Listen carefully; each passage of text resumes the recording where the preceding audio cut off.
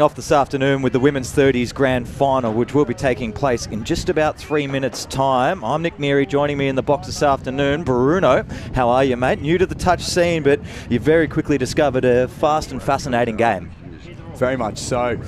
Game, some call it the game played in heaven, and in the eye of the beholder this afternoon, that's going to be the case. So very interesting to see how today rolls. Perth brothers, obviously champions last year, so looking forward to giving them the opportunity to go back-to-back. Yeah, and a big one out of the smoke this year is this Alkimos Women's 30 side. When you take a look down this list, it's a lot of the Women's Open players from Rosalie from the last couple of years who have now extricated. You see up on your screen there. We'll run through a couple, through Nicole McVicker, Catherine Bowen, G. Gardner, Monique James, Jamie Windleborn, and one or two maybe others there that I wouldn't say 100% sure, but all listed just then, used to be part of Rosalie and now extricated across to the Alkimos Tigers, who do continue to grow. But when you look at this brothers Women's 30 side, it is absolutely star-studded, and it amazes me just how much rugby league talent that plays here in WA has been able to filter in through this side. Hohe Hepper loads it up at the top in the 0 jersey there, but you've got to look about midway down. Once you get into Mary Jane Bunce, Kaylee Thompson, Tara Hu, Passanel Granell, there's a fair few star-studded names out there. So while all these women are over 30 and builds them into this division, this is quite a young and experienced side on both outfits, and well, it's going to be very, very tight. Bruno, an early tip for you before we get started. I think we're going to go Alkimos. I think the old Rosalie girls, they'll be strong, and the chemistry should be moving pretty well with those guys in between the passes. Obviously training at a different field at the moment. Maybe Rosalie wasn't quite laying the deck they wanted. It's a good deck out at Rosalie, I'll give you that, but there's not much given it, and as you get older, maybe the joints do play a little factor here.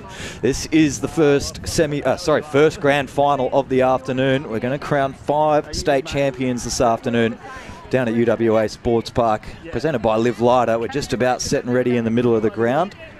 Looking at my watch, I reckon we've got us just about on time now, but we still have some water out on the field. In fact, referee Mike just getting adjusted. Good work, camera 3 has been good down on the try line recently.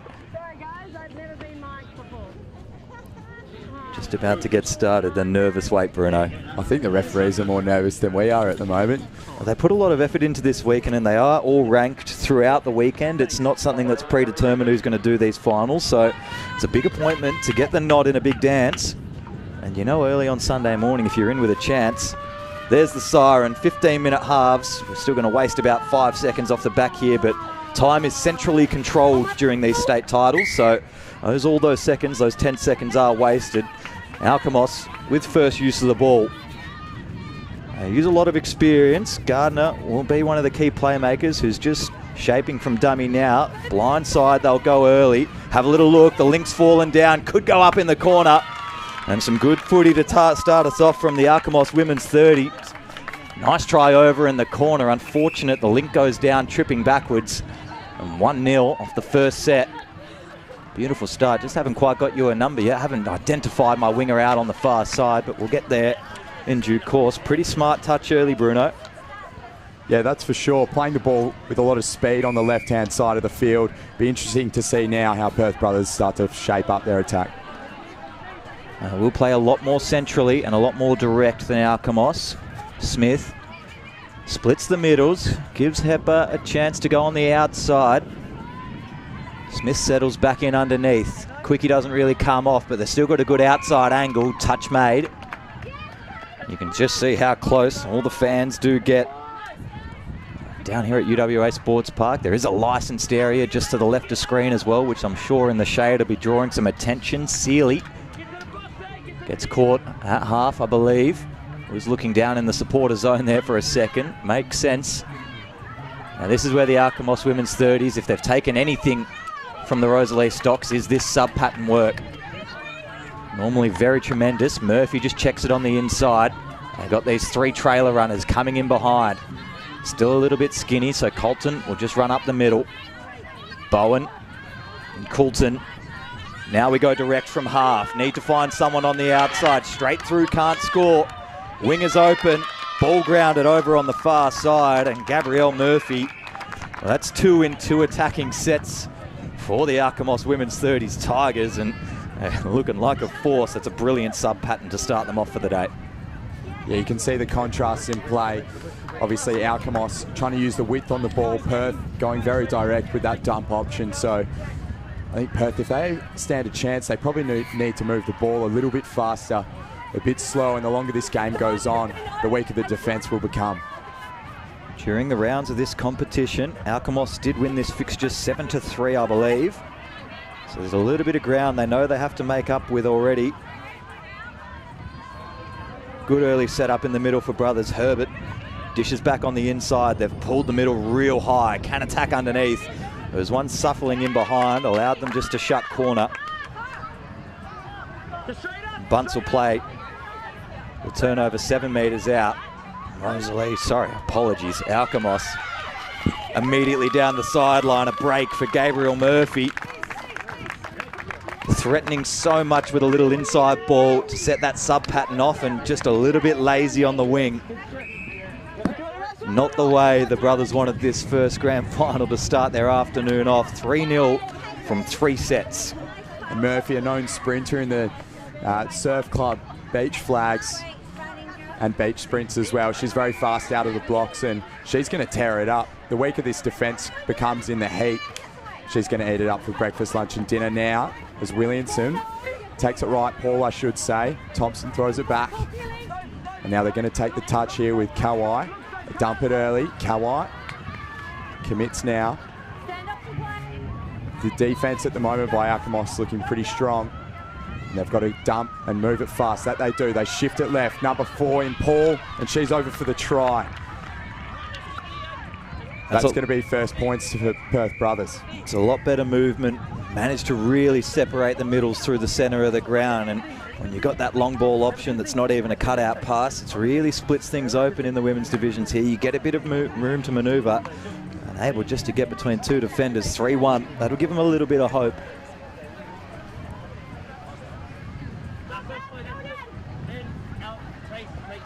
Key here is to stop this set. Alkimos through McVicker. Now want to be direct themselves, isolate the middle. Both involved. Paul's going to have to do some hard work in defense to cover across soon. Whitehouse, slow play of the ball, but they got touches in hand to set this up. McVicker checks back to the short side. Middle dump. Long ball open. Let it go into a hole and just falls short. Turnover Perth brothers, and that's their first stop of the day, which is the most important part. And we're only 5 minutes in with 4 scores already. These games move very quickly. If you're new to the game, make sure you tune in all afternoon, because it only gets quicker as we move on. After this, men's 30s, followed by mixed open, women's open, and men's open to finish us off. Forward pass. No. There's a really good penalty here for Alkimos 30s. They get a full set of 6, and only about 20 metres they have to travel. Applying a lot of pressure here are Alkimos. Just lost that little gimme on the far touchline.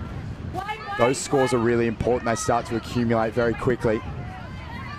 Now they're going to dump through Bowen. Sutton just weighs up her options. James takes the touch. Off the deck again. They're just going to buy a bit of time. They try and orchestrate some runners. Now they shift it wide. Direct run now. And a quick dump.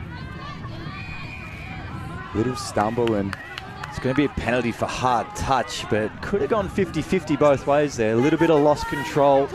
Brothers the ones that don't get the benefit this time. 6 again. Now they're going to go fast in the hands of James, and she's over. They're going to call it back though. Touch before the line. So James is going to have to dump again. Gardner says there's her options. They play it simple. Only a few more touches left. Gardner goes off the deck. Interception. And it's gone forward as well. So going to bring it back. First penalty offside. Perth ball.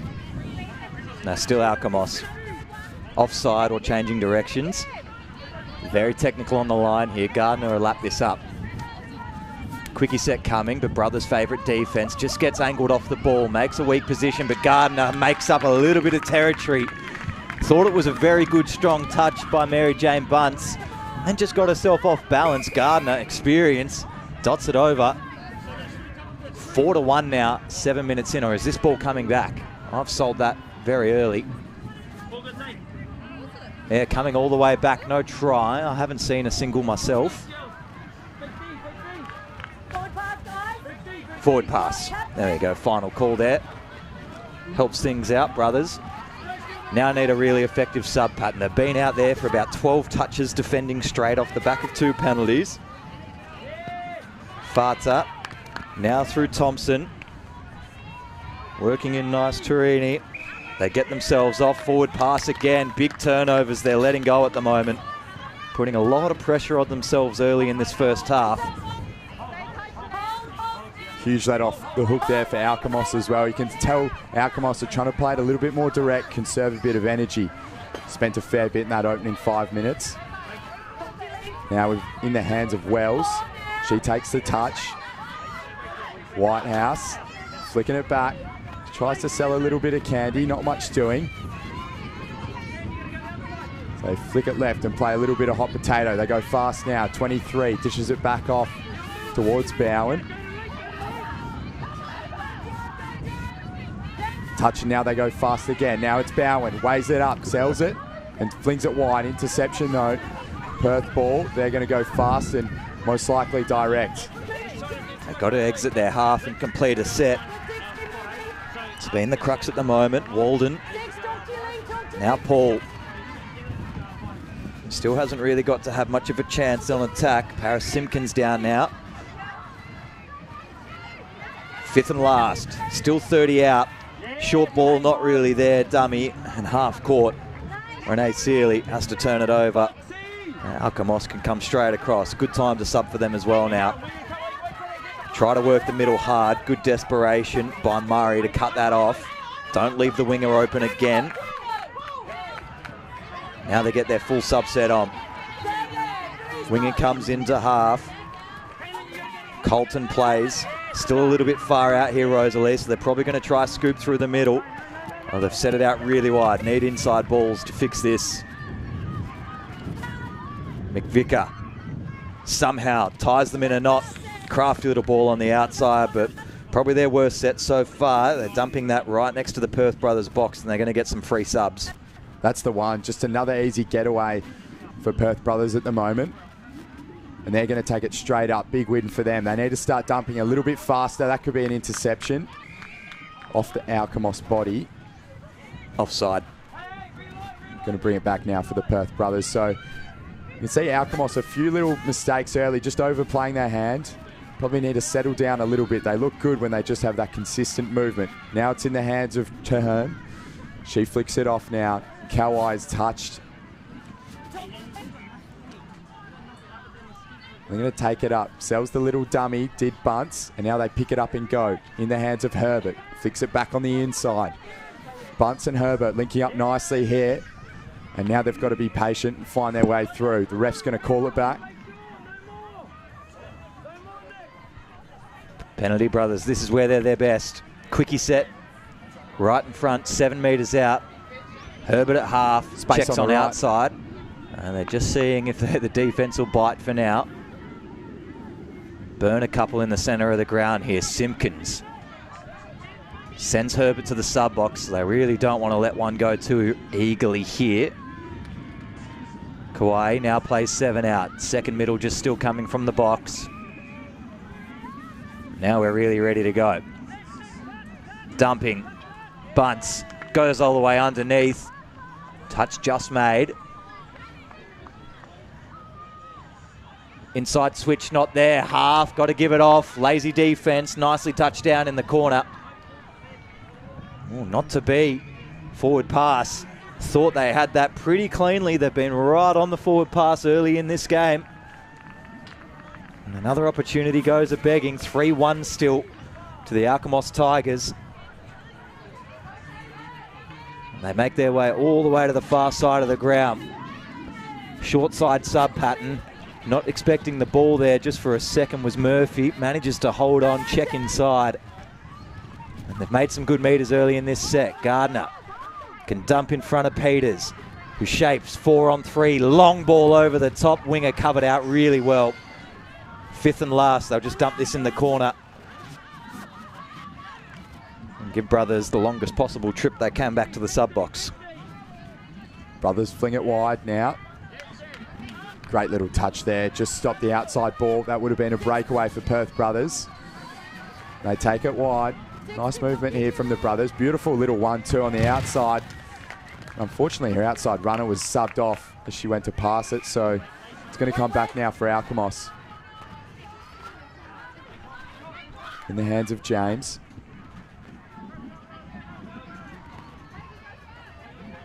With a little forward pass there, so now Alkimos just going to take it nice and easy here. High middle really biting. They managed to turn her inside out, but it's going to get called obstruction. Yeah, probably just a little bit too much on offer there to be able to loop around the back, but I didn't mind the call. Gardner spotted for a second there. That middle was very, very overcommitted in the middle of the ground and was almost a big hole that was going to open up. Sealy initiated a really good subset though. Murray, and now back into the center of the ground. Paul can dump, shuffle left, wants to play it. This one next heads up though. Paul now dumps. They go the opposite way, back to their sub side, and Link Wing holds a very good line to make the touch 1 meter out and a turnover. Very difficult as a winger out there on the far side. You've got 40 metres of park to cover. And do you go on the link? Do you go on the wing? Well, managing just to stay on the link that time sure did its favours. Off hard the ball touch. there. And it's going to be much, an extra 10. Silly from Brothers. Alkimos already skipping away to a handy little lead. They need to start putting some front half pressure, something they haven't done quite as yet consistently. Half-time looming.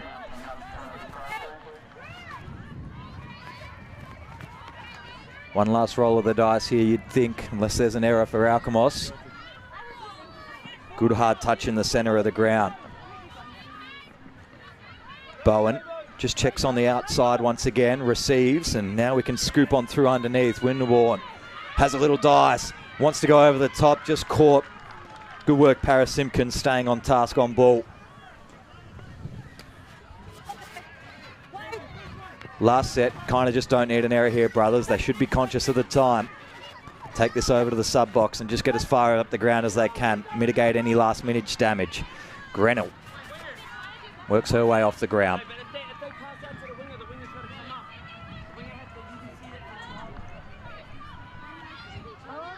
Touching down. Referee's going to allow them to get through this final touch. Long ball gone, and it falls onto the ground anyway. Half-time here in the first grand final of the afternoon of this WA State Championships for 2025.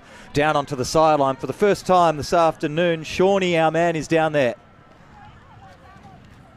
G'day Nick and hello Bruno. What a afternoon we have here at UWA Sports Park. The atmosphere is absolutely electric. I'm perched right next to the Alkimos box and it is heaving. Good to see the members also turn out for what should be fun on the hill. We've also got a temporary grandstand on the other side. This is a big event, bigger than last year, and I'm very excited for some scintillating touch footy to come all the way through to the evening tonight. Yeah, Shawnee, you've seen the first half of this game now, and Tigers, well, they went up in their first 3 sets, 3-0. They got tries, really uncontested. Now we see Brothers getting into their work.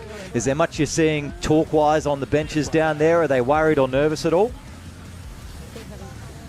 I've got a really good spot here right next to the Alkimos Tigers bench, and they're calm, they're relaxed, and they're just telling each other to keep going forward. Seems relatively, but it's also always a good reminder. They are keeping a smile on their faces. That has been the message before the game. And if I just try to sneak in and have a listen here, they're very calm, very composed, and looking forward to a big second half of finals.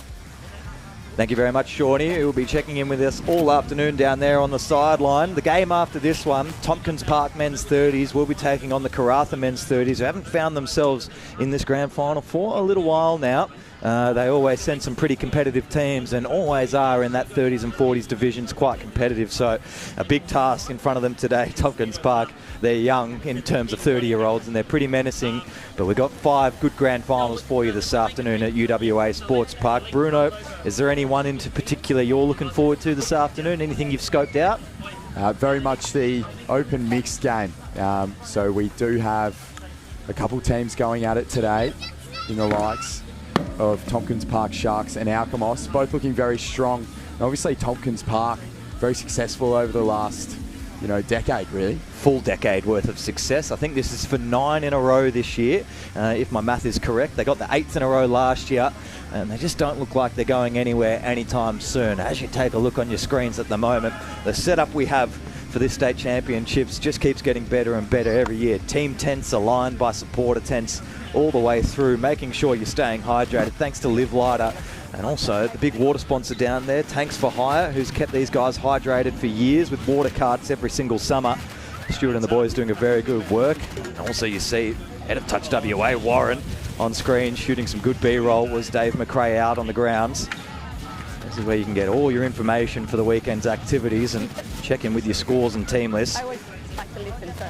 Almost rolling into the second half now, and Bruno, it's the one major part of this weekend that comes into play.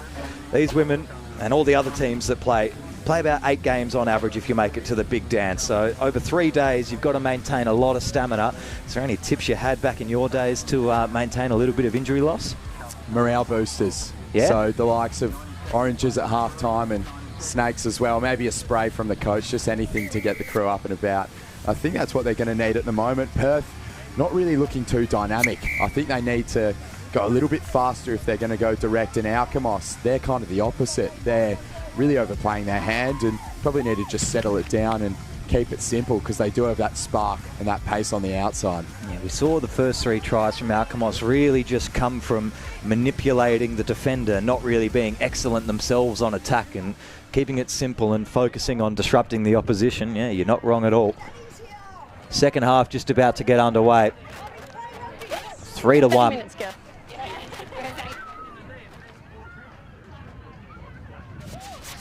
Brothers will want to get one up early here. As I stated before as well, players and referees might be already in the centre of the ground, but we're centrally timed here. Still have a full 30 seconds.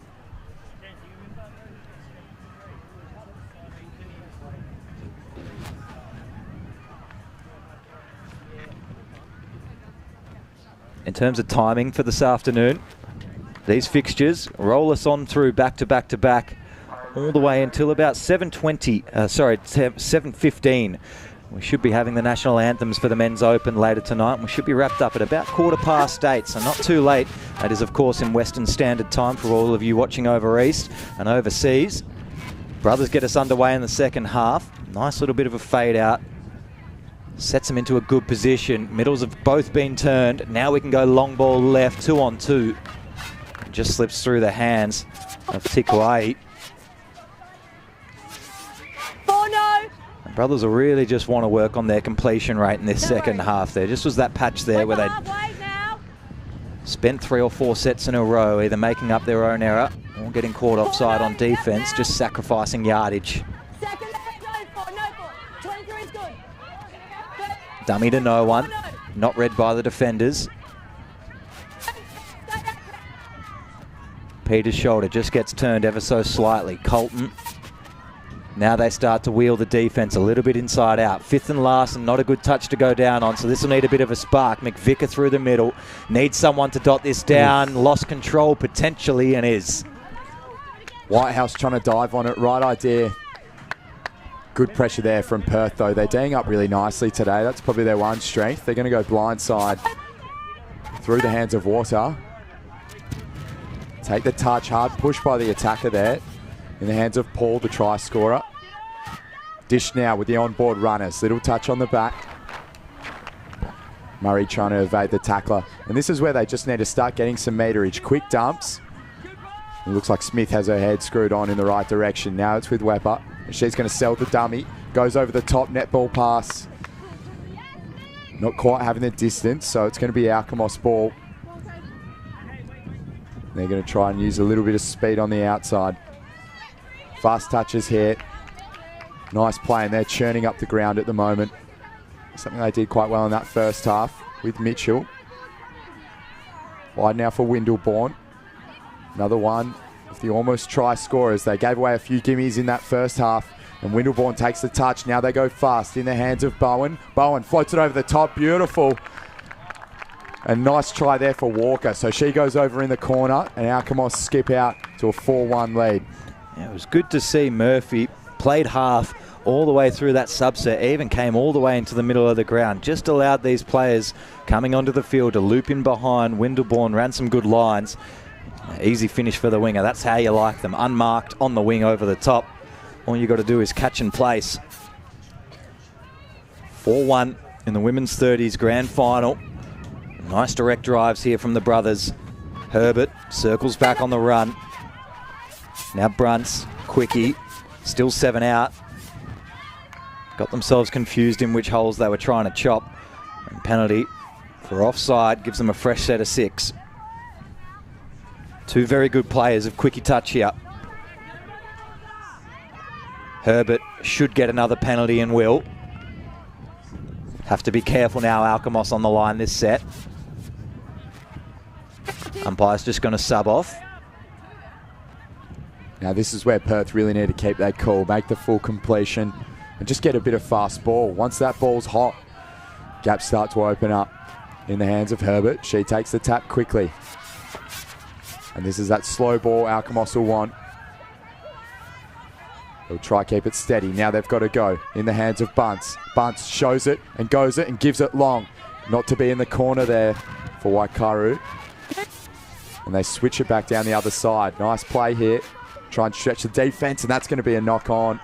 It's hit the deck. Alkimos ball, turnover.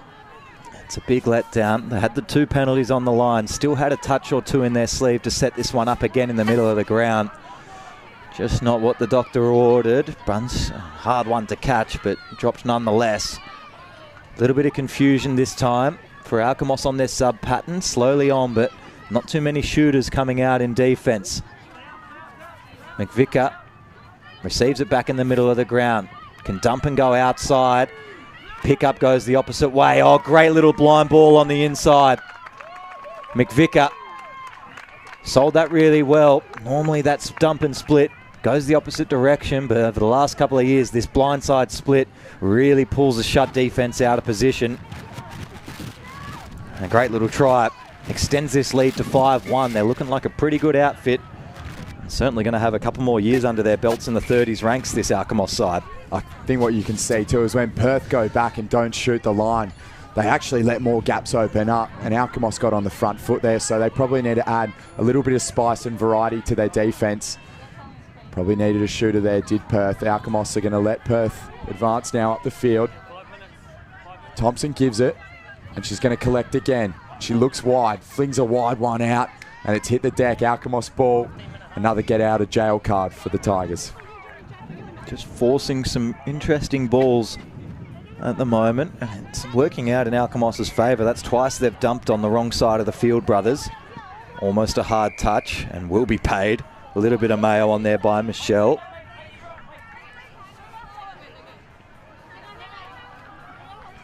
Taps right on the 10-metre line. Paul out to make the touch. Now they're playing a little bit more shoot-up defense, but still allowing free space on the open side, enticing Alkimos to spread out on the right-hand side of the field. Won't fall for it too easily. James has Gardner looping around blind. Gets the receive now. Cracks back inside. Just gives it for James. A little bit flat-footed. Dump and split. Last short-side attack. Needs a good ball to the wing and gets it. And probably Granell, as the defending winger there, has got to stay down out on her winger. Shouldn't be open. 6-1 now. Alkimos Tigers lead this up pretty strongly. Alkimos running really nice lines, and the ball carrier, you can notice, running in between defenders instead of running at them. What that does is suck 2 in and gives a bit of space on the outside for the likes of Vicker. Really got foxed into shutting the wrong way there, Perth brothers. Very tired legs starting to appear out on the park now. Murray Receives back in the middle of the ground. Sealy just weighing up options. Smith. Oh, I didn't mind that at all. It's going to be a penalty offside. Force the shoot just a little bit short on the first offensive. Good D there from Alkimos. That was the right time to shoot last play. Sometimes you've just got to risk it. Now it's in the hands of Sealy. She shows and goes, and that might be a try. And it's their second, so Perth over. And that closes that gap to 3. 2-5. Alkimos still lead, and they're going to start with it at halfway. Better there from Perth, using the full completion and just applying that pressure. As soon as you start giving up early turnovers, start to accumulate points for the other team. And Perth look good. They go fast, they go direct. Things start to work for them. It's when they get stagnant and try to overplay their hands. So now it's going to be Bowen. He's had a steady day here for Alkimos. Shifted now.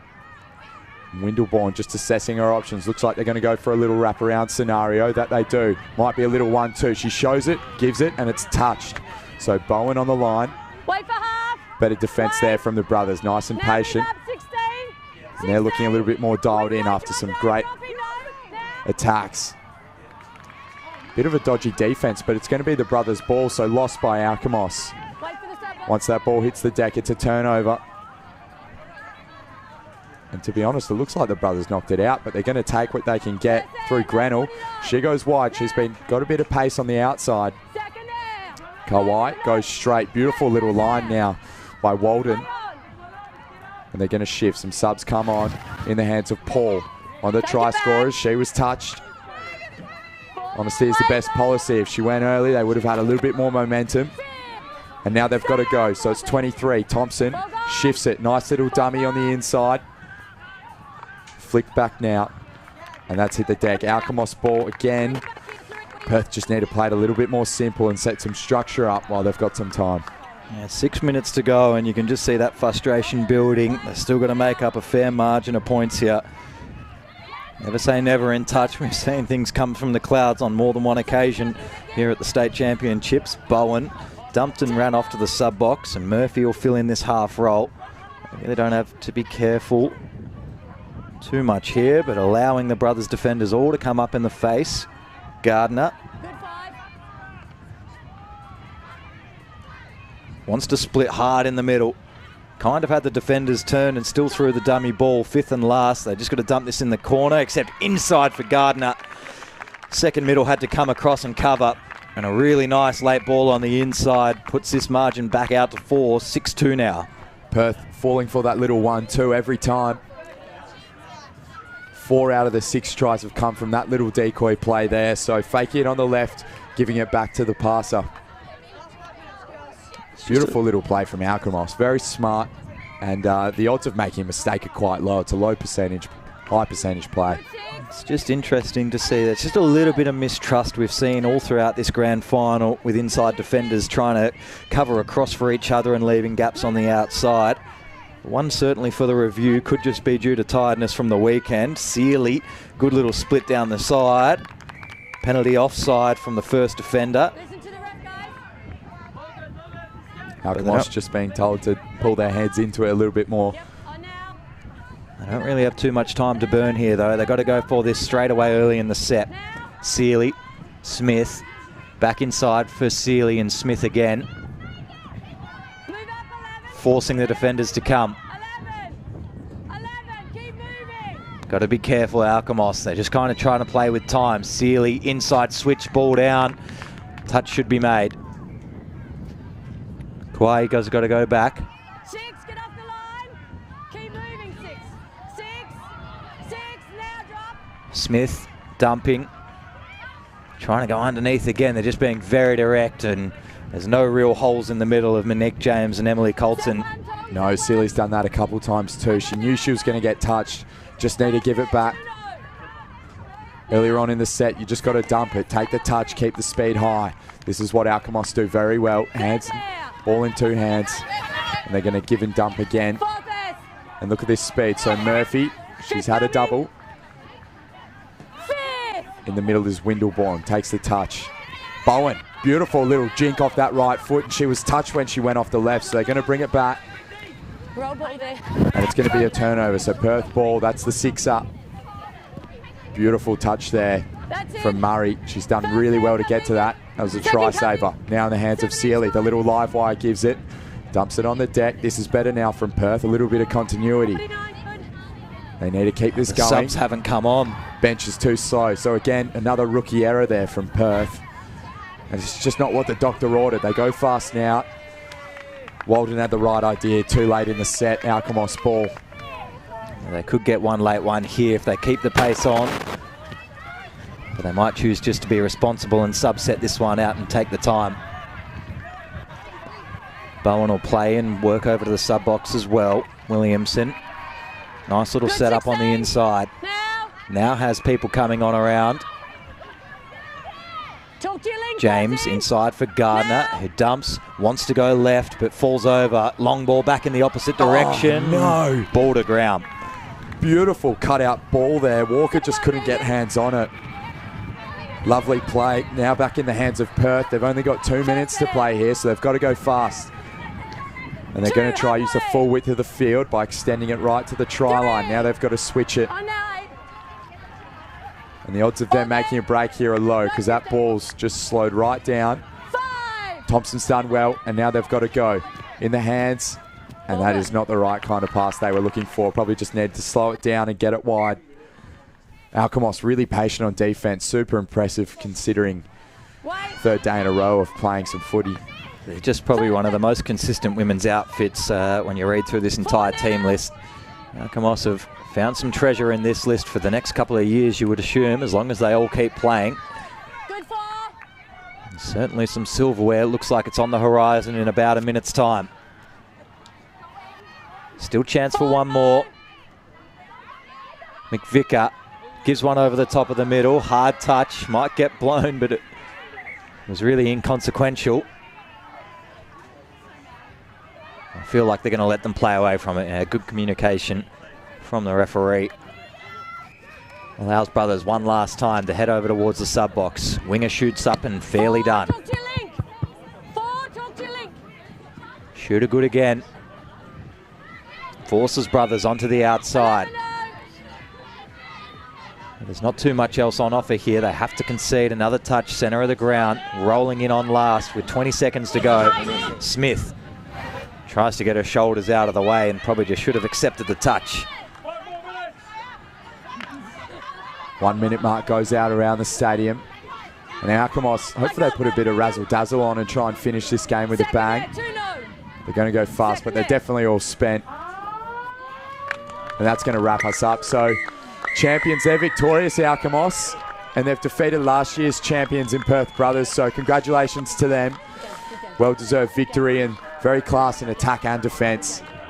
That kicks us off to a great start today on Sunday, finals day. Big grand finals day. Yeah, that's 1 out of 5 done, so make sure you don't leave us throughout this afternoon because it's only going to get better and better as we go on through. Big shout outs to a couple of the Alkimos women's players there, Nicole McVicker and G. Gardner in the middle, always doing work. Windleborn, Monique James, quieter for them this afternoon, but not out of necessity. They just weren't on the field when it needed to be done. 6-2 is a very good victory for them. Valiant in defeat. Just need to work on those consistencies in defence, do Brothers, coming into next season. We're just waiting for our man Sean Lindsay down on the boundary, trying to grab one for us. He's doing his best work. It's always hard, especially with the sense of community in the women's 30s. They go grab the kids first, then they form a circle. Coming up after this, in case you've already forgotten, men's 30s final will be straight away after. Rolling in Tompkins Park versus Karratha. And then we'll get some more information on the rest of the grand finals this afternoon as all the semi-finals are still getting played across the other various grounds down here at UWA Sports Park. So as soon as we know, you'll know. Both these teams, all the other teams in the open divisions get about an hour and 15 minutes after their semi-final to cool down and then warm back up. I believe Sean Lindsay is walking back over and might be ready for us now. Sean, are you there?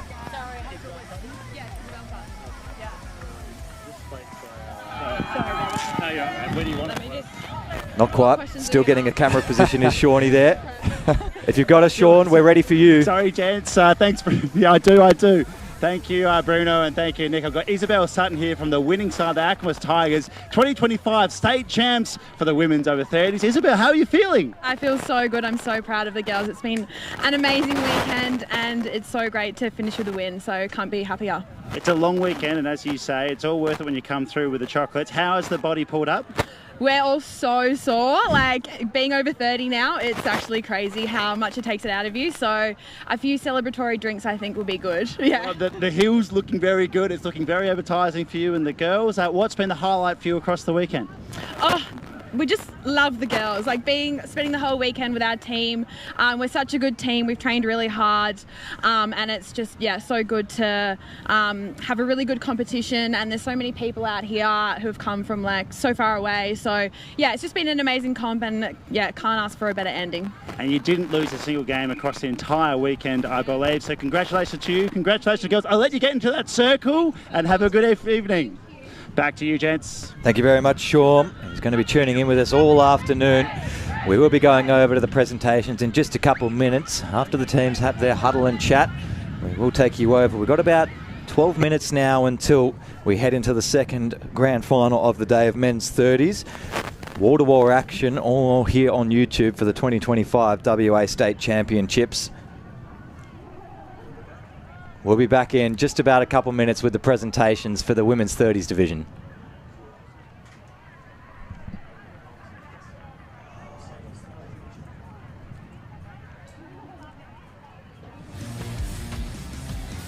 Yeah.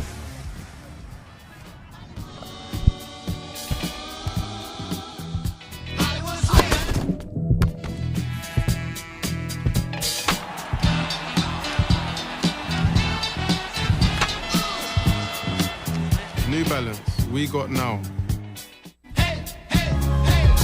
My name's Adele, I am 44 years old, I'm a project manager. I love swimming in the ocean and cups of tea. Swimming is something I've done all my life, and I come back to it when I need to, especially in the summer. Overcoming my fear of the open water has been something new for me. It's opened up this whole new world, and starting my day out in nature in this magnificent environment, being held in a weightless world and moving my body gently is the best way I can think of to start my day.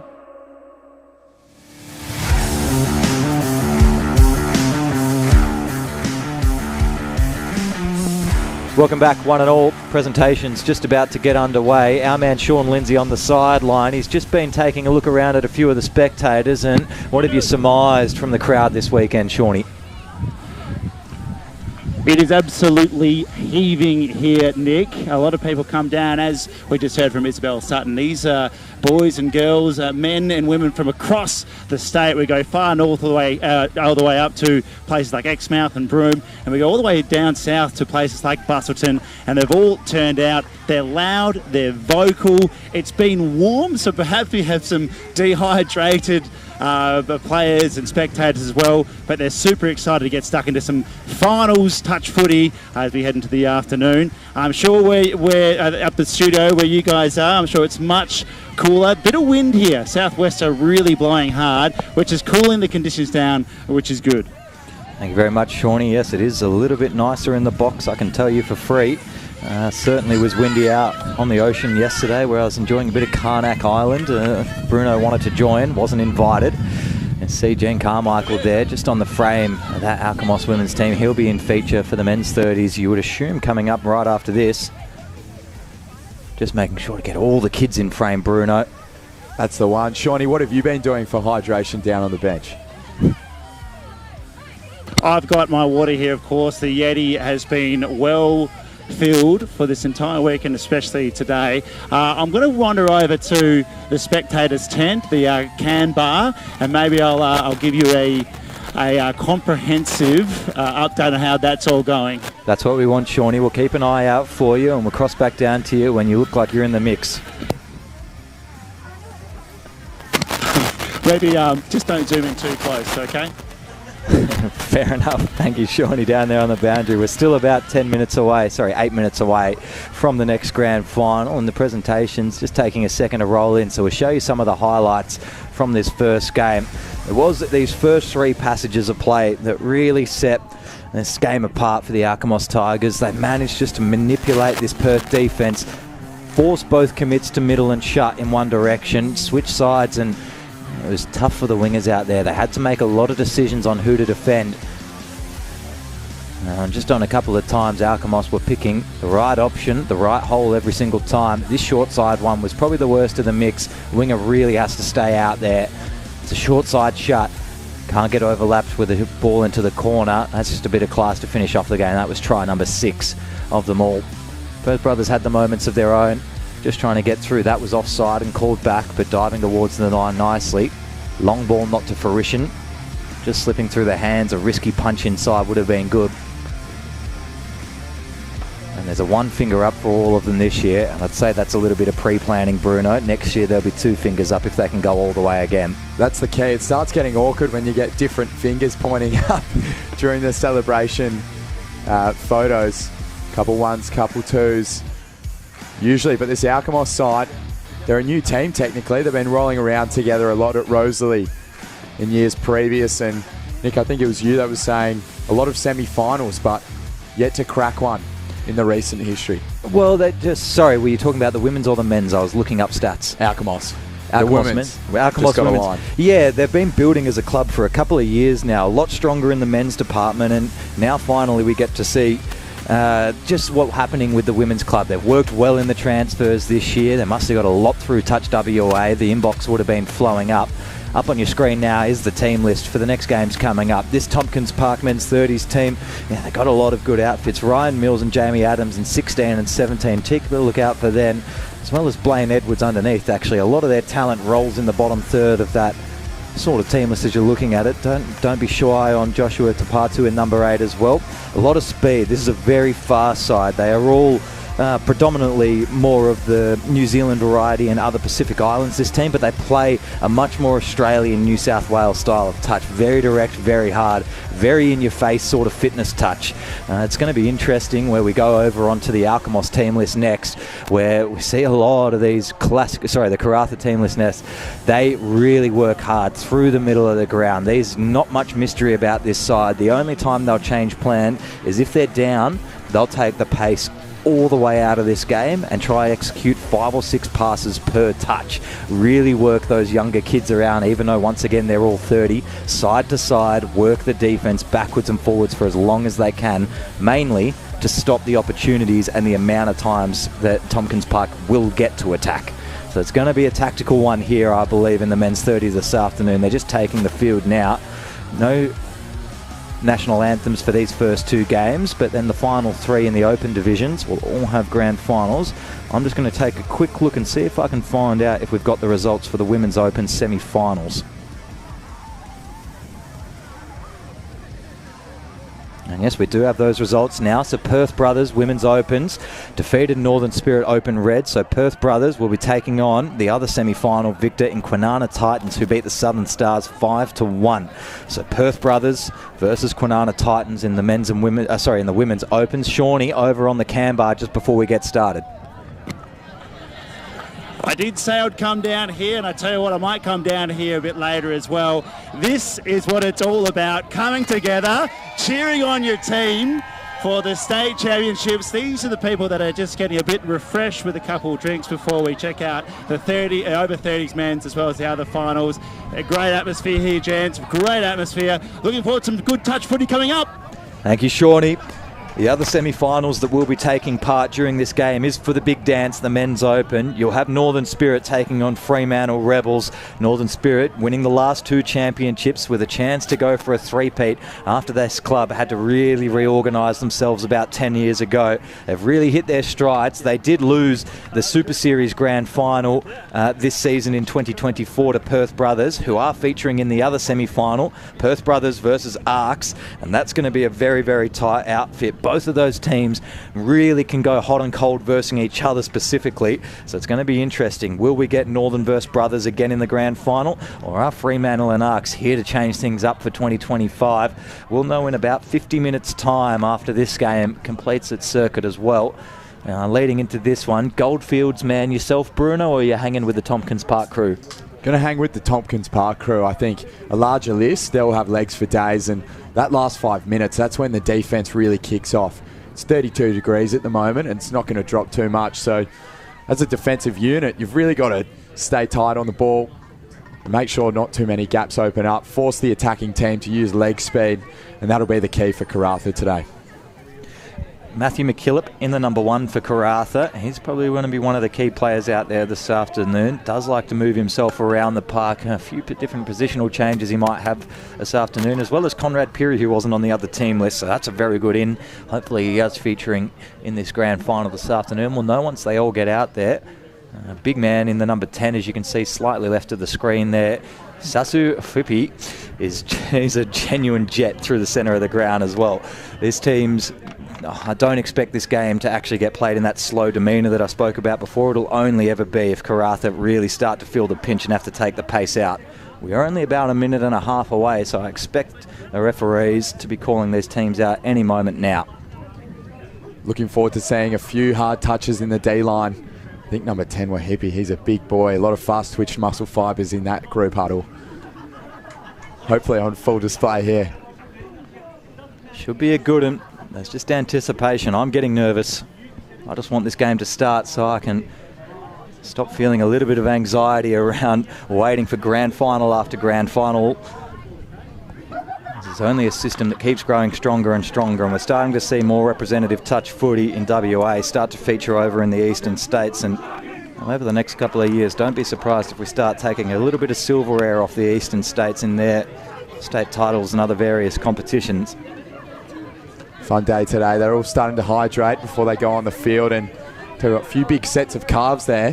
They're going to need a few big sets of pickle juice, because those bad boys are going to be lighting up, I reckon, 10 minutes into this one.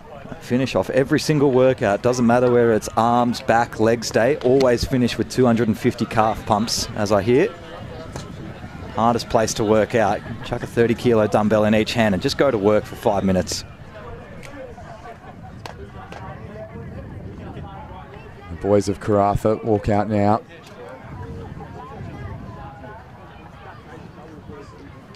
Just as they all make their way out onto the field, we might go down to Shawnee one more time. We'll get a tip from the man that's closest to the action. Who's got nerves? Yeah, look, I tell you what, the Sharks do not have any nerves. They're calm and composed, which seems to be the theme of the afternoon. We had that in the girls as well, but I did have a bit of a sticky beak and eavesdropped on what the coach was saying. He said, finish your sets. So he wanted the boys to make sure they completed their sets. He said the Karratha team, they're a larger team, strong bodies, so make sure you run them ragged and take them all the way to the final seconds of this state champs. Men's 30s. Just about to get underway for the 2025 State Championships Grand Final. Tompkins Park with ball in hand to begin. Jacob Rodden, right link, number 15 on your screen, looking just about as fit as he ever has. I'll play middle link out left first. Smith, now we get Rodden. Switching in Grieg. Nice little dump play here. 3v3 short side. That's a really good switchback. Winger's got a lot of work to do. Ball was just a little bit too hard on the paint to be able to be brought in by, I think, Maya King out on the right wing there. Grieg back in the centre of the park. They did well to keep this set alive. And play for the short side, tripping over themselves. Ball to ground. Karratha only had to defend 3 or 4 touches there for their first set. The longer they can keep juice in the legs, the better. Immediately over to the sub box. If you're new to touch footy, don't expect any player to be out on the ground for longer than about a minute and a half, 2 minutes at any one point in time. That's just how quickly this game moves. Need to be constantly subbing throughout the weekend. Great split between both middles here. A higher splits, left-hand side. Cattell tries to go through 6 and caught for a turnover. Very good first set by Karratha though. One early subber for Tompkins Park through Bayek, and now fills in at half. Had to work really hard around the corner to get there. Edwards. Just settling with Bayek as well.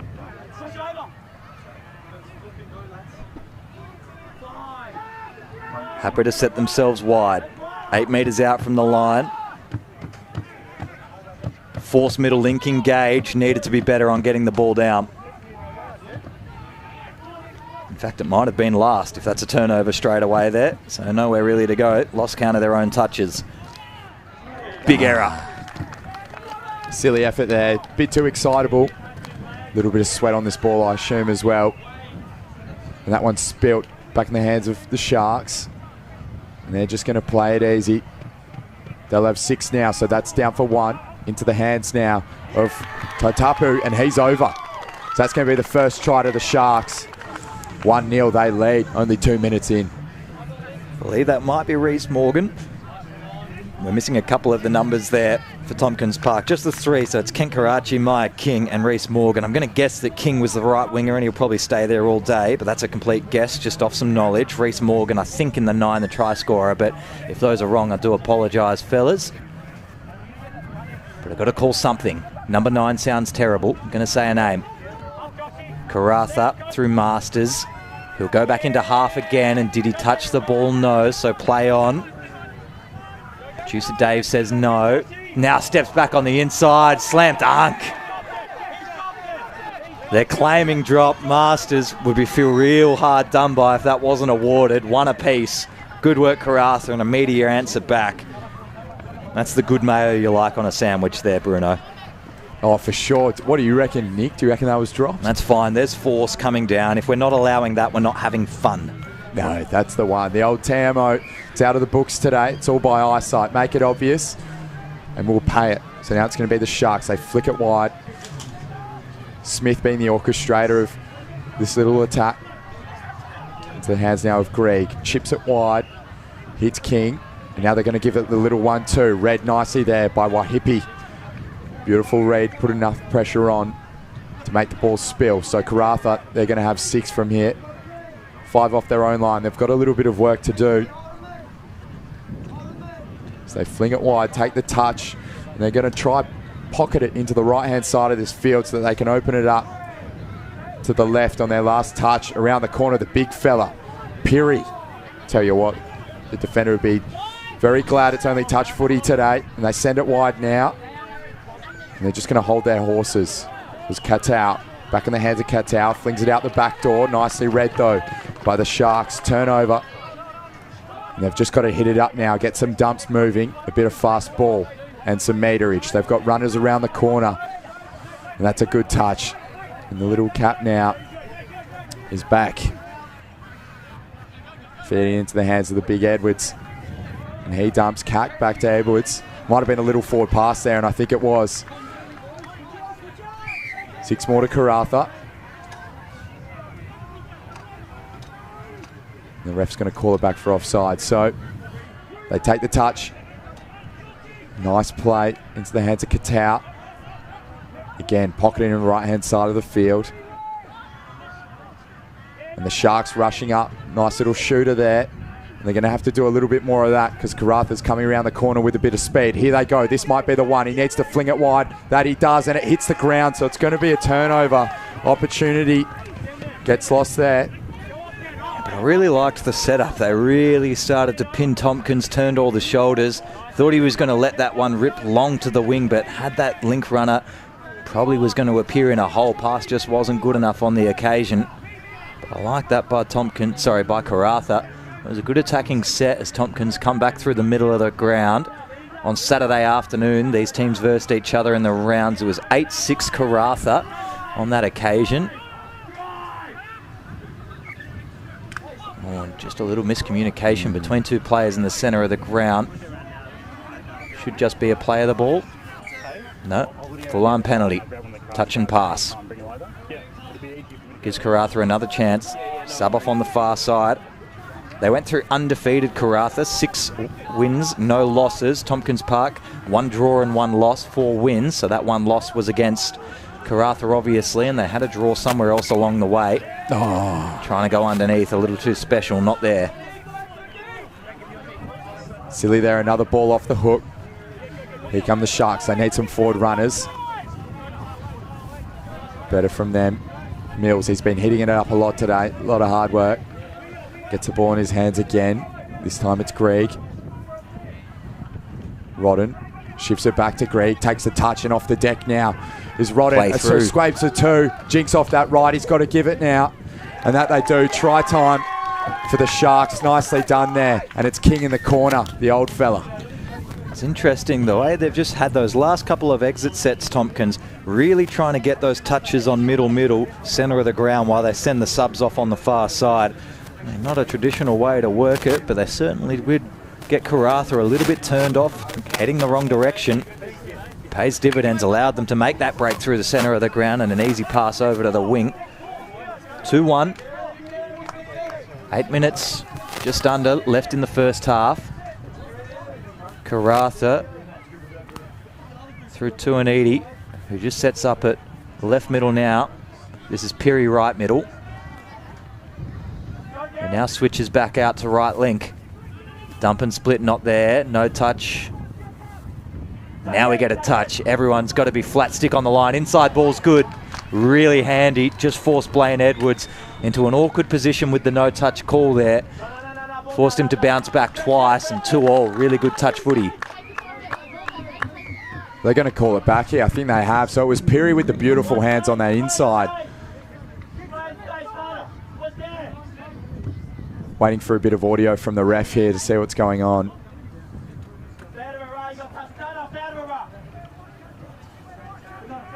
Well, not square. I believe that might be the call there. So didn't roll the ball straight. I'll get confirmation on that later if we do need it. But still 2-1 now. Looking Tompkins better here Park. for the Sharks. And they're still working these first couple touches, middle. Really want to tire out these middles from Karratha early in the first half here. Edwards goes down. Chance for Tupu, I should say.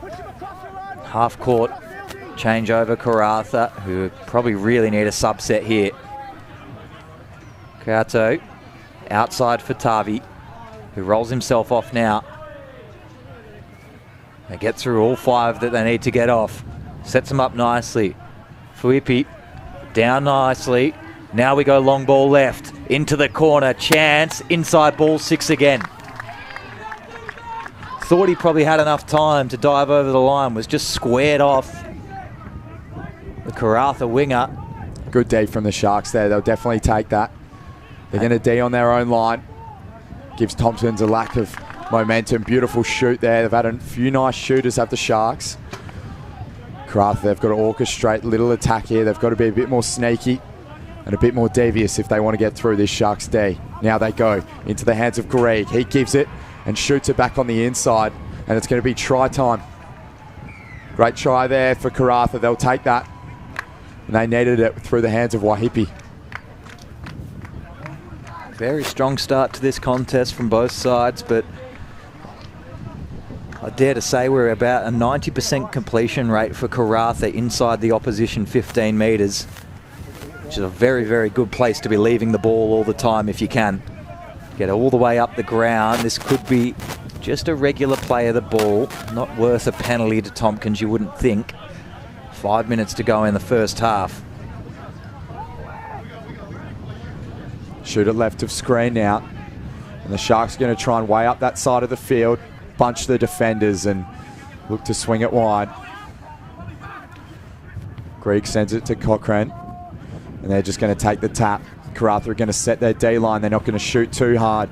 Wait for Greig to hit the line. Greig gets it back on the double around. Inside ball, beautiful. And they just pick them apart. And Rodden's in. It's a really, really good lead-up play. Thought they were a little bit tight on the far side. They've sent a couple of touches early in this attacking sets with 3 people in and around a close touch zone. That time you thought they got their timing wrong on the touch previous. Managed just to give themselves a little bit of space. Greig splits really wide, and all day you just know that someone like Rodden's going to sneak up the middle, call for that inside ball if the gap's there. 3-2 now. Something to say for that little inside ball. It's worked all day. And Pirri, that's one of his little magic tricks. They send it on the little 1-2. Inside cut, Pirri flings it wide, a little dart, and that's going to be over in the corner again. Nicely done by Strom. Beautiful athletic finish there. He would have got a good shot of it, so they answer straight back. And it's going to be 4-2, sorry. Tompkins with beautiful little lead. No, is that the wrong side? I think that's gone on the wrong side there. Yeah, producer Dave, you might want to switch the try scorer there in the truck if you can. Tompkins Park get us started back again. So it's going to be 3-all. 3 minutes to play here in the first half. And it's the big fella, Tatupu, laying it down. Morgan flicks it back, and they're going to go fast here. Morgan off the deck. He's going to fling it wide over the top. The big loop-de-loop touched in the corner. Lovely read there by Karratha. Good last line of defense. And are they going to go fast now? That they do, through the hands of Pirri. Takes it down, and now they're just going to hit them up on the outside. Beautiful little pass. Gained about 10 more meters. And touch, no, he's through and he puts on the Jets. He might have done him on the inside, and now he's going to go on the outside in the corner. Oh. And we're waiting to get a number on that one. I think it was 11 in Smith. Man, he's got Jets. And he just burnt them. That's a really, really good try. Saw this first defender. Offside was called away. Everyone else was, obviously expecting their own defender to be onside. And check out this in the corner by Masters. Yeah, ball down, fair enough. Touch wasn't there in time. Gave himself all the volume of space that he could muster. And he duped us as well. I think we all thought he was touched. He knew he wasn't. For the first time today, I believe Karratha take the lead, although they might have scored the first one, I forget. Dumping down in the corner, 7 out. Good chance, Tompkins Park inside the play. They go back on the short side, need a ball runner, and they do get it back. The umpire comes straight out of the in-goal area and signals a penalty to Karratha, so an obstruction somewhere in there. That was a beautiful line too by the inside runner. Did the right thing, a little bit unlucky. When this is where it starts to hurt, penalty offside. Now they can march them further down the field, fresh set of 6 with only 60 metres to run. Good dump. Ooh, only just avoiding snapping his Achilles there, Ricky. And yeah, you can see he's feeling it as he moves across, or it might be Tito. 6 or 8, hard to tell on their jerseys. And it might have been touch and pass off the second. And marched a little bit of extra distance.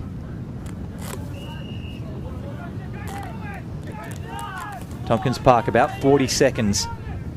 So probably their last decent chance at this. Beak. He's been a little live wire off the deck as well. Just makes the defense think twice. Here he goes again. He'll cut back in underneath Edwards here if he can. Chooses to go out the right-hand side. Smith, Edwards releases the long ball too high, so they can reset. There is time left. Winger decides to go around the corner.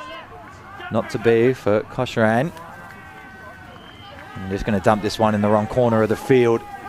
15 seconds to go. Half-time score looking very likely like it's going to be 4-3 in 10 seconds time. Unless Karratha can pull off some magic here. They run over to the sub-box. Shooter's good. None of it really matters. And Karratha are going to go into half-time with a 1-try lead, 4-3 over Tompkins Park. And well, they're certainly here to play, Bruno. I mean, had them both tipped on the Tompkins Park side, and very quickly you see this Karratha outfit means a lot of business through the centre of the ground. Smaller list, but they're working really nicely. I think in the hands of Wahipi, he's just a beautiful orchestrator of the team. Perry too, the big fella. He's got the hands of a magician, so all to play for in this next half. Sean Lindsay maybe down on the sideline. How were you seeing that first half, mate? That was a good first half, really enthralling stuff. It was good to see Karratha come from behind, not once, but a couple of times. I do have Sasu Wahapi here, who's had a great first half. How have you seen it played out for you guys all the way from Karratha? First and foremost, I'd like to acknowledge the people of the land, our Indigenous people that allowed us to be here today. In terms of the game, yeah, it's a grind day. We've still got another 15 minutes to go. Though the scores might be in our favour at the moment, we've got to work hard. There's a few tired boys, absolutely tired guys. Peter Masters' try was amazing there. How do you guys win this state champs? I guess it comes down to a process. We trust the process. We trust what our leadership and our coaching group have put in front of us. And if we execute, we're confident that we'll come away with the result. Perfect. Good luck for the rest of the half, and I'll let you get to the gents and have some stern and inspiring words for them. Thanks, mate. Very professional in his approach to that halftime chat there. All talking about trusting the team and the process, and that really, really puts Karratha in a commanding position leading into the second half. We'll head to a short little break. We'll come right back in fresh for the second half right after this.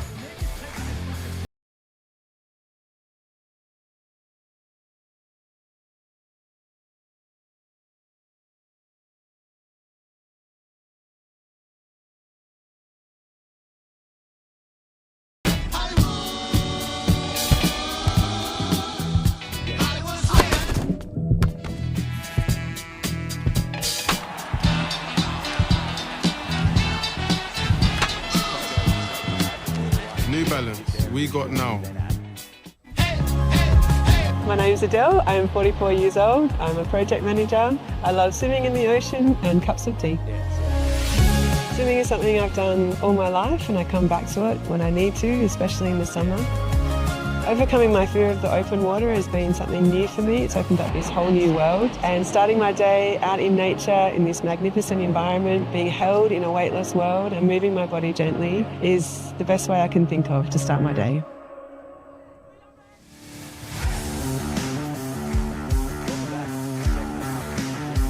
His grand final just about to get underway. 4-3 at the moment. Karratha leading Tompkins Park. There's been a couple of good men out there for the Karratha men's 30s, starting to really chop it up through the middle through their number 9, 10 and 11. Need to see a little bit more. Aaron Ebsworth is quite a live wire, is pacey. Haven't got to see too much out of him yet. Nothing McKillop. I mean, you've been liking a couple though out there as well, Bruno? Yeah, for sure. Shawnee touched on it just before. Masters try. Very significant turning point for Karratha, straight through the guts of the field. Burnt about 3 players on his inside, so that was probably one that they didn't deserve, but they earned, that's for sure. See how Karratha go in this second half. They've got a 1-try advantage. Tompkins Park certainly seen them score and score quickly across all divisions before. So it's almost as tight as it gets down here. Second half just about to get underway. What do you think we need to see a bit more from Tompkins Park in this half, Nick? I want them to go a little bit harder and a little bit wider earlier. That middle touch they do when they're doing their sub pattern, I don't mind the idea of it to tire the middles, but is it going to win this grand final? Not for me to say so far. I'd rather see them spread the ball, make Karratha work a little bit harder on those first 3 touches. Maybe it'll open up the ground for them because we know they can go through the middle at any moment's notice.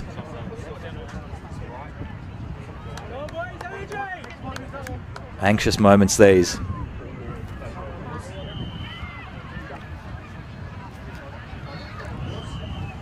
Sean, what was the general consensus at halftime amongst the teams? Did you get to Karratha or was it Tompkins Park?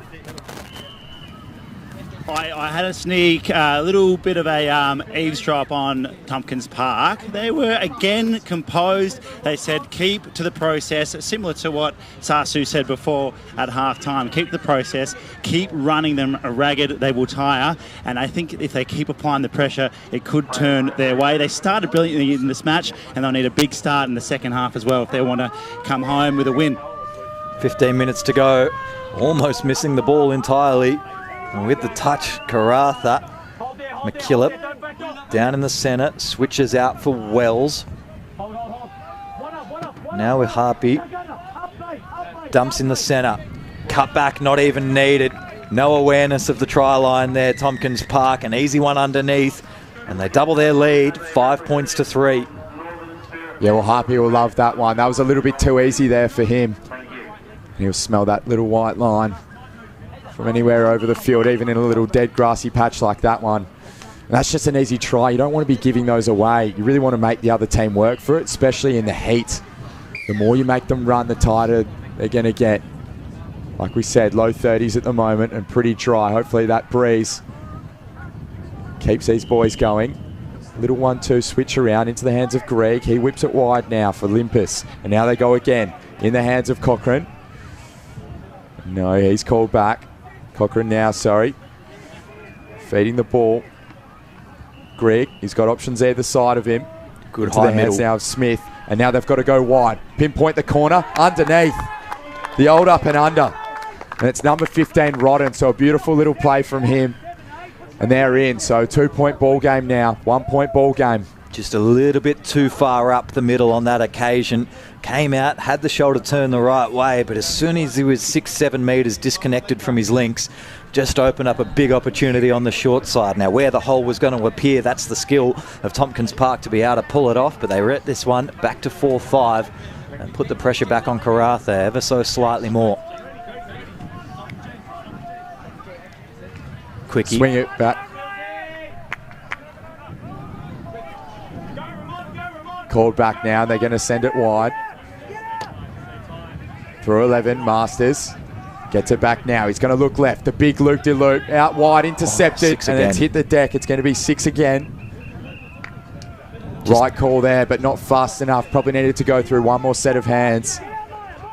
With that big loop-de-loop, it's a Hail Mary pass and got lucky on that occasion. They go fast now, and Perry just slides over. And they're in. So that's going to be a 2-point ball game. Karratha slip out to a handy little lead. I mean, that's just a really nice slide in and underneath. Good quickie. Both middles split to opposite corners because they're in the middle of the ground. Just need to start talking those middles. That's twice they've got scored underneath. Not even on fifth. They're just in that habit of getting on the back foot. And when you're on your own try line, you can't do that. You actually need to start shooting up and risking it, trying to pick off one of those attackers. Beak. Gets it now, feeds it back. Edwards, he's been running pretty hard all day. Beak the orchestrator though, and the little maestro's going to have to figure something out here. Takes the tap, now they go fast. Edwards hits the ball with a bit of pace, looking on the inside. 50-50 ball, and that's a hard touch. The referee's going to call it back. Just wait and see for an official signal. Yeah, it will be hard touch in the end. Correct call too. I did think they went the wrong way there though, Blaine Edwards. Gap was going to be out to the left, forced shut. But they get full 6 to play with this one here. Inside, nice little gap. Daniel Beak came at real pace on a sharp angle. Jumped over the inside defender. And that's good by Tompkins Park. They answer back 5-6 now. Look at where he comes from here, the 7. Kicks in right now and just splits that middle and link hole. Just forced McKillop to dive out of desperation. 1 point in it once again. Karratha. If they can keep their roll on here and they'll just keep this pressure on this Tompkins Park outfit to keep scoring. Immediately Tompkins retire all the way to the 7. Katoa needs to shuffle back across here to Anetti. Goes out to right link. They've got themselves running at 6s and 7s here. Great little fake. Gets caught, 6 touch. Yeah, they just had a little bit of misorganisation. No one really called the play there that time. No, he had an inside runner, but those little centimetres can result in a turnover. Just didn't read that one right. Now in the hands of Tompkins Park, they're going to take it up through the middle. They're going to hit a couple plays, try and get some meterage for a last-minute tack. 10 minutes to play here at McGillivray. Greg shifts it now. Beak, the little maestro, flips it back on the inside. Defence holding steady for Karratha. Now they go fast. Greg looks short side, nothing there but numbers in defence for Karratha. They're just going to play it slow. Little trick play out the back door. This one might work dividends. No. Touched, and it's going to be a turnover. So they've used their full 6. Going fast now is Karratha. And they look good. They've got runners coming around the corner. They're going to try get inside their attacking half. Call back offside. So it's going to be Karratha ball. They're going to start with 6 again on the halfway mark. Sharply down the side. Now we can bring this one and set it up. Still 5 touches. Beak forces touch from link. And now he's going to be really pressed up into the middle again. Underneath, pulls away from his own touch. And for the 3rd time in the second half, Tompkins have been scored right underneath in the middle from retiring defenders. Not quite getting their positioning right. Karratha up again. Extend that margin back to 2. Beak, you see there, just misses his arm. Need to be a little bit better than that in grand final time. Everyone getting really tired off the weekend's effort. You can see the pressure being applied. Beak has stayed out there. Edwards stayed out there. They wanted this A-line attack to get something done for them. And those habits will start becoming more prominent the more tired these boys get. Edwards will split. Can go back short side. Link holes there. Winger gets it over in the corner. That looks pretty close to me. And I think we could be awarding. No, touch made. We're coming back. I reckon the timing was pretty close in the corner there for Tompkins Park. Unlucky on the occasion, but very good eyes watching it. That little visor obviously works well in the sunshine there for the touch judge. King with limited space. The old fella, he's back at it again. Feeds it now into the hands of Cochrane. Now they go wide. Beautiful ball. Great pickup, Mills. And that's going to be try time for them. So Tompkins Park back in the game. 8 minutes to play, 1 point in it. I know it's a good try, 6-7 pegs the margin back, but I'm not really happy with that as a last touch effort from Tompkins Park. They had the late subbers because they kept their attack out for that extra set to try score, so they sent off the late subs, and if that ball didn't go to hand, that was going to be 2 sets in a row that they left the ball absolutely in Karratha's side of the field to get easy subs back. Luckily it's worked out on this occasion, margin back to 1, but Karratha within 2 touches are all the way back up the other end of the ground again. Just resetting in behind the ball. Those long passes starting to come into play here as defenders get sucked into the middle of the ground. What do Karratha do? Do they look short? Looks like they're going to do that. They hit it up. Bang. Into the hands, now over the top. Little bit of space, try time. Nice little play there, wrap around. And it's going to be 13, so looking to get a number there. Have we got a name for it? Aaron Ebsworth. I've got as Karratha 13. Great little switch back and had plenty of space over in the corner. Margin back to 2. Consistent Karratha, very consistently keeping this margin where they can manage it. Sean, who do you reckon will be a difference maker in these last 6 to 7 minutes? Sorry, I just missed that. All good, mate. Was just wondering for Tompkins Park, who's going to make the difference for them in this last little quarter of the game? Well, look, it's going to be a team effort, as it always is, Nick, and you very well know that. As we just go back to the action now, looks like there's been a turnover. Big interception. You can keep going, Shawnee. Actually, no, you can't, because we're going to keep working up the field. Well, stand by with us, Shawnee. It's okay. Karratha dumping, 12 out. Big chance of another try here. Tito sets up nicely. Wells can go back inside. Watch the split. Which way? Over to the far side again. Half gets through. Link hole opens up. And the margin now to its biggest of the match. 3 points, Shawnee. Now you've got 30 seconds. Go for your life. Well, there's a bit of frustration here on the Tompkins bench. Obviously, what you mentioned it well, it's just getting off that line, that defensive line, and it's all very well to score, but you can't keep bleeding tries, as we've just seen. It's going to take a big effort if they're going to wrangle back this lead. Yeah, they've got to score basically every possession now. Thank you, Shawnee. But that is the 4th time in the second half that the middles have been split and Karratha's been allowed to go through. That skipping rope has to be smaller on reflection. That's all right. The system will be much better and fixed up next year. Just fatigue playing a part in the grand final. They're better than this. Edwards straight through. That's a try. Ball down, all clear. There's 1. 7-9. Marching back to 2. Some words of fire there, Nick. And yeah, Edwards, he's been real valiant this whole day. And only in this last quarter of the game has he really started to shine. Again, that defense just becomes ever so crucial. It looks like the teams that defend the best are looking at winning the game. Same in the last game. All teams can attack. Can you have the discipline to defend a whole game against runners coming at you from every angle? Karratha, they're going to hit it up now. 2-point ball game. 5 minutes to play. They fling it wide. The loop-de-loops come into action, and that's going to be 1 in the corner for Peary. Touch made. Touch made. Going to have a couple more options here. They fling it back into the middle again. A nice little margin for them so they can take their time. Runners around the corner. Into the hands of Chambers. And a little drop ball from them. Tompkins need to go quick. Only a few minutes left here. They'll need 3 tries to win the game. So maybe a few more risks involved. They'll go back to this middle. Attack up the middle. Winger goes really far. Drags the defenders well. This is good meters. Manipulating the defense just nicely. Beat goes down. He's lost his hat. Famous white one. Now he goes through. Gets it back on the inside. Have to go for a scoot. Penetrate the middles where you can. Open side. Beat tries to go himself. 6 touches made. Had to give that one on the outside. Had the link committed. But good desperation efforts. Knew they had to score there to be a chance. Copped one on the line too. There's been a few good milks on the attacking side. I think that one was legitimate though. And Karratha, they're going to go wide and bunch the Tompkins Park defenders. They've got 3 minutes to make something here and have a bit of fun. They've got a handy little lead into the hands of Wahipi. Nice little play here on the outside. Touched on his back, so it's not going to count. It's going to be try time in the hands of Wells. Over in the corner.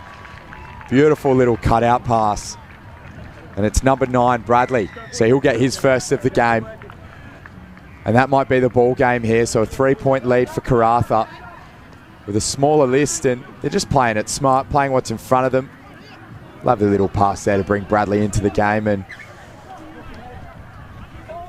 going to have the Sharks with maybe one of their last attacking onslaughts here. Edwards, he's been at it all day.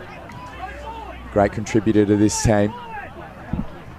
You can see he's just talking to his boys as he's got the ball. They're going to try hit it up. Beautiful little cutout ball, and right option.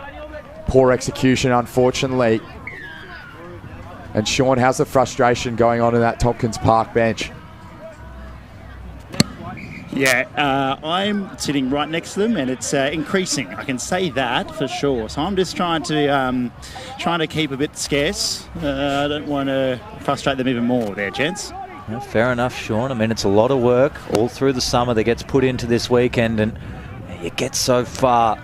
Someone has to lose, though. It's unfortunate. It's the way the world works. There's always a victor in sport. Tatapu, not Tatapu, Tito, went down in the middle. Very skinny, half with ball in hand, has to get rid of it. Interception, half a chance here. Going to need to find some more pace, though.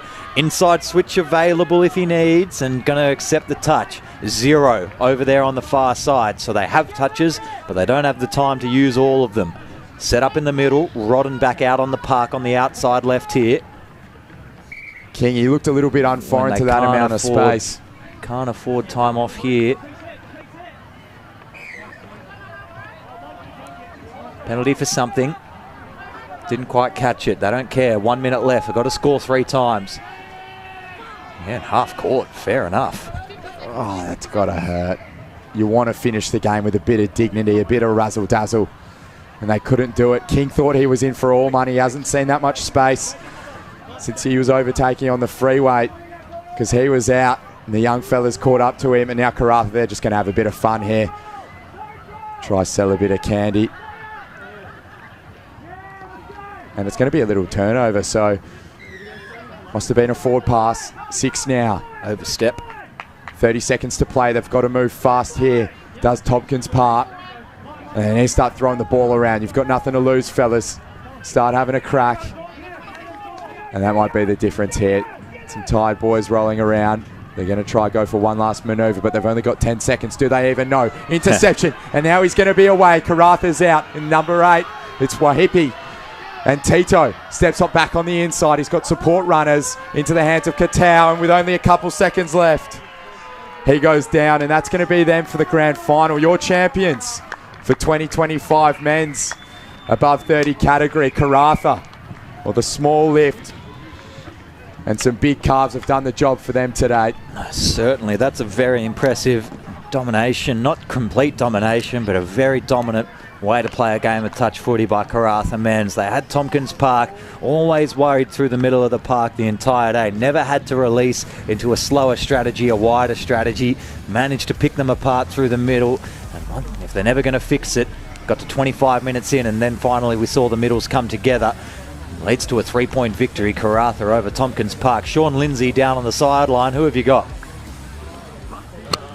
I've got Aaron Ebsworth here, the winger for Karratha, who's done so many kilometres across this weekend, and now he's state champion for the over 30s. Congratulations, mate. How are you feeling? Unreal, yeah. I think this comp's so strong, and winners sort of change at different clubs. It gets shared around, but you know, to win one's super special. So. And especially to come down from Karratha, it's not a short trip at all. It must be so rewarding to come down with a great group of guys and come away with the championship. Yeah, for sure. We all stayed together in the same house and go and have dinner together, breakfast together. We all do everything as a team. So I think that brings us closer along the weekend. But touch is just the vehicle. You know, it's all about family. It's all about socialising, you know, and at the end of the day, having a few coldies. I was going to say, breakfast together, dinner together, and I assume you're going to celebrate together tonight. Where do you head, apart from the can bar, obviously? I reckon we'll give Cot Hotel a good nudge. There you have it. Congratulations, Aaron Ebsworth. Back to you, boys. Thank you very much, Sean and Mr. Ebsworth there. Yeah, he's going to get value for money tonight, you would assume. Long flight home, but they won't be worrying about that for now. We'll take a short little break. We'll come back with some presentations right after this.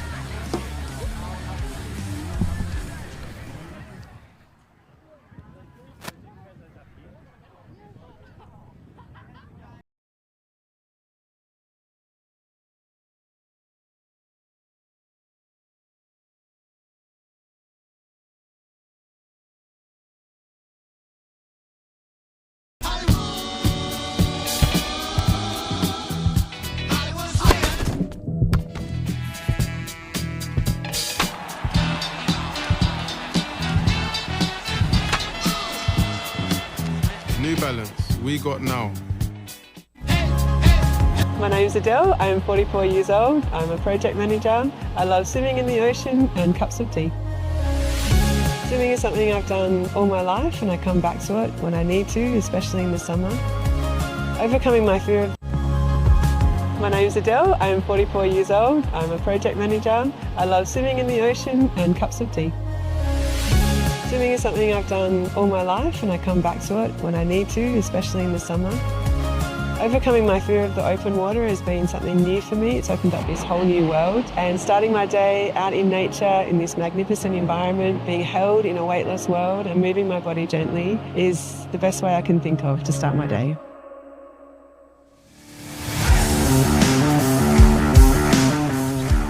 Welcome back, one and all. Just taking a look at all the food and beverage carts that we get to see at the State Titles weekend over 2025. Last year, the best one for me was the goslomi, or however you want to pronounce that nice feta and spinach little snack toasted between some Lebanese bread. This year we've seen a couple more fruit juice vans, a bit more coffee on the out. Now we're getting juices and protein smoothies on the in. Everyone very conscious. But don't worry, you can still get yourself a Dowwick dog at many of the pie warmers around the grounds. Burns charcoal chicken, been a big feature for a couple of years now as well. That's $15, get you half a chicken, some chips, so you name it. You'll get it in there and you'll find the kebab next door as well.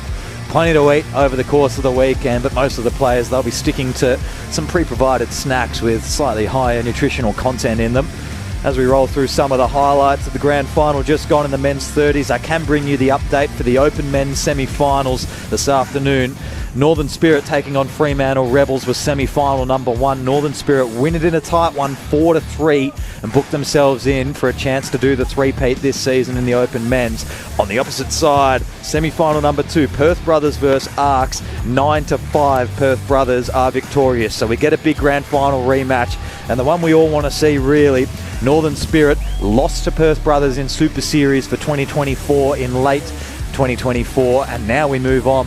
We're a big chance. There's a grand final rematch from last year's state titles, and it leads on for Northern Spirit to get their first ever three-peat as a club in probably at least 60, 70 years, I would say, the last time that happened. So a lot to play for here later this afternoon.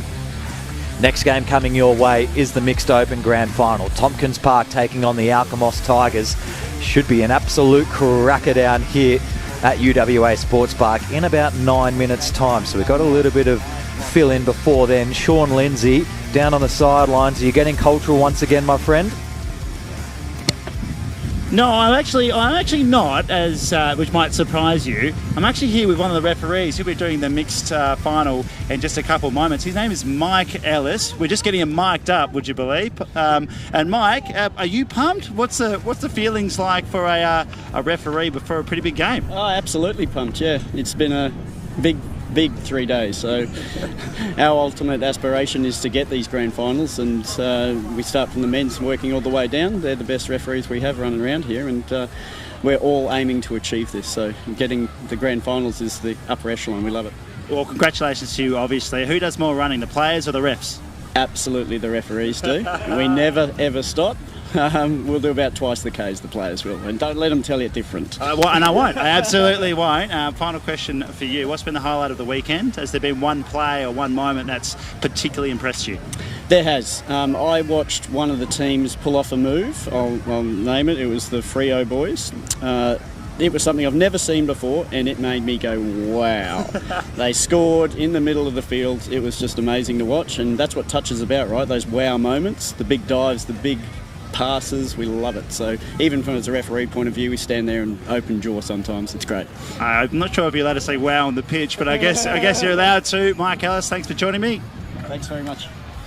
Thank you very much, Sean and Mike, down on the boundary there. Couple of minutes to go, and sorry, correction, I did say the wrong name before. It's Tompkins Park Mixed Open taking on Fremantle Rebels Mixed Open in this grand final this afternoon. We'll take a look at the team list in just a second, but before we get into this one, Bruno, there's got 3 grand finals left this afternoon, and they keep getting faster and faster. Actually, we will go into the Fremantle Rebels team list now. My apologies. Scott Turner at the top in the 0 jersey.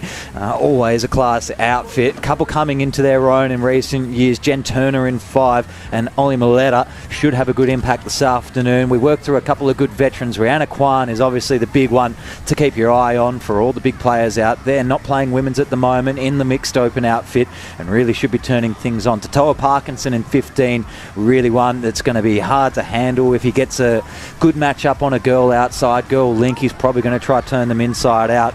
There's a lot of good players in that Fremantle Rebels outfit. Then over onto the Tompkins Park side, well, this is the dominant side. They're going for 9 in a row this year, 9 state titles in a row, and it all is led up by what is a star-studded list. Brooke Carroll, Melissa Jane Buchanan, Arena Roo Hanaki, all are some of the best women's players in the rugby league competition throughout the year. Sandy Tao down at the bottom as well, do not forget about her. Then you go into some of the men. John Cook, somehow still keeping it going, used to be a men's open player for Southern years ago.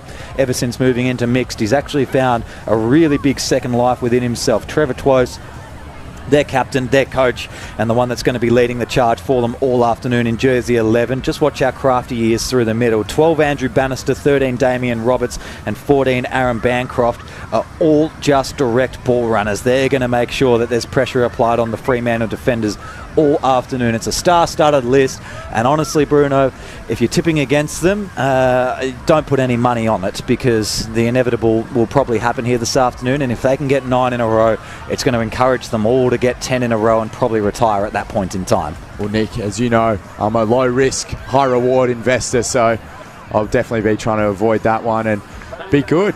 The temperatures come down a little bit, so hopefully that gives the players a little bit more energy to burst throughout the end of the game. As we saw in the last one, Tompkins Park really falling off, as we could see in their defence, getting really tired legs. So just trying to make sure that these teams defend well throughout the whole match seems to be the key so far. Yeah, don't think anything between these two Tompkins Park outfits is too similar. Trevor Twose has this mixed open outfit really on their own program, so you see different styles out of them. You see a little more 32ing, unless they've changed stuff for this season.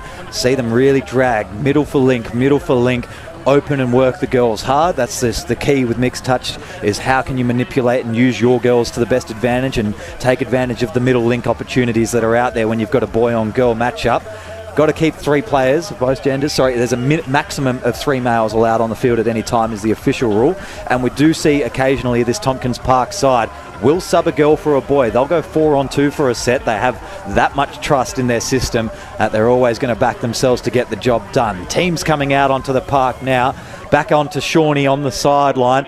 If you see these ones coming out at the moment, Shawnee, just give us a vibe check on both sides in the centre of the ground before the anthem.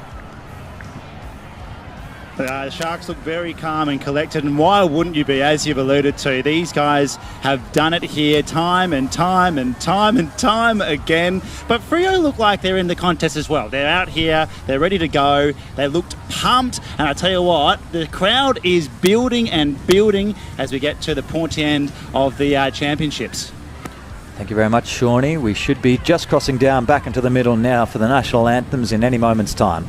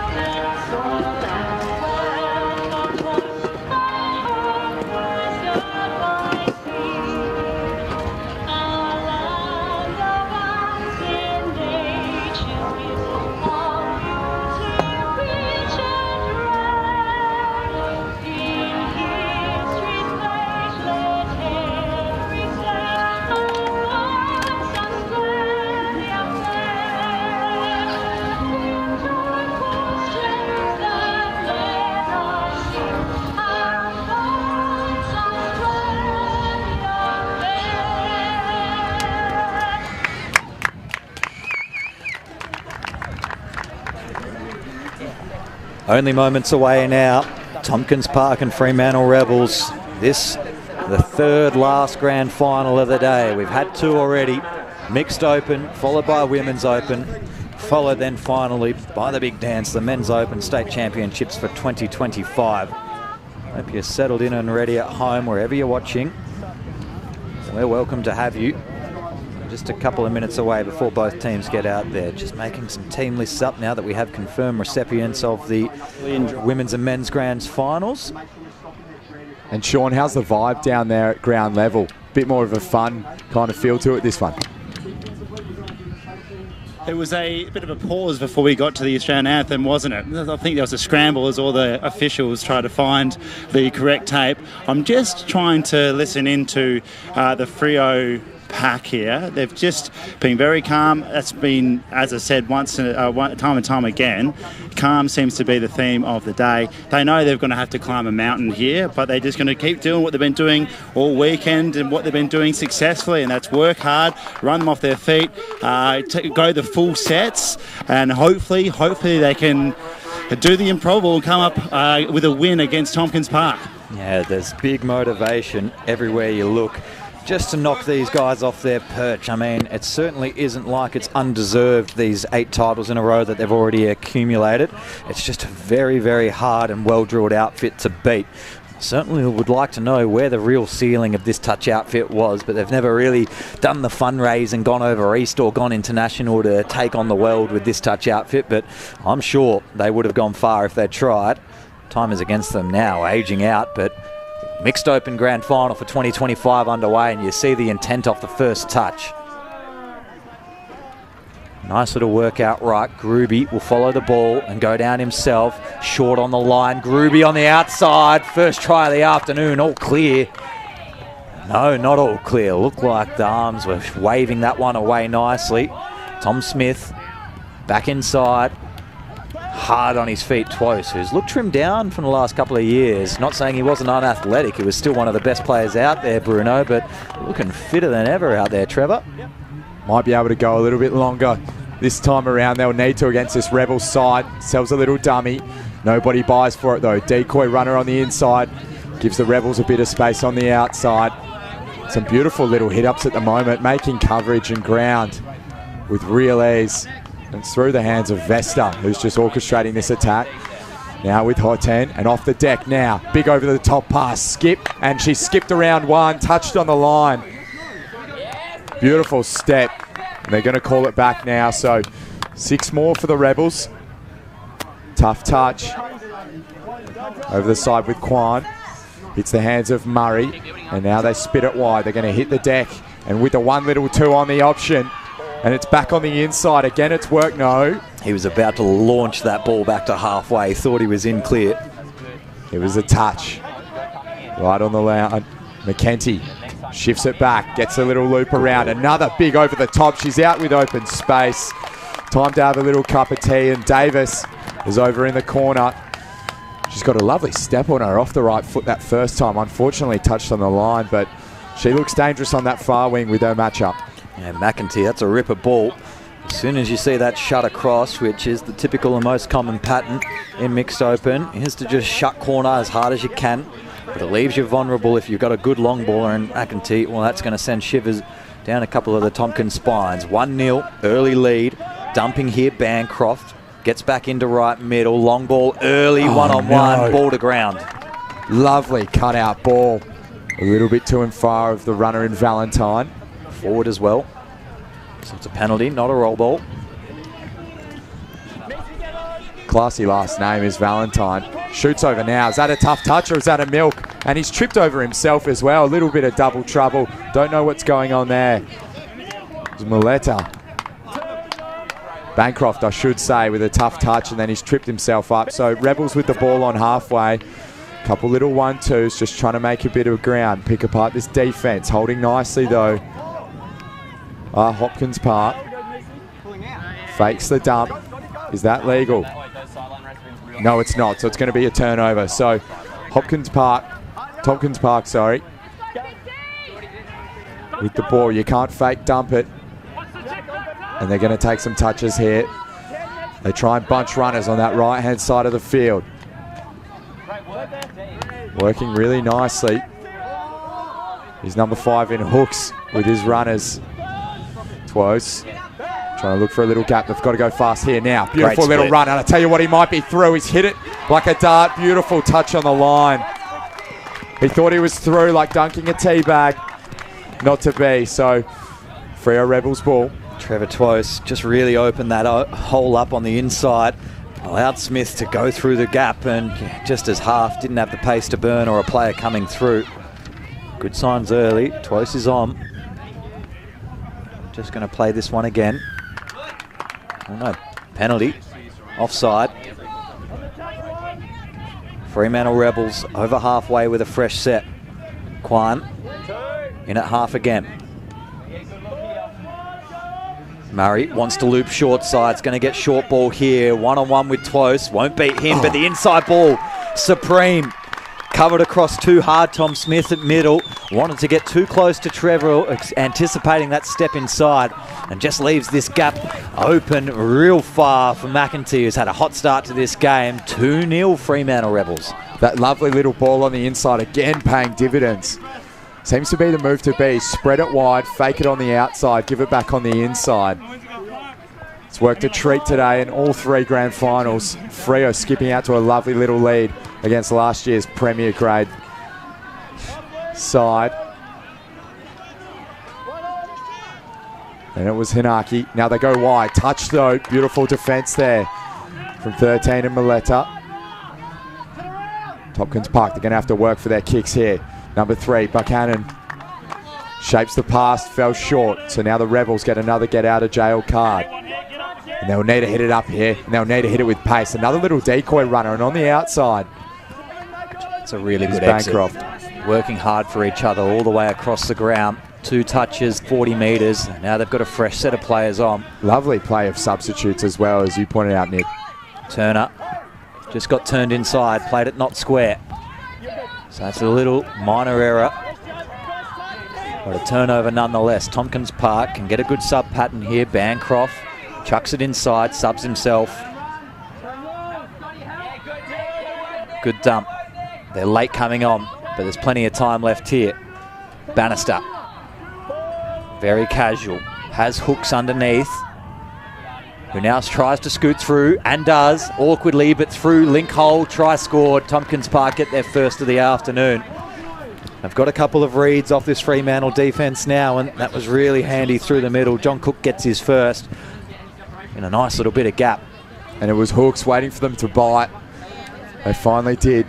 He couldn't believe it himself. He was almost flat-footed after the sea parted.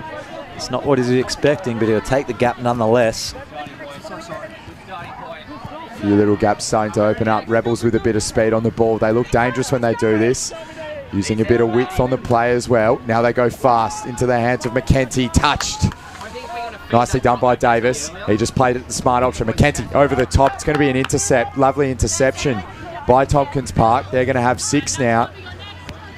Spread into the middle of the field. Nice pace. So they've gained about 20 metres. And they've still got runners to burn on the outside. Good shoot though. Lovely D there from the Rebels. You can hear even the supporters saying it. That kind of stuff, it just stops the attack in their tracks. Only a couple more touches now for Tompkins Park. Back on the inside, it was a touch. Just a couple of bad decisions this set. Tompkins now just have to dump this one in the right-hand side of the field. But only on their attacking 10. Is it the Rebels defending really nicely, or is it the Tompkins Park just being super predictable? Just on that exit there, they had the winger and the link on the sub side, committed to a touch, and there's always going to be a Fremantle's Rebel middle up ready for the next one. They decided to throw the ball inside and got into traffic with the middle instead of keep attacking the over-committed wing and link. And yeah, you just see it stagnates the play very quickly. It only happens in 1 or 2 passes, but it shuts down the whole attack and gives Fremantle Rebels a good chance on the other side. Bezard has a couple spins trying to get free. Now Tompkins Park, see if they identify it. That'll be 6 again. Sending up high link, high wing, and they can really manipulate the girl on the wing on the far side for Rebels instead of just keep getting caught out by these shooters in the centre of the ground.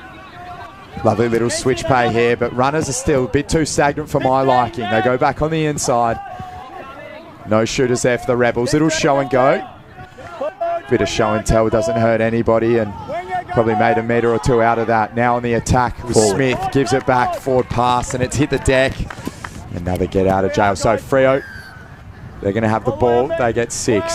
Sean down on the sideline, 8.5 minutes into the first half. Only one try separates them. What are you feeling? Freo Rebels are up and about. They've been defending so well. I think you guys mentioned that before. They're really forcing those turnovers on that wing. Scotty Turner, the coach, he keeps saying to all the players that come to the bench, defence, defence, defence. And they've come away this first half with an unlikely lead, although we've still got plenty of time to go. Yeah, thank you, Shawnee. It's good to see they're excited about it. Yeah, focus on defence. The tries will come in touch.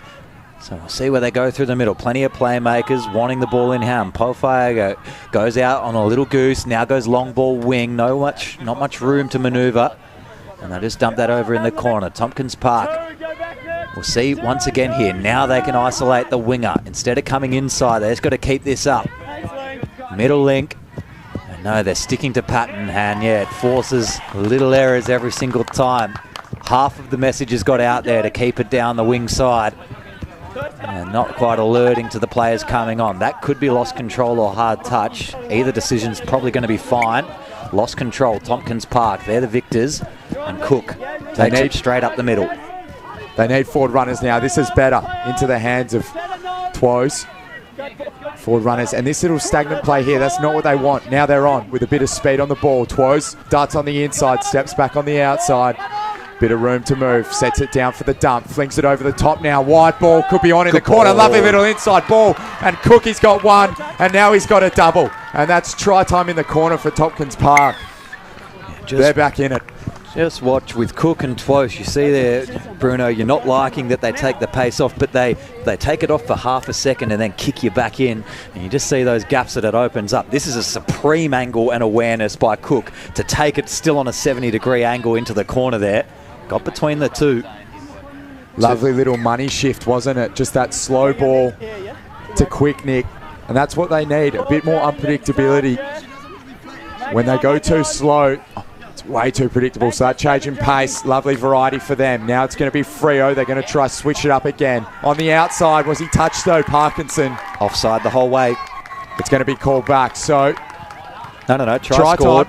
Play through, offside. Only defender offside was the Lincoln, the only one involved in the touch. So we ignore them and we score the try. 3 apiece. Good reply. Sorry, 3-2. Good reply. No touch given. Nice there by the Rebels. And it's those good teams that really answer back straight after a score against them. As you can see there, in front of the set D line was number 1 for Tompkins Park. They're going to try go on the outside now. Through hooks. The big fella just squares up. Buchanan goes wide. Bannister does likewise. Back in the hands of Hook, and he goes underneath. Was it touched? Did they get hands on his arm? Got the try. I'm happy with the try being done. Yeah, she's off. Wing offside, play through. Try's going to be called here. So Tompkins Park with another try, 3-3. Lovely little answer back for them. They'll take that every day of the week. And both teams not giving each other an inch. More variety now in attack for Tompkins Park. They look good, Nick. This one looks like it's going to be a good one. Not to say any grand final's not a good one, but Fremantle are ready to play here. Yeah, Winger just needs to get up off the line, and that would have been a legal touch. If they stay aware, stay awake, they'll still be in this. Kwan, one of their best female playmakers out there. Good dump in the centre of the ground. Davis had to play back to the short side. Now McEntee off the mark. We're coming back. You got penalty here, yeah? It is a forward pass, but wait. Yeah? Something egregious here. We'll listen in. That's really not helping you. If you keep going, you know where it goes to. Can I ask something? You can ask, We've but not now. Not now. Up there. You can ask, you can't keep calling that. We're adjudicating, yeah, Missy? Yeah, so calling for calls. Must have been screaming for the forward. Lucky to not be a reversal is basically the implied intention from the umpire there. Cook got us off to a hot start. And this is a good sub pattern. They now beat that link and they're off to the races if they've got the subs coming around the corner effectively. Tompkins Park inside. Need to dump and go here. Oh, plenty of time. Not square. Lost control even. None of the two. 6 touches. They had a miscount. Or 7 on. All 3 calls wrong. So 7 on the field. Penalty back at halfway. That's a big let-off. Tompkins Park, a few silly little mistakes here. They're just getting a bit caught up in the moment. They need to take a breath. That's going to be the coach's job in about a minute and a half at half time. There's more chat in the Tompkins defensive line for calls. So it's a couple in a row. Force up. You're going to wait for the penalty to go. Guys, wait. Penalty. Yeah. Nicely said by the referee. We don't want that in a grand final. Just play the game. And on the outside now is Freo with Crisp, and he's got a bit of speed, but he's caught. McKenty, he's had one already. They got time. He's going to wait. Gets back into the hands of McKenty. He looks to go over the top. Was he touched? No. Jinked off that left foot. Beautiful step on the right. Waiting for the ref to call it. Hesitates. And it is try time. So it's going to come back for Tompkins Park from the middle. 1 minute to play here. Then they're up by 1. You can sense the nerves on goal line from both sides. We've seen more out of Tompkins with multiple penalties down the end, but the last try by Tompkins against Fremantle was a wing being lazy. They are very, very nervous defending their lines at the moment. You know how much this grand final means to both sides. And that's why they're getting that fight or flight response with the talk back to the ref. Getting nervous. They need to take a breath. 20 seconds to play here. They need a try on the outside. Lovely. Casual as you like there by Smith. And now it's going to be back to 4-all. Good setup by Gruby. Just switches it in nicely. Smith will always pull corner in that situation and just gives it early. Gruby, Smith, corner. Very nicely done. Half-time 4-4. And we have got a real one on our hands here this afternoon. The 2025 LiveLighter State Championships in mixed open. Tompkins Park going for 9 in a row. And right now, there's absolutely nothing splitting them. Down on the sideline, Sean Lindsay has a rebel. I've got Jordan McEntee, who's had an absolutely sparkling first half. He scored 2 tries, and I loved your celebrations, mate. How are you feeling and how the team feeling? You played very well this first half against a quality outfit. No, feeling good. We played these guys in pool play and they put a good score on us. So keen to be in the final and keen to have a crack at these guys at the top of the. I think they've won it like 8 years in a row. So yeah, give them a good crack.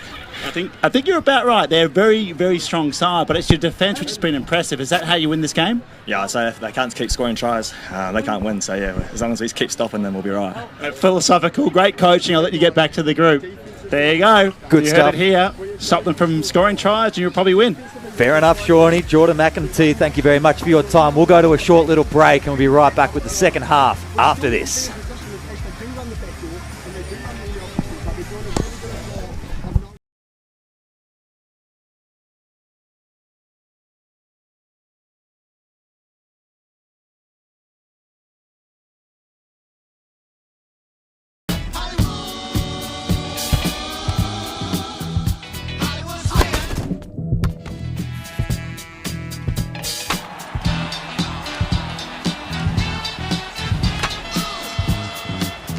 New Balance, we got now.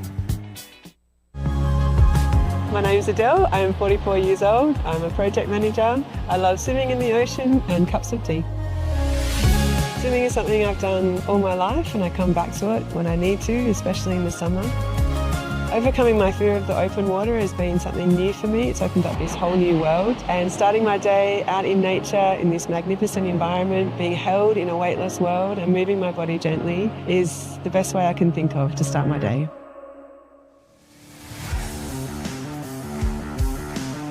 Welcome back. Second half just about to get underway here. 4 tries apiece. Tompkins Park under the most pressure we've seen in this mixed open grand final in a couple of years now. Going for 9 in a row, and they've just been figured out a little bit on goal line defense, forcing themselves backwards, working around. And we take a look around on the screen at all the recovery facilities, which keep getting upgraded every year. It used to be a wheelie bin ice bath with some Dettol in it for the communal teams to make sure they're all right. And you see Gene Carmichael there, more than keen to get the hydrophobic boots or whatever you call those on your legs for a big, big afternoon. If it's good enough for LeBron James, it's good enough for State Touch Rugby in WA. That's what I say, Bruno. Oh, 100%. Sean, I'm not sure if you're seeing much pickle juice down there, mate, but what's the beverage of choice at the moment? Look, I have not seen any pickle juice. I'm just scouting around. I can see a few Red Bulls. Obviously, you need that Karratha in there to get you up and about. I'm on the waters, boys, because I'm a professional, but I am eyeing off the refreshments tent, maybe a bit later.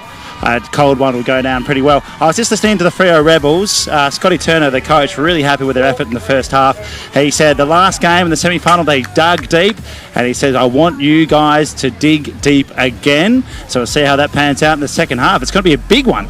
Coming up after this, Kwinana Titans Women's Open take on Perth Brothers Women's Open in our penultimate grand final of the afternoon. Then we'll roll into the big dance, Northern Spirit taking on the Perth Brothers in a nice grand final rematch, and well, a good Super Series rematch as well. Both these teams are at the top of their game, but it's been Northern in the last 2 years on the Sunday afternoon that have had the biscuits.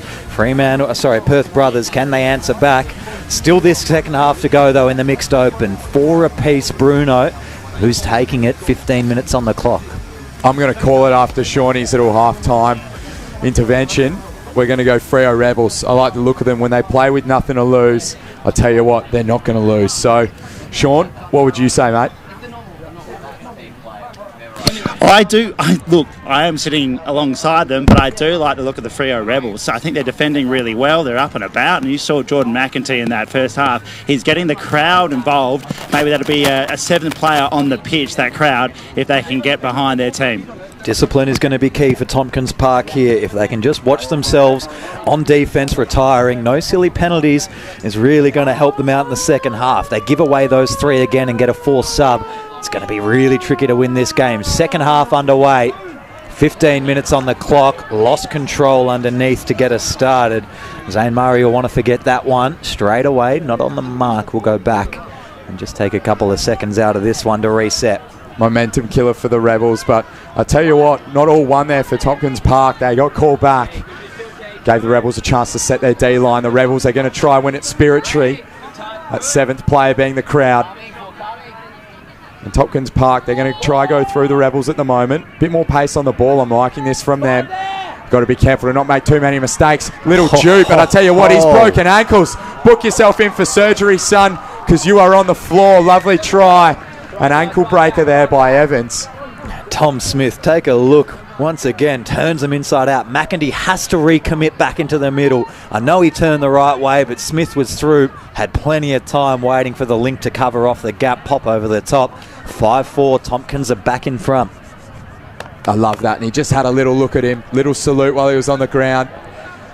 Catch it tomorrow, mate, because you're going to be sore. Now Freo, they're going to try go through the middle as well. And they don't mind stacking that right-hand side of the field, and they're going to try and shift it wide late. Nice work underneath. Paufaga. Early ball rips over to the corner. Touch made. Could be forward. Won't be forward. Only one more to set up with here. Vesta, they've got to keep tabs on her. She's been dangerous. Last. Turner dumps. We go out left-hand side. No one switching inside. It's going to be tight link hole. Touch made, turnover. Rolling the ball. Want to get on with it really, really quickly to Tompkins Park. Shifting left. Good dump. Can they get their subs on quickly? We saw they had their defensive pattern out first. They subbed off immediately for that first attack. And a few of them will keep resting like John Cook and alike. So in the middle, Twose. Looks to dump. Right-hand side is the open area. Penalty offside. Scott Turner stopped dead before he got fully onside. Smart move there by Smith. Ran right into the onside defender. That's going to give him 6, so they've got a bit of time to play. Smith backs it on the inside to Twose. Is he over?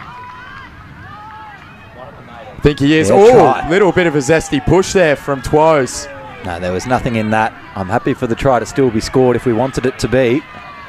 Well, they were pinging them for talking dirty to one another. Is pushing involved in the game? To be honest, I wasn't looking too close at that.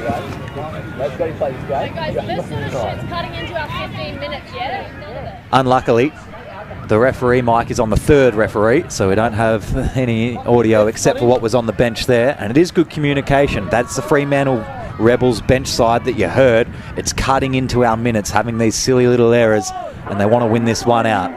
Shake hands after the game, boys. It's time to get business done. Sean, who's looking more frustrated out of the two teams at the moment? Good question. I would say Tompkins Park certainly aren't being as polished as they're used to. And you did mention the ref, Mike. We actually received that back at half-time. Mike Ellis said he'd had enough of it rattling around. I think it was a bit heated there on occasion that first half, and it started being about this half as well with a bit of heat in the contest with the coach, Scotty Turner, getting pushed over, captain coach, obviously. That's a big moment in this game. See how it all pans out from here. Back in the centre, 5-4, Tompkins Park with the lead. Nothing like a bit of spice in a fruitful relationship here between the two sides. And the Rebels, eager to take it slow. They're just trying to build a bit of continuity. Looking for the wraparound ball, not on offer. But on second chance it was. Beautiful cutout ball, but it's hit the deck. Probably not the right option. Bit of a freak out there by Freo. Just needed to hold that. And now it's going to be Tompkins Park. They're going to go through the middle, and they've got runners shifted out to the left. It's going to be a drop ball. Silly mistake by them. Rebels need to capitalise on this. Vesta tripped. She hands it off now into the hands of Evans. Parkinson, I should say. Now it's McKenty. Had a chat to him at half-time. Very impressive speaker, even more impressive player on the field.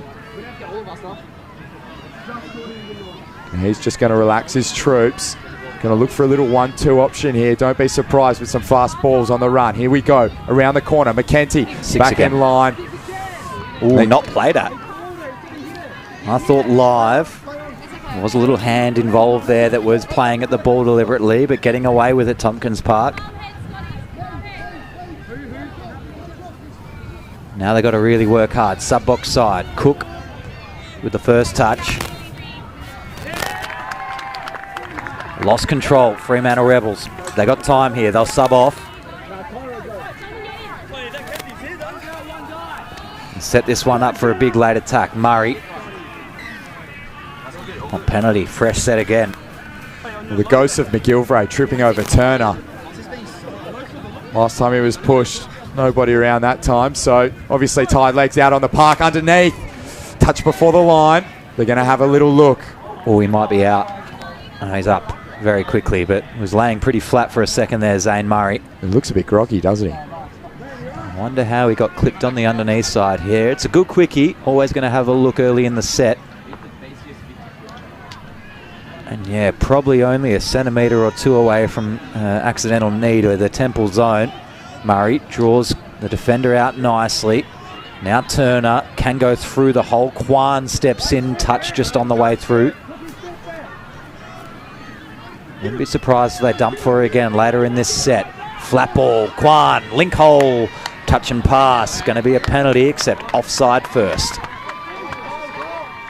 They're looking good, Freo. They get another shot, so we need to be a little bit more patient. Wait for the gaps to open up. When you start hitting it fast on dumps, they will come. Big quickie set. Look how far out both links are on either side of the ground. They want to create tension in the middle. Eventually now touch 7 out. Flat ball, Bannister. Nowhere through there. Long ball, risky one, but it goes to the corner. Touch made. Again, overplaying their hand. Probably needed one more just to suck that extra defender in. Give their winger a bit more space. Now McKenty just drops it. Gets it back on the rebound. Shifts it wide, intercept. No. 6 again. Score update as well. We just didn't have that one marked down. 6-4, producer Dave, when you're ready.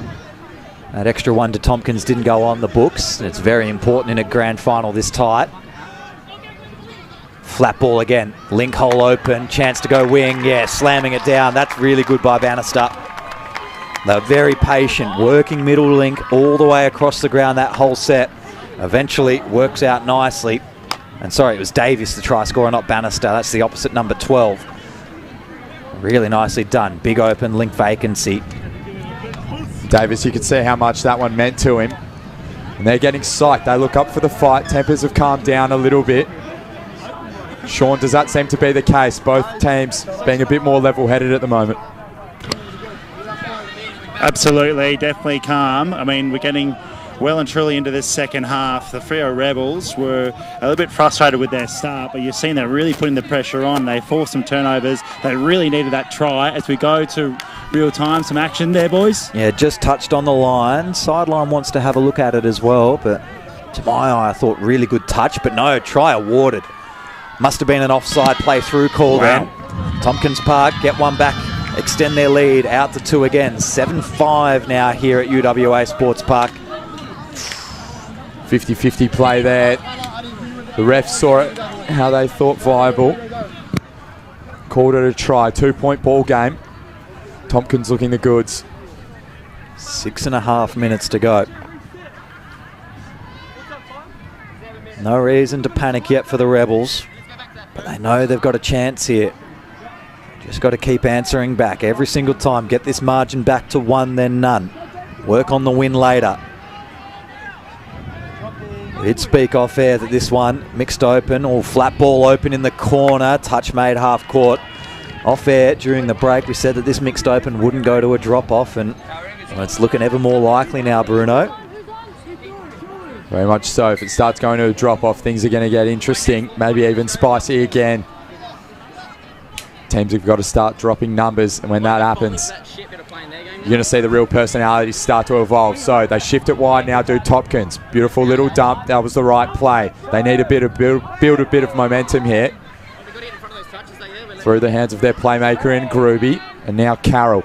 She's been electric, Carroll. Often makes the right choice. Groovy hits the line again, and now they're off. Huge. Into the hands of Smith, and he's off and away. He's got to look for a player to pass it to. Cut out ball. Did that hit the line? Yes, it did. Evans with a double, and they're going to skip out to a 3-point lead here. Yeah, Tom Smith, all class.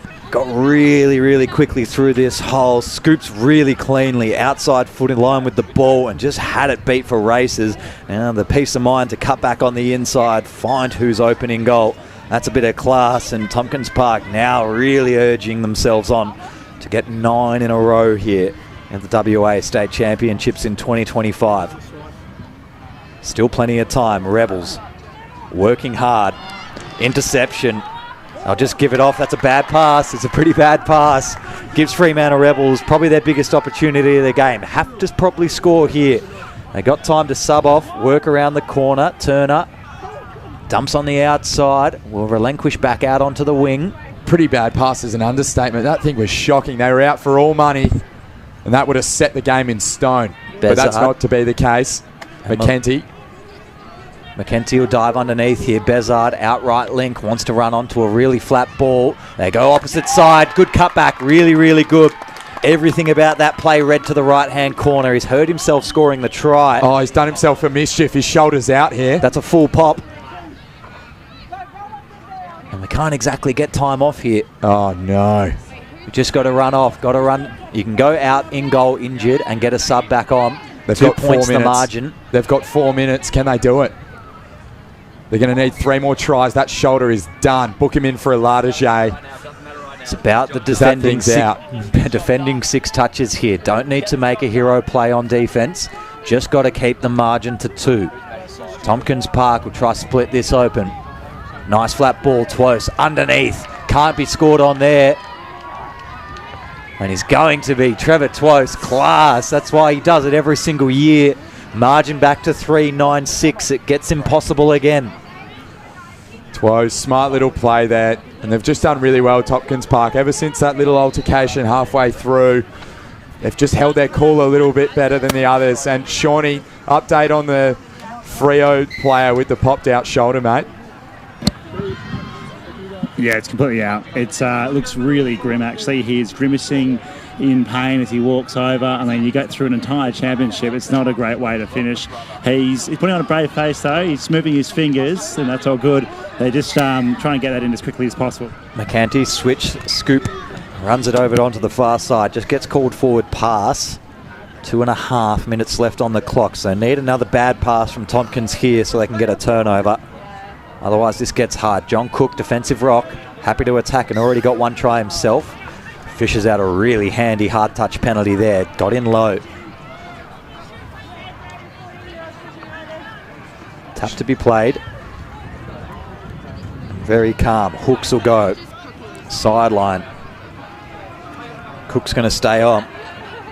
Wanted a player on the outside. No touch, no touch. Called for no touch. Smart Fremantle Rebels. They've got to go here, the Rebels. They just need to go. Throw the ball around. You can't wait the 6. They're going to have to do it in 3. And it's going to be hard to win the game from here, that's for sure, especially with a turnover like that. So that might be said and done. Tompkins Park looking very superior, very strong. And I tell you what, Evans might have a little bit of gas left in the tank. Shows it and goes. Not to be, though. He's got to put it down. Minute and a half to play. So they're going to reset. 5 touches left. Twoes. Drops it. They're going to try go up the guts here. And they go fast. Tweezle back on the inside. Lovely little play. And Carol, the recipient of a play she created. So a little bit of Mozart left late in this piece of play. You can just see eventually after 25 minutes, well, it was even after 20 minutes, Trevor Twose and the other compadres around him, they really know how to dissect a defence over and over again. And that's the class that comes from a 9-peat team, well, 8-peat that's about to be 9. 10-6 with 1 minute on the clock. A little bit of history set up for next year. 9's good, but 10 is infinitely better than 9. This is what legacies are all about. McKenty, tell you what, he's been a strong player for this Freo Rebels team. They should be very proud of themselves. Let's go out with a bit of razzle-dazzle, hey? I think he's all about it. And that's what they're going to try to do. They move the ball fast on the inside. Lovely little line there. Looked to be by the player in Parkinson. Get a number in a second. Just has a little word to the grass beneath him. With potentially a little bit of saliva involved as well. Beautiful line from him. And Sean, who's been one of your favourite players in this match from Tompkins so far? Not even time to get the ball. I love John Cook. How he responded that second half was massive. But I'll try and grab him or anyone that you want me to speak to, gents. Mate, Trevor's always good to talk to. Cook as well. Take your pick out of anyone in that bunch. They're all experienced on the microphone and on the pitch. Final score here in the 2025 LiveLighter State Championships Mixed Open Division. Tompkins Park defeating Fremantle Rebels 10 points to 7. 9 in a row for this Tompkins Park Shah outfit, and they're going to be back next year for 10. And yeah, then you might just start to see a couple like Trevor disappear from the scene, because I don't know if you can keep improving on perfection, which has been the legacy of this Tompkins Park outfit. Who's going to take the hole in the next couple of years? We don't know. Coming up after the break, we're going to be into the final 2 games of the afternoon. Women's Open up next. Kwinana Titans taking on Perth Brothers. And then following up the big dance, Perth Brothers taking on Northern Spirit. Going to be a big grudge match between those two. As we just wait for one more second. Shawnee down on the sideline with John Cook. And I do have Mr. John Cook. This is a 9-peat. Would you believe it? 9 championships in a row. What's it like being a part of that dynasty? Yeah, it's pretty special, mate. Not many people or clubs can put that together. It goes down to the structure that organise the club. Trevor, partner Natasha, 2 tomboys, you know, they are the backbone of this little outfit, and, you know, we just build off them. So follow them around and they'll bring you titles. See what, Freo Rebels, they put up a fight. They came out strong, and even that second half, they kept trying again, but you guys came good. What does it come down to? What is your success down to? We knew that we were going to get that from them. We had them in the round robin earlier. They told us they were going to get us in the final, and credit to them, they tried. To us, it's just the structure that we put in. If we trust each other and we do what we say we're going to do, everyone else can run off that. And if you do that for a full game, you'll usually get on top. It certainly is a polished outfit. We saw it firsthand. They're just doing a little circle, so I'll let you get to that. John Cook, congratulations. Thank you very much. Cheers. Tompkins Park, 9 championships in a row. Would you believe it? I wouldn't believe it unless I've seen it for literally the last 9 years, every single year at this beautiful state titles event that happens every single January, February in WA. We'll take a short break. Coming back after this, we've got the 2 men's and women's Opens Grand Finals. Stay tuned.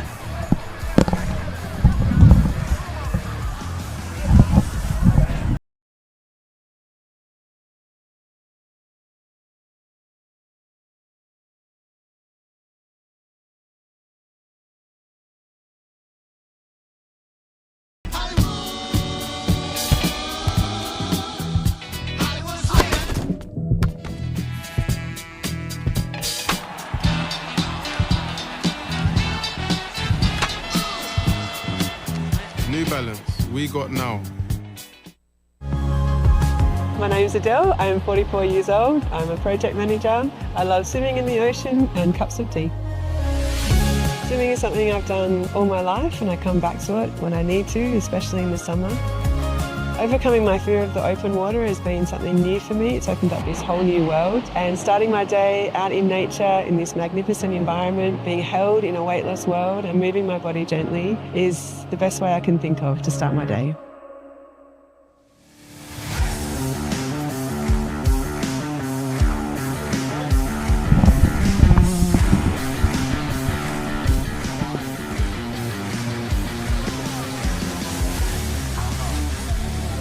Welcome back. 2 more grand finals right in front of us now. It's going to be turned into a spectacular evening just as the sun starts to move its way towards the horizon here in WA. Still plenty of long days we get in WA, and maybe just a little bit of respite for the players as the temperature gets into the 2s. 29, but you know, that still counts as not 30, that's for sure. Women's Open coming up next. Big fixture between 2 very good outfits. Just pulling up a couple of statistics I can bring your way. Perth Brothers won this last year. They beat Goldfield 6 points to 3, and they'll be looking to set themselves up and put some pressure back on their men's outfit like they did last year. They can win the Women's Open in this game, and then it puts pressure on the men to see if they can follow suit and take the 2 biggest crowns of the weekend. A couple to look out for. Probably Tariti Karratha, if she's out there this afternoon. Probably one player of the match last year in the grand final. If she can pull it off again, will be absolutely amazing. She'll wear the 6 jersey for Perth Brothers this afternoon. If you want to have a look through the rest of their team list, Little, Robinson and Mang wearing their 1, 2 and 3 all-class outfits. Melody Toby, no mysteries about the way she plays, just consistent every single day. Taheki Cooper and Fisher and Terahoe are next. Really class outfits within themselves. Then you move on to some of the ball players. Nina Rateni, Maharangi Claire, and then Macy Simpkins as well in the 23. Those 3 are the rocks that start to move these players around all the time. It's good to see a couple of the highlights from the previous game. Tompkins Park just running over Fremantle Rebels late. Really worked out their defensive patterns. Kwinana Titans, well, they're the unknown here this afternoon. How competitive will they be against this Perth Brothers side? Well, they've booked themselves a spot in the grand final, so that's the first indication that they've played some good footy this weekend. Starish Heki Rawadi is probably one to look out for mine. Should be wearing jersey number 13. And their co-captains, Charmaine Nathan and Jade Smallman, really doing some hard work through the middle of the ground. Their wings, pretty quick as well, but more stable base. They'll stay wide all day. They'll park themselves in the corner and really not try to deviate in unless something pops up. The wild card for Kwinana, Zoe Webster. Interested to see where she fills out in the side this afternoon. It's going to be an interesting matchup between 2 very good women's sides. Coming up after that, Northern Spirit take on Perth Brothers in the Men's Open, and then we'll be all done for the afternoon. So just 2 grand finals to go. Already ran through this Perth Brothers team list for you. You can take a look through it now. The one at the bottom didn't mention, Zana Munro, has been working away into this side the last year and a half, 2 years. Probably one that deserves that full-time spot now in the team, and maybe a lower jersey number as well. We'll see how she goes over the next couple of years. Now, Sean Lindsay down on the sideline. Where are you now, mate? You've floated around the ground all afternoon for us.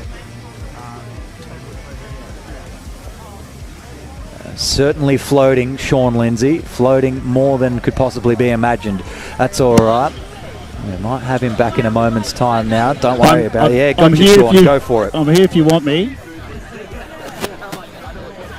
We want you, Sean. We want you, Sean. Gents, I have found... Would you believe this? I have found a minion. I've actually found 3 or 4 minions. You know that movie, Despicable Me? So I've grabbed camera 3. I'm just going to... They've set up a guard. This is before Kwinana come out, as well as the Perth other side. They'll run through this guard, so you might have eyes on that with the cameras. But at the very front of this guard, of this line, there are minions. So I'm going to go have a chat to them in just a bit. Bear with me. Who are you looking for here, Sean? Are you looking for Kevin, or forget the name of the other one? I think we've got a Bob in there. Sorry, I'm not an expert on minions. I just know what they look like. Sorry, Bruno. Didn't realise you were the authority when it comes to all things Gruel and whatever his name is, Despicable Me characters. Gru. I think you've got Kevin in front of you. Maybe have a chat.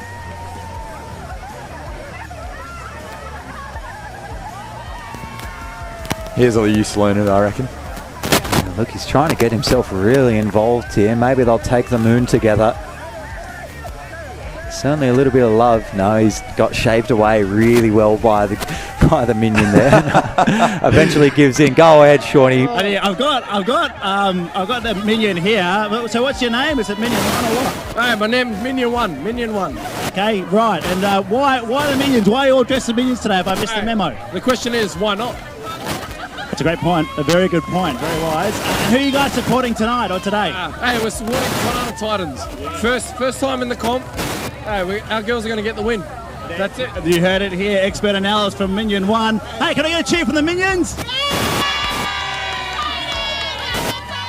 There you go. Let's go. And I reckon you'll be seeing them at the refreshment tent a little bit later. I think they may have already been there. Thank you very much, Shawnee. That is some unappreciated work you were doing down there on the sidelines. UWA Sports Park has certainly got enough for you to keep busy all afternoon. Karratha Titans, how about that for a bit of kit as well, Bruno? This is probably one of the better looking kits that's come into the competition in the last couple of years. Light blue and white, bike shorts and alike. I mean, certainly the blokes don't wear the bike shorts, but that women's touch outfit looking the goods, just eagerly awaiting to get on the park this afternoon. Yeah, that's for sure. It's all about having a little bit of fun. I feel like those minions might be having a bit too much of it, so hopefully there's security down at ground level.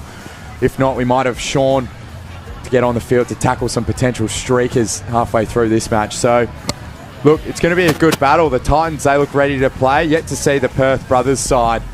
Obviously some big names coming up as well, and just keen to see some fast touch footy at the moment. Still hovering around that 30-degree mark. Drop down a little bit. Sean, have you got an update on the weather down there? How's that sea breeze looking? To be completely honest with you, I think it's been fine. From the beginning of this afternoon, the wind has been there, it's been persistent, and it's really providing a bit of relief. Obviously, if you're running around, you'll be sweating in the sun, but to be honest, conditions are very comfortable. Just warm enough to have a drink or two, but not warm enough to sweat it all out immediately. Fair enough, and it's very easy for you to say without playing a single game of touch over 3 days that its conditions are fine there, Sean, but, you know, to each their own. Let's just thank our athletes. Libering up to tackle that streaker that Bruno wants. Yeah, mate, there, you take a look at half-time of this game. If anyone hasn't scored a try this weekend, they will probably be running across the park in less clothing than's normally allowed. They've tried to cut it out in recent years, but we'll see if there's a resurgence. A little state touch rules that everybody in WA likes. Got to score a try on the weekend to save yourself from a run. That's the one. We'll keep eyes on Kevin. Sean, anything impressive down there? Who's been your favourite team to watch so far this afternoon? I mean, I love watching the mixed, and that Tompkins Park side is such a professional outfit. You saw it again, and they're able to grind down teams. They're so polished, having done it time and time again, so I'd really like to watch them. In terms of these two teams coming up, the Karratha Titans, they've got those minions there, obviously, but they've also got a lot of supporters. Obviously, first time in this competition, so they've turned out in force. I did watch them warm up a little bit. They were pumped, carrying on, yelling and screaming. Quite a few chants as well. So they're going to really take it up to this Perth brothers side, who we know are going to be good come this championship. Now, only a couple of minutes away now from the penultimate grand final of the afternoon. 6:20 we're scheduled for, so we might even just roll into a quick another break before we come back into some national anthems and get this women's open grand final underway for 2024. We're just rolling through some highlights of the Northern Spirit boys yesterday. They've been very relaxed. We'll go through some of their bigger outfits as this evening goes on, but this is the big grudge match coming your way tonight. Brothers versus Northern is what the crowd wanted to see this weekend. We'll go off into a short little break. We'll come right back for the national anthems after this.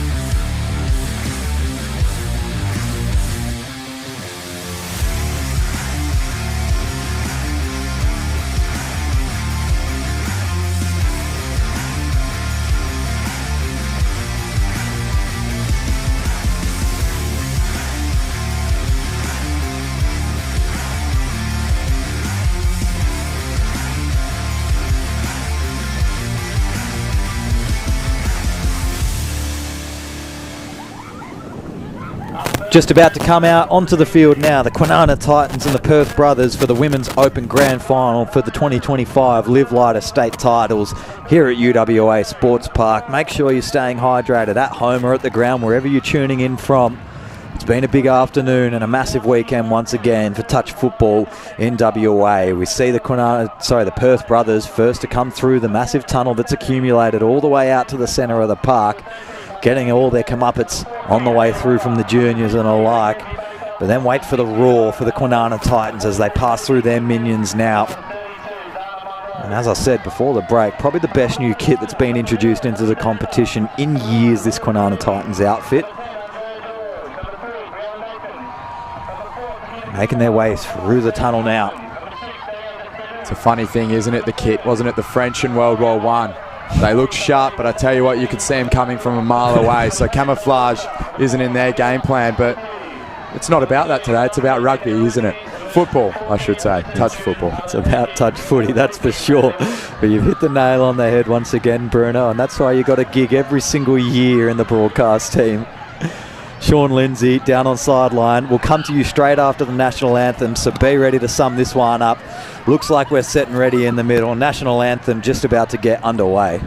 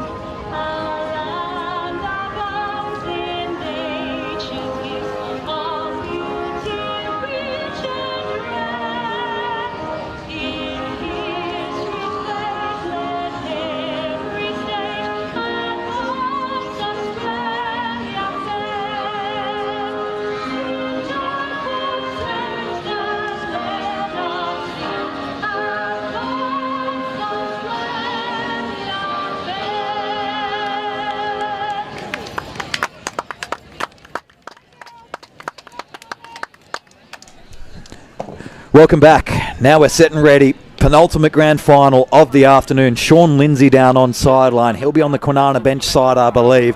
And how do they look walking across to you now? Yeah, they are walking across.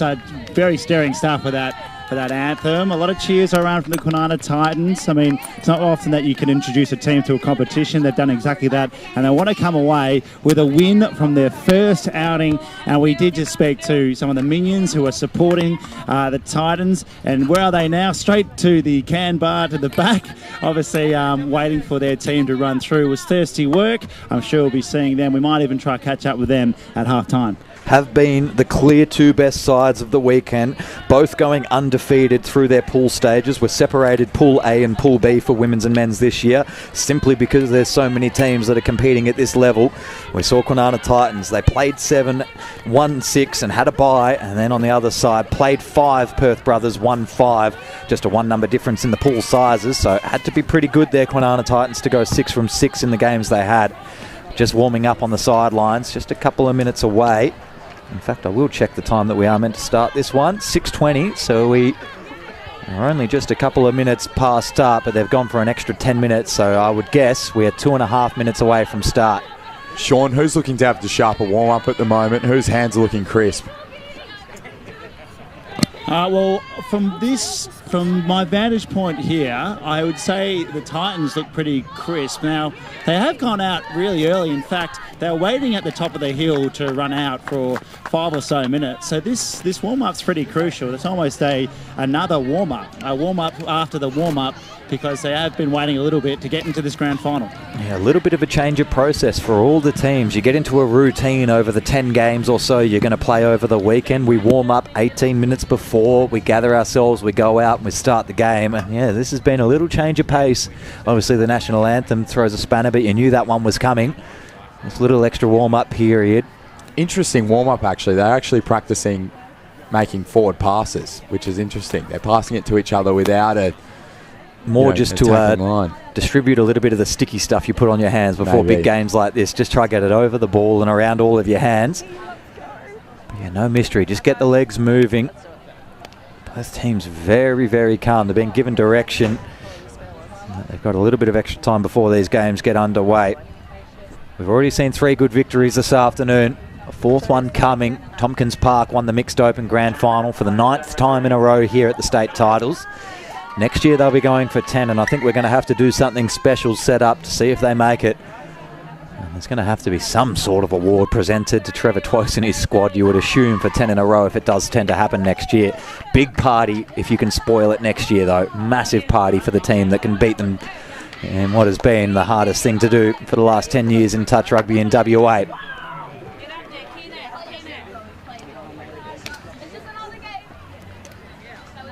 Looks like we're almost ready now, Bruno. Last chance to change your tip. Kwinana Titans, fresh kit, fresh team in the competition. You sticking with them? I am. They're new. Perth obviously won this last year, so I'm going to go Kwinana. I think they've got the outfit. They've also got the vibe. Just then in the team talk, all holding each other and looking very calm, interlinked. So, yeah, I'm going to go for them. Perth look a little bit, to me, bit underdone, so we'll see how we go. Underdone after 12 games of touch footy to book yourself in a grand final. We'll see. Tired legs will be a massive factor here this afternoon. If we've got time, Sean Lindsay, last tip. I'd say that I like Bruno's words there. I reckon Titans might have it here. I just listened to their pre-match address. Very calm, no voices raised at all. Just said, have some fun. We're here for the first time, and we're here to win a premiership, or a championship, rather. Premiership still counts, I'll take it, but it is the state championships. We can go either way. I'm going Perth Brothers. I like the class of this outfit, and I think they're setting up a dynasty of their own over the next 5 years. No one really disappearing into the 30s anymore from this Brothers squad. Set and ready to go in the middle. Taheki Cooper taps us off for the Brothers, running right to left across your screen. Shooters are early, and I think they're going to get away with it just because the play of the ball was relatively messy. Amari Little shapes on the inside here, gives it around on the loop. Long ball early, vacant wing, and took her eyes off the ball and looking at the paint. Lost control, turnover. Titans are going to get a really nice look at their sub box early here. Got to work up the wing, need someone looping around. George. Eventually, sorry, it was Albert, finds the runner eventually, lost control, hard touch penalty that call, and Kwinana Titans will get a fresh set of 6, just shy of halfway to lead us up for their first attack of the afternoon, 1 minute in. And Perth already looking a little bit flustered, caught in the emotion. They need to take a big deep breath here because Kwinana going to have a few attacking plays up their sleeve. They go fast. Just sussing out the guts at the moment, yet to go wide. Not the mistake that they were looking to find. So it's going to be Perth ball. Now they get an opportunity to just calm the nerves. Beautiful little step off the right foot there from Fisher. And she's a smooth runner. And she's done just before the 10-metre mark. So in the hands of Simpkins. Takes the touch. And no runners coming around the corner. So stagnant play here for Perth. Not what you want. You want to have that momentum. That's what generates holes. And holes generate some attacking point opportunities. Just going all the way back to the start of that subset. Well, now they've got the momentum back, so we do have to pay attention to see if they can score. Perth Brothers, great ball in the middle, 2-pass option, ball to ground, but somehow they've managed to attack the line. I was going to say, they had the winger beat on the very first touch after that turnover and really didn't capitalise and start punishing. Kwinana got in their face, shut it back down, and well, I thought they were going to stop that one about 30 metres out. Luckily, Perth Brothers got some momentum on final touch, but Kwinana subbing really well. Albert drops in the centre of the ground, looping hard. Nathan, the co-captain, outside for length Terry, and now they can go straight through the middle. Still stagnant, back foot, and it's going to be a turnover about 8 metres out. Albeit the turnover right play there from Nathan, just getting the fast ball moving and making ground. They look very dangerous at the moment, Kwinana. Need to get this sub pattern right this time, Brothers. Just a little lackadaisical, and maybe you guys read some good body language before the start of this game. But they can score tries and quickly, once prompted to. Robinson dumps well. Middle has to turn the shoulder the wrong way. Gets up in the face, lost control. Probably just forcing a pass that didn't need to happen. Turnover Kwinana again. Very hot start here, Nick. What's your first thoughts on the first 3 minutes? I do think brothers need to settle. I've got a crucial eye on the way they're going to run that sub pattern the rest of the game, because right now there wasn't much intentional the whole way. That'll be 6 again, or at least a replay. Very unlucky if that's lost control, so a big opportunity for Perth brothers now. They got relatively fresh legs on, just subbed off. They might send 1 or 2 across to the bench. Yeah, Farlink's going to do some hard work and switch out, so they'll send the whole pack and farm as well. They'll have 3 touches after this is all said and done to attack the line. Heather subs herself off as well. Fisher touched about 9 metres out. Just no speed on the ball as well. Fisher, she's a lovely step, but it's hard to step when you don't have momentum. Again, walking backwards. Brothers, it's the number 7 in Cooper, looking for a little gap, finds a little switch pass, and that might be try time. It is, so the ball's kind of come back, and it was Fisher. Lost control there, Bruno. A little excited, just a little excited. You see it's a good scoot through. Nice little pop off the deck by Little, but that hole was closing very quickly. Ambitious dive, but worth it. Lost control, Kwinana twice in a row. Just need to work on both sides sub-pattern. Maybe these are very fatigued women's teams at the moment, because this is an unusual first 4 minutes. We've got a good attacking line here. You can't give brothers these opportunities. Little will hold off in the middle. Taheki Cooper wants to switch out link, and now it's going to fall around 32. Come back to the open side of the ground. Nope, and they're going to dump it away. Lack of chemistry there. They're just not reading each other's body language well enough. The runners aren't running the lines they need to. They needed a short little inside ball there.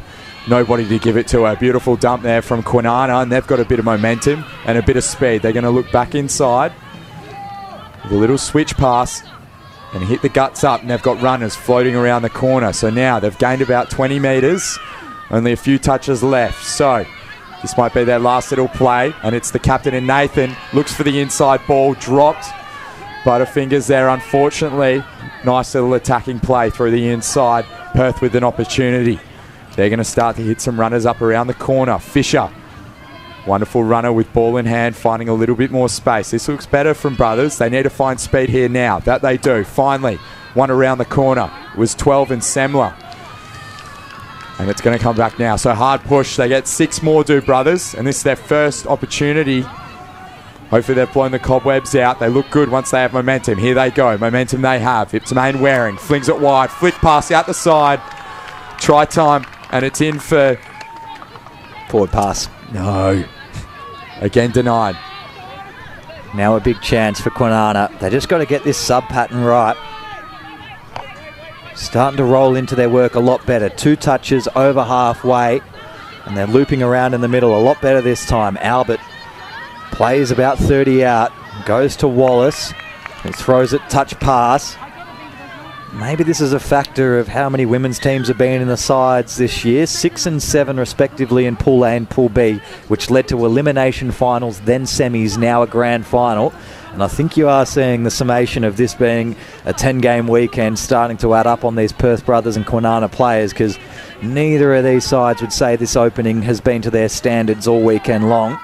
Still plenty of time left. Sean Lindsay, after this set, we're going to come down to you and just talk a little bit about the fatigue levels already of Kwinana. Scooting through, Heather gets through half a gap, going to get called back.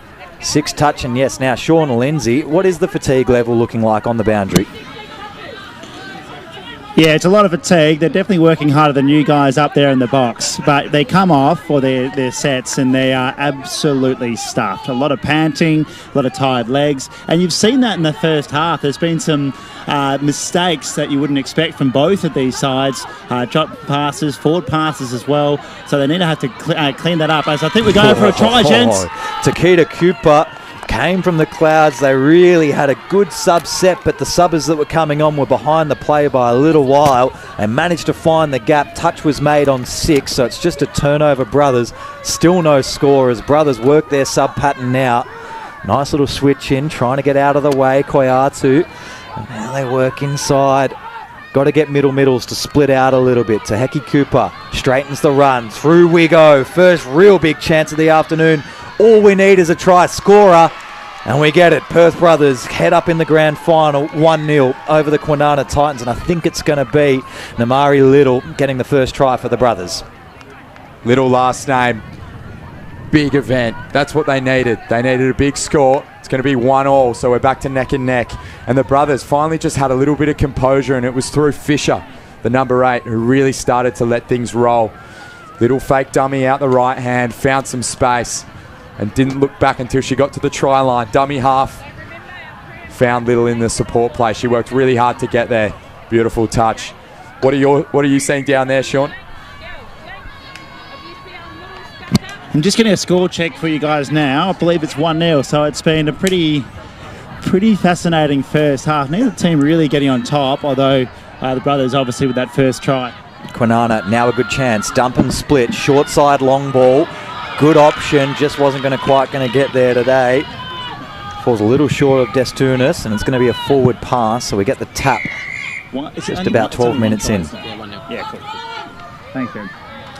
Producer Dave selling Bruno up the river, so we had to force the score check really early in the grand final. That's all right, Brothers. Really good inside ball. They're starting to work this sideline out. Manwaring dumps it halfway, tipples through a couple of hands, and Robinson can go down nicely. Key attacking unit on. Robinson again on 5. They're a bit too far out on last. Robinson receives it in a hole. Touch made. 6, and we get a turnover. Starting to really roll a little bit better now. Kwinana need to take pace off, I would say. 6 minutes to go in the first half, and touch pass we're coming back for as well, which helps out a little bit. Gives them an extra 15 metres. I think we're seeing a few people from Kwinana starting to overplay their hand. This little play down the short side might work nicely though. Lovely touch. She's gained about 20. Now they're looking inside at the guts. Not much on offer, so they'll just take ground. Up is 15. Looks to be Wallace. She shifts it. Another one will do a try, but it was a good touch at the end. Beautiful shoot there from the Perth Brothers winger. And now we're looking inside. Try time eventually, and they've found the line in George. Touch pass. So it was a touch pass. It's going to be Brothers ball, 5 out, and they've got to take it quick. 5 minutes to go in the half. They go wide. Tied legs out on the ground. Minds ever so searching. So 14, Heather looking for some space. Shooter's really good there. The defense holding up very well, isn't it, Nick? And making good decisions. Ball in 2 hands. Lovely there from the Perth player. They shift it wide now. Another wide looping pass, and it's 16. Tiamo in the corner, diving. What a lovely little scoop from her. And tell you what, they've skipped out to a little lead here, and the Kwinana girls looking a little bit flustered coming into the 5-minute mark. Yeah, I thought they had that defense sorted on this attack. They really sent the shooter up, forced that second pass, but on the outside, a little bit lazy, 3-4 metres behind the line of attack, and just gives Perth Brothers that opportunity to open you up. And yeah, well, it still needed a good ball and a good finish. 2-0 now. Kwinana really got to settle in, complete a set, just keep attacking the line. They'll break soon. Switching in. Nice little chance to have a look at the line. Nothing really on offer here. That's a weird ball to throw early in the set. Winger gets touched out wide. That's last. Might be 4th, but I think it was last. They've still got to touch up their sleeves. Dump and split. Left-hand side, Cooper will go. Could get it back. Instead, they open up the winger. Touch made. Really good Macy Simpkins on the far side. Diving across. Oh, she's not having it too. It was Smallman, the co-captain. And I tell you what, Perth are away down the blind side with Claire. Flicks it back on the inside now. Mainwaring just dumps. And they've got some runners shooting around the corner. Looking good here at Perth. They've really spiced up their attack. Back to that stagnant play. Good shooter. Forward and was that a touch pass? I think it was. Forward pass as well. So Kwinana, they get a chance to reset and try get some more momentum. They look so good when they have runners around the corner, but right on the line they seem to choke the ball. So nice little dump here. Defense is on the back foot, but again, Kwinana just struggling to get players around the corner in these last few minutes. Spent a lot of energy early, so the skipper now, Nathan, waiting for them to come up so they can get them back on the back foot, and that they do. Number 3 flicks it back on the inside. The 2 sisters trying to team up. It's a readable quickie, but it still could work. You've got a really hard commit as that dropping middle. force that shootout, get in the passing channel. I mean, 6 again, not the worst result. No try scored, but still alive here, the Titans. Ooh. Neither here nor there. It will be a penalty, but it wouldn't be an egregious one. That was a little bit unsavoury there from Perth brothers, but good acting skills if that was the case as well from Kwinana. So they're going to reset, and the Nathan sisters trying to do it all themselves here. They need to use their teammates, and now they team up once more again, and I tell you what, they've written it wrong, and they've done it well. It's going to be called a touch, though. And there's a little bit of spice left in this rivalry, Nick. She's telling her where she can go tell her story. And that would be, of course, walking off away in the opposite direction. They're still set up again. Can't lose all of your patience early in this one. Switch it around back in, Nathan. Need to find a 32 instead of a middle, I think. There's just no way in because, yeah, you caught yourself with flat passes, short-sighting. I don't think middle plays are going to work this afternoon against Brother. 32s, run middle for Link, drop it down, scoot through. You'll find a way through eventually. You just can't let this lead get out too far before you make that change. Brothers will go to the sub box now. Galiki Koyatu dumps and subs. No one really coming on with urgency, so Simpkins just plays for the opposite winger. Settle down, Toby. Koyatu again. Real casual. Yeah, they've got Kwinana already out on their feet a little bit here. Tired legs rolling in. Line the call, Little. Long ball gets taken after. Whoa! That's try time. They've already waved it away, but yeah, I'd like a slow-mo. Even if camera 3 was in any sort of realm to see, that'd be nice, because there's a case to be made that got grounded fairly, even though it was bobbly. Real slow here. Oh, that's a try. That looks ugly, but I've got to say that's got downward force. The referees do a very good job, though, and it did look ugly. No video replay. 2-0 the score remains. Kwinana on a big attack. That's the one. Make it look obvious, and the referees will pay it. So it's going to be Kwinana. They go to shift it wide. Not sure what's happened there. I think they've used their 6, so it's going to be Perth ball. They survived another onslaught, have Perth. And Kwinana, they just look a little bit out of touch with one another. They're almost trying a little bit too hard. Get back into their system, get back into their structure. And that's going to set us up for the half. So we come back now. Play continues. It's going to be touched. And that's us. Sean, thoughts on that half? A bit fiery.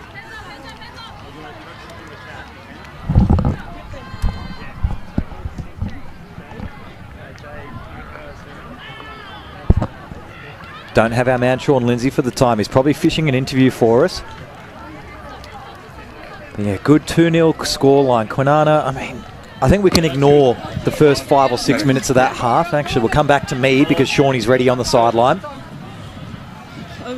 Yes, I do have the captain, or co-captain, Jade Smallman here. How do you see that first half? A bit of a deficit, but I'm sure you guys will bounce back. Yeah, no, it's everything that we expected from coming up against Brothers, but we just got to grind and try and stop them on their flow. So good work to them, but our girls need to pull our heads in. It's a pretty physical game. I'm sure you're fatigued in your legs as well, but it's also quite physical for a game of touch. Yeah.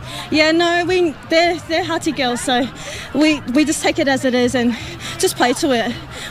That's all we can do. Just play to the refs and just hold our own. Well, good luck for the second half. Hopefully you can bounce back. No worries. Thank you. Jade Smallman, co-captain of the Titans. Thank you very much, Shawnee, on the sidelines. We'll come back after a short little break and we'll break down what Kwinana can do to get back in this Women's Open Grand Final for 2025.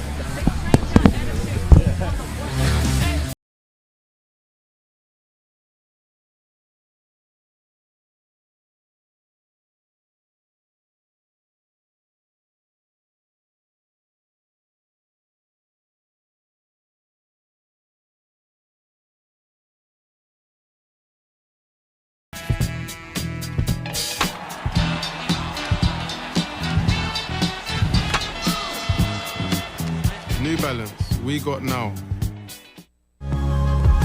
My name's Adele, I'm 44 years old, I'm a project manager. I love swimming in the ocean and cups of tea. Swimming is something I've done all my life and I come back to it when I need to, especially in the summer.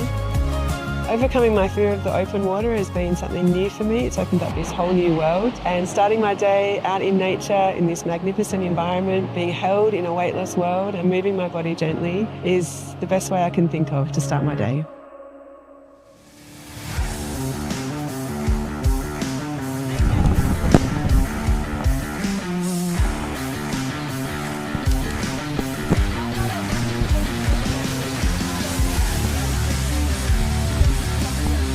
Welcome back.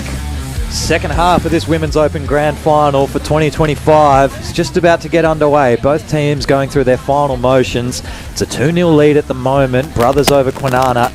And just something we wanted to break down before we get into this second half. Kwinana, new side, making their way through this women's division really effectively. And you can see fatigue's a factor. But I think where the struggle is at the moment is they've never really transitioned to what plan B is, Bruno. Plan A has been quickies with the Nathan sisters in the middle of the ground, and that's building frustration for the attacking unit. They need to find a plan B. 100%. They need to start using a few more players than just the two Nathan sisters. You could see they started getting frustrated at one another when their plan A wasn't working, which was to hit those middles up the guts. They need to start finding players on the outside and link up to an edge. Sean, what were you seeing out there late in that half, mate? Well, I saw that the Perth brothers really started to arrest some momentum, and they certainly finished strong. They looked the more polished side at this stage. At halftime, I did wander over to the Perth brothers bench, and they did speak about that momentum. They said they're going to have opportunities that they need to take, and this was the final words before they went out to the second half. You've got 15 minutes to go and do it, so go do it. How's that for stirring words? Just do it is basically where you could pull that one from. I don't mind it at all. The brothers in control here with 15 minutes left to decide the Women's Open champion for 2025. Big game of touch footy here. I'm excited. Probably ignore the first 5 minutes of this fixture in that first half. The players warmed up, then went cold due to a late start to the game for a reason we haven't found. No problems by anyone. But I'd say that's just where we saw that scrappy first 5. So that takes 5 minutes of this whole 30 really out of both players' hands. Then we saw brothers get in their work. 2-0. Can Kwinana find something different? Is it a 32? Is it trying to shift the defence away from what looks to just be a basic shut defence? Can they force an eye defence through something special? Well, the next 15 minutes are going to tell us. Kwinana tap us and get us underway. And that's kind of the angles we're looking at there. 32 down on the right-hand side. They'll maintain position on the right. Switch out Heki Rawadi. And immediately find themselves goal line attack. And we are into a middle setup. They're going to try and think their way through this one. Remember, the middle wasn't working. Interception. Great. It's Fisher. She's fast. Touched around the ankles. Lovely touch there from Kwinana. Try-saving stuff. Now, Perth, they get to have a little mission through the back end of their field. They shift the ball wide. They're going to work it to an edge. Try spread the field come later on in the touchdowns. Now marks 3 in the hands of Toby. She takes it. They're about 30 out. Robinson looking for options. Takes the touch, and now with Heather. 2 hands. Lovely little shift. One more give. This might be on in the corner. And a lovely dive. And she's got a double. It's 16 Tiamo. And I tell you what, she's on fire, this little firecracker. Just really good work by the brothers. Oh, it's gone forward. No, not again. 2-0 the score remains, but brothers did a really good job of turning the shoulders, forcing a shut to the right-hand side for their respective defence. Yeah, forced a good switch back long ball just forward. Score remains 2-0. Kwinana, really good subset actually. Get up the other end. Can go down all the way through. Middle, claims the touch. And they will go 5th touch. Honesty's the best policy here in touch footy. Short side, they're just going to dump it for 5th. That's fine. They had an opportunity to go through. Just got done by the fingertips. Looking better from Kwinana there, though. You can see when they start to shift it wide, holes open up because Perth have been so used to defending in tight to that ruck. They shift it wide now, again using the edge. And again, they have players coming around the corner, so they're going to try and chew up about 40 metres here and end up 20 to 10 off the line. That's the goal. Set up. Brothers will go straight now. Toby needs to get back underneath. Unfortunately, goes over the Lynx head. Good push there from Destoyner. She pressed her man, forced that extra pass onto a bit of grass and forced the turnover. It's a risky one as a winger that far out, but a really well committed shot. Forces a good turnover. Can Kwinana roll with the same sub pattern they just had that seemed to be quite fruitful? They take the high link, have to isolate them and go again. And they do end up working it. They go link, wing, link. Now it sets up nicely. Albert throws it out wide, offside potentially. Yeah, really good once again. That's the link offside. They isolated it well. 6 goes at the line now. Kwinana Titans, Terry. First with ball in hand, gives it inside to the other Terry. Dump and split. Oh, penalty again. Must be offside. That's the first goal line penalty though. Haven't seen too many 4 subs this afternoon from repeated infringements, but that's the counter at 1. And Kwinana need to not give this one away. Rose to Terry. Receives this back on the inside. Splits right, ball goes left, diving underneath. Touch made. Never there. Really good. First one for the Titans. Brianna Nathan beats her middle on the outside. And now, all of a sudden, the margin's in half after all this good effort from brothers. 1-2. Sean Lindsay down on the sideline. 6 minutes to go here. Sorry, way more than that. 11 minutes to go here. What are you seeing after the first couple sets in the second half? Don't get ahead of yourself, Nick Neary. No, I tell you what, that try right in front of the Minions, and they were up and about. I've never heard a Minion get so loud, although I haven't seen any of those movies. But no, as you can see now, it's Perth Brothers getting into action. Good core ball all the way over the top. Destunis once again shuts in hard from the corner, and Brothers answer back immediately. Good ball over in the corner. I think might be Robinson try scorer. Certainly was a 2 involved there. Dump and split. Little goes well, throws it out. Galiki Koyatu, easy long ball. 50-50 on whether the winger could shut or not there, but happy with the policy if that was the play. I think the Minions have just been shushed there by Perth. They've done really well to answer back. Again, that fast try just causes a bit of doubt in the opposition's mind. They can't go anywhere. They can't get a try without the other team scoring one as well. So in terms of mind games, that's going to break Kwinana spiritually a little bit. Setting up goal line attack again. If they can answer back here, Brothers will start to get a little bit nervy under the toe. Cooper splits left, could get it inside again. Coverage is there, 5th and last, so they're not set up really well. They'll dump this out on the left-hand side of the ground. Long ball coming. No, they don't get it. Touch pass. Silly mistake. Very silly there. Any chat on the sidelines from the coaches there, Sean? They're pretty up and about here, very animated. Obviously had a pretty good start with that try, but then conceded straight away. And the coaches for the Titans, there are a few choice words being shared with the players, that's for sure. Lost control. In fact, not straight, full penalty. Kwinana Titans will have a good look at the line here. Destunis just filling in at half from wing. Eventually get it back into Cooper. We'll work with Heki Rawadi. Really force both middles high, and a good drop. That's good footwork. Should have thrown the pass if that's touched, but it looks all clear. Just wait for some communication out in the middle there. He's got a lot to say, the umpire. Penalty offside, touch made. Yeah, no touch. We're going to award the try. No touch out here by the link. Glad we got that one all cleared up. 2-3 Kwinana. Could have been a real big miss. They were under some advantage and nicely scoring over in the corner. Just thought for a second there. Once again, you've got both middles high. You force a link high. You don't even have to go in for the touch. Just move wider. They're really pressing you in the middle of the ground. Don't be afraid to get wider, and it works again. Wallace has been a live wire. She just seems to create plays, as Fisher does as well. A little step, jink off that right foot, bamboozled the opposition. Few ankle breakers today. That one would be in the top 2, I reckon. And Perth making some little inroads. They're just going to hold it up and play it fast. Fisher again, short little pass. Inside ball was on. Poor execution, just missed the target. Kwinana ball, they start from 1. Can they keep working the subs? Get outside of the shooter, make them work really hard in defence. Little's got a lot of ground to cover back in the middle of the ground now. Subs will start to roll on off second touch. Wallace gets a well-earned break. Nathan, co-captain, left behind. It just kills you. It just kills you. I'm sure the Minions would not like that one. It's a kind of mistake that just rubs off any momentum you've built, especially on the back of a great Wallace try. So Perth back in the game, and they're going to rely on their structure to get them through this next little passage of play. They look very calm, very collected, as we see Robinson take the ball up, gets it back on a little 1-2 scenario. Drive the middles here. Heather, and as they say, they do.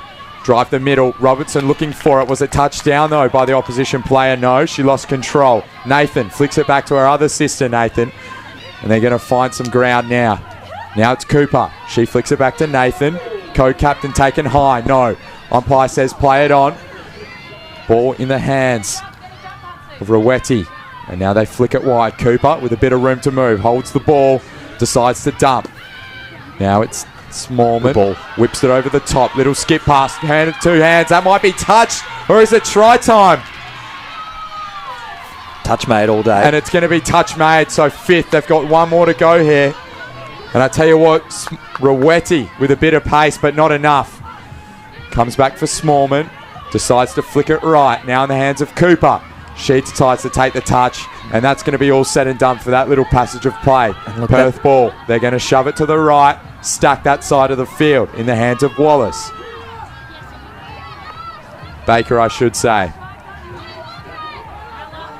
They're very calmly working their sub pattern now. Not too many metres gained, brothers, but they're certainly showing body language of a bit of control there. Driving the middle once again. Link needs to go down for wing. That one could be forward. Lost control anyways. But dumping it on the right side of the ground. This is the kind of little break Kwinana will love. Shadows are being cast over McGilvray at the moment. Shade is going to create a bit of speed for these players. Been in the sun all day. Now a bit of relief. What does that do for the legs? They're over the top now. Skip ball. Beautiful little play there, and they need to keep it rolling. Subs come off the bench. They're going to start running around the corner. George takes the tap. Now they go wide through Wallace. She just shovels it on. Take the touch. They've got a bit of speed on the ball. Wallace, little inside out. Jobby. All she needs to do is put it down. It's touched. 5th and that's last. 5. So they've got 1 more opportunity here. And Wallace, she's going to try go herself, goes inside.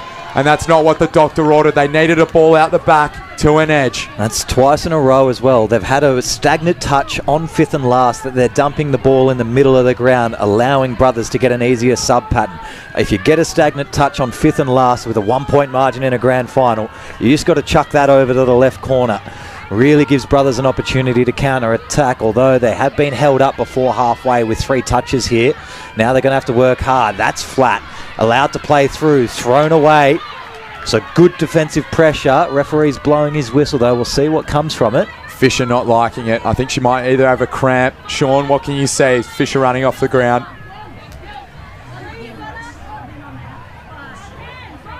No Shawnee, but we'll assume it's that left hamstring that's taped up pretty strongly. Kwinana still subbing well.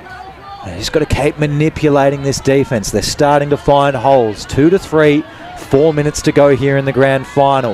A cutback's on for Nathan. Pulls out of it, but now they got to spread the defense. High middle, left is the side to go to. They go right, touch made by the Link shutting in. Finally, they had the inside ball working. Beautiful little press there from Perth. Great D, try saver. That's what a premiership winning team does. Can they keep doing it? Because the onslaught's not over. Little 1-2 tap on, and that's going to be the 5. Perth ball. 4-minute warning, ladies and gentlemen. That's a better place. Coming down to the wire. Much better place to dump the ball. Just look how many passes it is to get to the left-hand side of the field now. Puts that extra bit of pressure on brothers. Winger has to come in to make the touch. Now the links and middles are going to have to cover even more. Shooter. Ruled good. Good touch. Hanging in there out wide. It's been a good game by Destunis when involved. Has been handy. Ooh, turns around the corner. Middle darn. Wing. Open ball in the corner. And Maisie Simpkins will go in and score another. 4-2 now. Brothers have a 2-point lead with 3 minutes to go. Really good work on the sub side. Forced Destunis to make a couple of decisions. And then you see eventually shuts in for the second time, and Simpkins easy dot over in the far corner. Simple catch and pass. Kids at home, that's how you do it. Run straight, pass sideways. None of this across the field kind of stuff. Using numbers to their advantage. Weller, Perth. Wallace is going to have something to say about it. She scoops up the ball, dishes it now to Webster. Back to Wallace, just pointing troops into their places. She's going to collect again. They dump No fast. touch. She's collected her own ball. No touch. It's going to be try time. Wallace, smart thinking on her feet, and the little whippersnapper's got a second. Did really well to not lose control of the ball there. I think it was already half touching the ground and never relinquished control of the ball and allowed to play through. That really keeps things interesting here. 1 point in the margin, 2 minutes on the clock. Just need to hold this set. Shawnee back on the sidelines. This one's getting really nervous. Yeah, it's a really, really intriguing game. Obviously, Kwinana are sticking around, and just before I was getting a bit of information about Fisher, she has a slightly injured left leg. You can see it's strapped up. It wasn't that. That was in fact, she's just almost gone over now. No, she was touched. But that leg has caused her a bit of trouble across the championship. It was just a heavy knock before they had her sidelined. They've called a quick little play here. Inside ball is available. Need to dump and go again. Instead, they throw to the far side of the ground. It's going to be a turnover with a bit of distance to cover. 90 seconds, and they need to be quicker with the ball here, Kwinana. They've got nothing to lose. They need to go from the first one. Maybe 1 or 2 dumps, and they need to look wide. They're not going to have time to get 2 tries if they play it through the full 6. Here they go. Caps on. Shift it wide through Albert. Gives it to Nathan. A drop and scoop. Now they need to look to go wide, but they're going to go through the guts again. Maybe one more time. They're running low on dumps. Number 3 friends it wide. Nathan. And she's touched. Went for the little offload late. Too late though. Skip pass down the side. That's going to be try time. And I tell you what, we've still got 40 seconds to play. All's here play here down at McGillivray. Sean, what can you see sideline, mate? Vibes look like they're running high. The Minions have gone wild, gents. We have got a ball game with only a few seconds to go. 40 odd. Should be a tight finish. Yeah, that is one mistake the brothers didn't think they were going to make in the final minute of this grand final regular time. Destunis gets the try on the far corner. Now they're going to dump on down. All you have to do is hold off this set. Force the drop off. Toby will loop around left-hand side. Number 4 receives the ball now, can cut back in. Middles have shut in really nicely. Touch made, 5th and last, so all you have to do is be stagnant in defense. They have to score off this in order to shut it out. Siren sounds, ball's live, touch made, we're going to a drop-off. Didn't know if we were going to get one today, but now we certainly are. You reckon you've got this, Bruno? Rattle off a drop-off in 2 minutes flat. Well, we're all out of our seats here. And it's going to be the drop-off rules. So what happens is either team, they're both going to reduce their players down to 4. So one goes off. They're going to start from a tap at the halfway line. So the team that didn't start the match with possession. So they're all giving each other a little high five here. So who started with possession at the beginning of this game? I think Kwinana started the second half. It's whoever was running right to left, yes, which I've already forgotten. Kwinana will start with ball in hand. And now with the rules the way they are these days, there's right of reply and everything. We're going to play a full 2 minutes here at 4 players aside. If the game is still tied after those full 2 minutes, we will drop another player. We'll go down to 3 aside, and we will continue playing until everybody falls over or someone scores a try to win. Another thing too, substitutions are still allowed. So even though you may have 3 people on the field, you can keep cycling until that try is scored. That is if none is scored in the next 2 minutes of play. So bit to play for. Should we make some calls, boys? Sean, you're listening in on it. What are you saying there, mate? Well, I'm just down here at the Kwinana dugout, or the group that have gathered together, and they're just going through who's going to be that starting 4. Obviously, it's crucial for a good start, and this what is a do or die sort of scenario. It has dropped. The temperature has dropped remarkably. I don't have my thermometer out, but certainly the sun has gone over the horizon. The lights are on here at UWA Sports Park. It is very comfortable conditions for championship footy. Thank you, Shawnee. I didn't hear a pick in there at all, but we'll trust that you're probably going with Kwinana like you have all day. Brothers probably have the class for me. Bruno, you're sticking with? We'll go back to Sean. Sean, are you going to stick tight with Kwinana?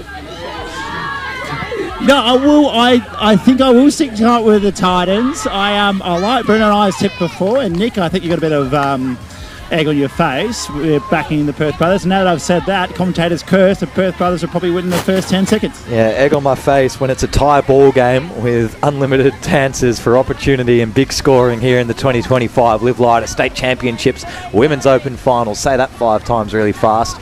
We're all set and ready in the middle of the ground. Looks like it's going to be Kaylee Wallace to tap us off for the Kwinana Titans. 2 minutes of play for the first period of this drop-off. I'm going to call it. I think the team that scores first will win. What that will happen is it will cause the other team too much pressure and they'll start to overplay their hand. Whoever gets first dibs on that try line will win this game and win the championship for their side for 2025. At the moment, it's Nathan just looking for options. She's got space on the short-hand side.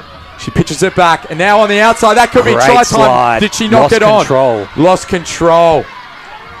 So that was Heke, and she's lost control right on the line. Webster, sorry. And now they're going to take off. Remember, it's a 4v4 in the hands now of Main Waring. She tries to turn and burn. Waiting there nicely was Kwinana. Kwinana being very patient. Now in the hands of Tamaro, the little live wire. Looking for a bit of space. Subs start to come on. Good ground taken. Fisher off that left foot. Fisher off the right. Sells the dummy. Now she's got to go over the top. No, touched. And it's going to be dumped. They can 5 metres out. They've still got a couple more touches to go. Fisher again off that left foot. Looks for the inside out. And that is the biggest panic screw up of the day. That's a choke, ladies and gentlemen, but that's what happens when it means so much. 1 minute to go until we enter into 3-a-side. Walking it up calmly. Webster will sub off. So it comes on unit number 2, working their way into this. Nathan wants to find a switch in. They've dragged the winger out as wide as they possibly can. Smallman inside for Karratha. Wants to split these two. They can bounce out on the next touch. Where do you drive in the middle? Do you go through the centre here? Looks the most likely. No touch offered. Have to hit the line and bounce out hard. Underneath, try scored. Touch called by the umpire. I didn't know if they made the line or not. Big call by the referee there. Got to stay calm. Still got one up their sleeve here, the Kwinana Titans. It will be through Charmaine Nathan, the co-captain again. Pops it over the top, netball style. Hold it, and they drop. So they've only got one touch in this last little period here. They can have a go if they want, Perth brothers, or they could surrender. We are live. Touch made. We're going to 3 and unlimited time from here on in. Both teams got to drop one player. Patience while they have a chat and figure it out between themselves. Brothers have run a sub in the meantime as well. It's a smart rule that not many people know. You can make a sub during this period as well, and brothers have made one, which is going to help them. This is what we wanted. This is what the crowd wanted. We all came here for a ding-dong finish. They try burn on the outside with Main Waring. She tried it before. She's got to be careful with that touchline floating around in the area. Inside ball to Fisher. And Fisher takes it. They stack the left-hand side of the field. On now is Tiamo. She's got electric feet and touched. Unlimited time now. What do? Do they roll their subs and buy a bit of time, or do they go for the kill now? Main Waring wants to go for the kill. One more pass would have had Tiamo out in space, but she's lost control. Kwinana ball. That's a very tight but a very good call. Kwinana have to sub. They don't need to rush this. It's not really about meters here. You just got to patiently work into this. Isolating herself is Wallace, and needs to just be calm. Now they've got 3 fresh legs on, and they can go straight through the middle whenever they so choose. Webster patiently at half. The other one out there, Brianna Nathan in number 3, who will be half on this occasion. 32 down, even though it's 3 on 3. Side, no. Doesn't give the ball. 5th and last. You have to dump this out wide. Half needs to throw it and throw it again. Try! Shouldn't have scored there. Navarro Tamaro doesn't come in. Thought there was an extra player, and Kwinana Titans win in extra time. 3 minutes in, 3-a-side. And the Kwinana Titans, well, yeah, they've just come in to this competition in their first year with the best kit we've seen in years, and absolutely stolen one from the brothers in extra time. And just look what it means to the Minions, who are the first out on the park. Little Kevin's in there. What a round. What a final. That's what the doctor ordered. And I tell you what, ladies and gentlemen, we just got it delivered. That was an awesome final. Ding-dong finish. Everybody was writing them off. In particular, a man called Nick Neary. But Sean, you had them all day, mate. It's just a tip. I can't write anyone off. Shawnee's making his way out there, I'm sure. We'll find him in a moment's time. He's just fishing around for a compatriot to talk to. Probably wants the try scorer if I know Sean. Sean looking like a lion in the Serengeti, hunting down his next victim of the interview. What a good win! What a good win by Karratha Titans. Though it takes a lot to come out on a stage filled with experienced patriots from the Perth Brothers team. I mean, they've played the most games this weekend out of anyone this women's open division, and that stamina and a drop-off has really come to play. Sean, down to you. Some people call it beginner's luck, not me, however. Karratha Titans, first time in the competition at championship. I've got Kaylee Wallace here. Congratulations, how are you feeling? Awesome, really, really good. The girls were fantastic. Brothers were hard as usual. We knew they'd come out really strong and firing, and they wanted to win it. So I'm just really proud of the girls. It was awesome. It was really early, as you said, but you took it all the way to the final side and then into the extra time period as well. The legs must be feeling sore. What were the words going into that final period? Just stay calm, composed, and just do what we've been doing the whole tournament. Yeah. What do you do now? Celebrations, obviously. Championship win. What do you do now? Yeah, be with the girls and have a good night and just reminisce on the weekend that we had. It was awesome. Brilliant. Hey, Wallace, thank you so much. Thank you. And congratulations. Back to you, Jeds. A tremendous victory for the Karratha Titans. Perth Brothers women's. Well, they couldn't defend the crown this year, but they've still got one more chance in the Men's Open Grand Final coming up right after this short break. It's Northern Men's taking on Perth Brothers Men's in the WA State Championships Final for 2025. We'll be right back.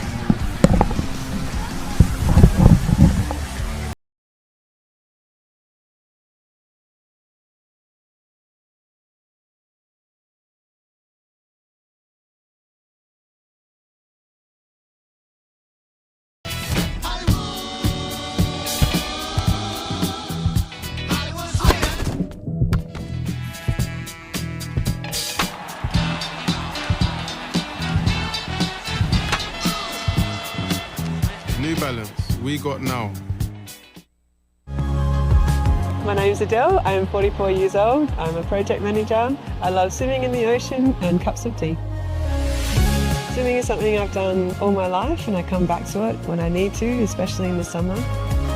Overcoming my fear of the open water has been something new for me. It's opened up this whole new world. And starting my day out in nature, in this magnificent environment, being held in a weightless world and moving my body gently is the best way I can think of to start my day.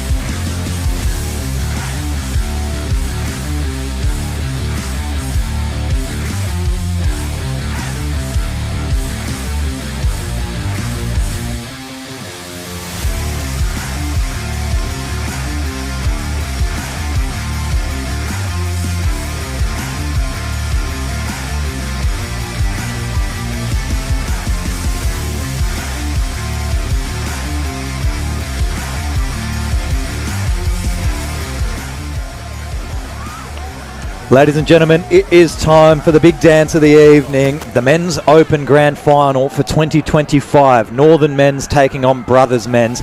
There's been a very good history between these two sides the last 3 or 4 years. First up, we're going to go through the Brothers team list, who won Super Series in 2024. They lost the state championships in 2024 to Northern Spirit, and they're out here looking for revenge this afternoon, as they just saw their women's side just went down, so it's all on them to bring home one of the major silverwares for the club this year.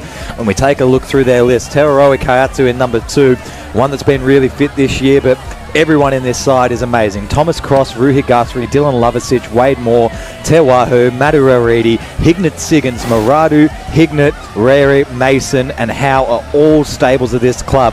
New additions of Rapera and the other sides like Wade Moore all start to play a part in this team. Where they are in this outfit, I don't know.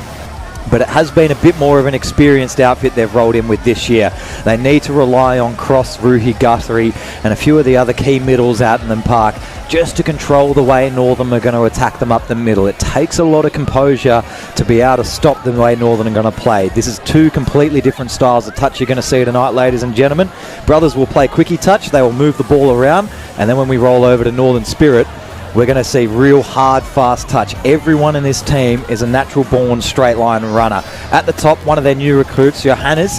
I do know a little bit about him, and certainly is going to fold into this team quite nicely. Jacob McNamara, we've seen for the last couple of years, just hit his stride and never fought. Koia Heke, really solid middle, likes to fold out into the link. Dion Corello has been captain, co-captain at various points through this club's history, still holding it up as long as his knees still exist. Kelly and Buckley and Metcalf, 3 guys that are also getting on in their career, but as long as they don't have to change directions, they're happy. Caleb Roberts, the young middle, threw in with Hayden Derui as well. Those two will form that B-side attack, that more flashy sort of play out in the middle of the ground. They want to work each other hard. Grant O'Connell and Michael Beattie, 2 other older blokes. Grant O'Connell will run through middle and link as straight and as hard as you've ever seen a touch player run, and this is one of their other new recruits, Michael Beattie. He has to be on the wing. He's a big man, but he's a very experienced winger, has played for Fremantle for years and never really lets the team down. A couple of other key ins, obviously Jeremy Wallace is their Stableford main middle out in the park. As long as he's fit and healthy, he's going to have a big part to play. Kaya Walker will be amazing, and Oregon Penny, who in the last couple of years has come back from mixed because he wants to fold it with the best. With Men's Open, Oregon Penny is one to look out for tonight. That's as much information on the touch players that I can give you. We'll go down to Sean Lindsay on the sideline now. Thanks, gents. Thanks, Nick. Comprehensive as always. And I'm just down here. Guess where? Of course, I'm here at the refreshments tent, and the crowd is absolutely swelling. We've got minions down here. I saw a couple of police officers. Well, they were dressed as police officers, of course. And these people here are ready for some championship footy. Now, let's just see if this goes as well as it is in rehearsal. Can I get a cheer for everyone? How excited are we for some footy? Who's going to win? I think that's the Brothers, according to the crowd, but we'll have to wait and see. Only moments away from the teams running out. Thank you very much, Sean Lindsay. We'll check in through the game. 30 minutes to decide between these two. Northern Spirit have won the last 2 state championships after a long drought of this team not really existing in the competition and building back over the last 10 years under the guidance of Jeremy Wallace, and then followed in obviously by Dion Corello and his family that have taken strides through this Northern club. We've seen an amazing burst of spirit out of Northern, who are named Northern Spirit, now entering 2 men's teams and 2 women's teams in the open divisions this year. Bruno, you're new to this Northern Spirit outfit. You like the Perth Brothers, but Northern Spirit, does the White Lightning scare you? The White Lightning does scare me. And, you know, not only because there's shadows being cast over the oval, but because they're a dangerous team. And they can well and truly knock over this side. Sean, in terms of the crowd numbers, what are you seeing down there? Is there a lot of Northern Spirits crowd? Well, he might have lost his in-ear monitor for the moment, Mr. Lindsay. Get it back in. Looks like there's a big crowd coming down now. This is Northern Spirit entering the field with a big tunnel.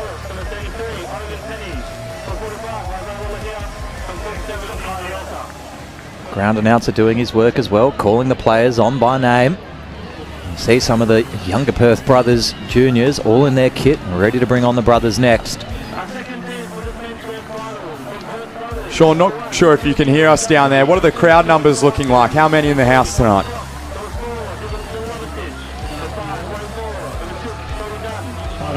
Hold on.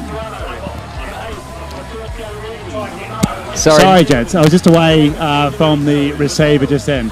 No, you hit the nail on the head before.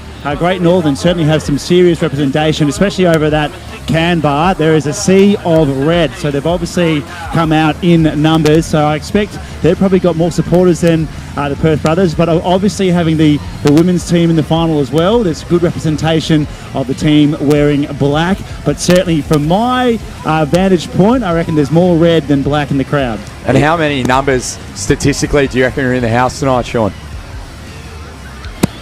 Oh gosh, I've only got 10 fingers to count. Probably 500, I reckon. There you go. Fair enough. Thank you very much, Sean Lindsay. We'll come back to you one more time before the start of the game for your final pick of the evening. Looks like we're set and ready for some national anthems right down in the middle.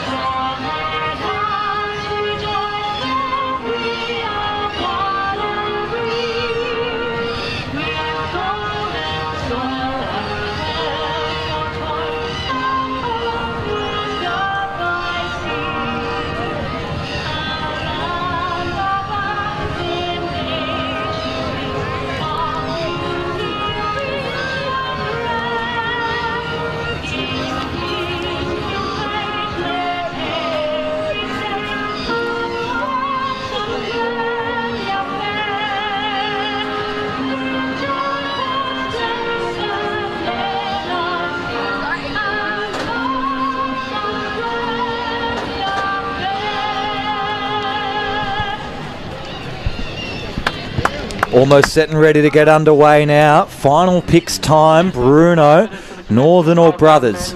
We're going to go Northern. I like seeing some exciting plays and positive touch footy. That's what you want to see. That's what the crowd wants. And to be honest, I'm looking forward to calling it. Yeah, it's going to be a good one to call. You're going to see a clash of styles that just lives up to the hype every single year. Sean Lindsay, sideline, final pick. I reckon Northern Spirit have got this one. And I've just actually done a bit of a count. I reckon it's pushing 1,000 to 2,000. Sorry, I had a bit more of a better look at the crowd, and yeah, it's swelling. Thank you very much, Sean. That is much better numbers for Touch Footy WA. They'll be happy to hear that. I'll go with Northern Spirit as well. I don't think there's any mystery behind my pick. If you've tuned in the previous years, I'm a Northern boy through and through. Played for the club, played for Rosalie, but the heart always stays at Northern Spirit. There's always time to jump the border, and now's not the time. Northern Spirit, they play a fun-loving style of touch footy, and I think Brothers, what they're going to try and do is slow that down. Am I not correct? Well, absolutely, they'll try to slow this down, but it's not in the traditional means of working a player over or anything like that. It's through hard touches. It's through creating angles that makes it weird for the ball to be played, at a quick bit of pace. They understand, and they've versed this Northern men's outfit time and time again. They know if they can frustrate Wallace, they can really get under his skin early. It pays dividends later in the game. They can force him to run a little bit harder. The mysteries are going to come on the wing because they are larger on the wing. They'll probably send out Troy Metcalf onto the far wing and keep Michael Beattie on the near side wing, respective to their sub box. It'll be interesting to see the way those two play out. Will they sub it all? Last year we saw Metcalf barely sub throughout the competition. He stays on the wing and stays fit, and that just allows you extra middle and link subs throughout the afternoon. Keep you fresher. Brothers, we know they're just going to work for penalties up in the attacking zone. Can they work quickies? Can they work the defence out? Well, that's just the mystery we're going to unfold in the next 30 minutes. All Brothers embracing each other a lot at the moment before they take part on the pitch. And Sean, what's the word amongst the camp there? They're pumped. They're absolutely pumped. And you just observed what was really quite something amazing to watch. The brothers coming together with a little bit of a spiritual head coming together. Their foreheads met and they close their eyes, and they're really in touch, this team. Let's see if that connection that they're showing on the sidelines here in their warm-up translated out to the park. Hungy's the affectionate term if you're looking for it for future, Sean, and I'm sure if you try one out without asking someone, they're probably going to be a bit confused. So you've got to be in the know to know. And I wouldn't just be trying it on random strangers down at the station tomorrow morning, but give it your best shot. Kevin would probably enjoy it, actually, the minion. I think he would be up for the fight. But I think Kevin's the only person there that you'd get away with it this evening, Sean, but, you know, to each their own. Brothers are going to get us started in the middle of the park, running left to right across your screen. Northern Spirit going for 3 in a row.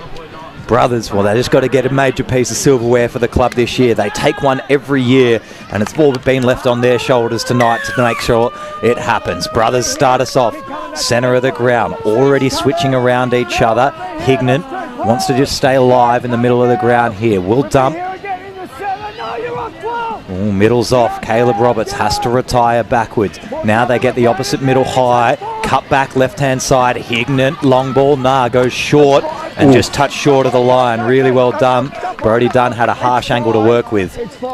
Wallace with the touch. That was scintillating stuff from him, like a little ballerina, floated across the screen. Nicked him before he got the try line, but it's going to be back with Brothers' ball.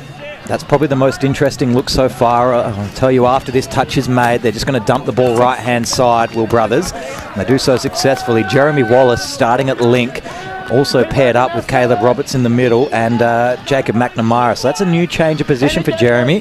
We'll see if he stays there all day or if that was just to enforce early. Roberts drives over halfway. O'Connell comes on for his first touch of the footy. Goes really straight. The third sub is a bit slow. Now they get a chance to redirect the attack. Lohea, new into the side, gets through, long ball option. And they're going to get there first. Oregon Penny throws it back and gives it to the crowd. 1-0 Northern Spirit. Bang, and they're on the board looking very, very suave and very crisp. 45, Lohea. He is fast off the mark and electric when it comes to agility. Sean, what was the crowd reaction to that try? Yeah, pretty big actually, and they did it right in front of their supporter base in the can tent. They were up and about. Blistering start for the northern side. Brothers will force left-hand side. This will be to set up a 32 or a middle. They can pull out a couple of good ones here. Forced on the back foot, Glazebrook, wrong-footed, so they'll attack him again. Long ball, winger shuts. That's good touch footy. Walking it in nice and slow out wide. Tamata Ere. That's good touch footy. They had the middle done early on. That's on Tim Glazebrook, the 25. Just got wrong-footed, and you can't make those mistakes against Brothers. They read it better than anyone else. Smart move with the feet as well, just conserving energy. Electing to walk into the try line. Every bit of battery is going to help because it's going to be a big game.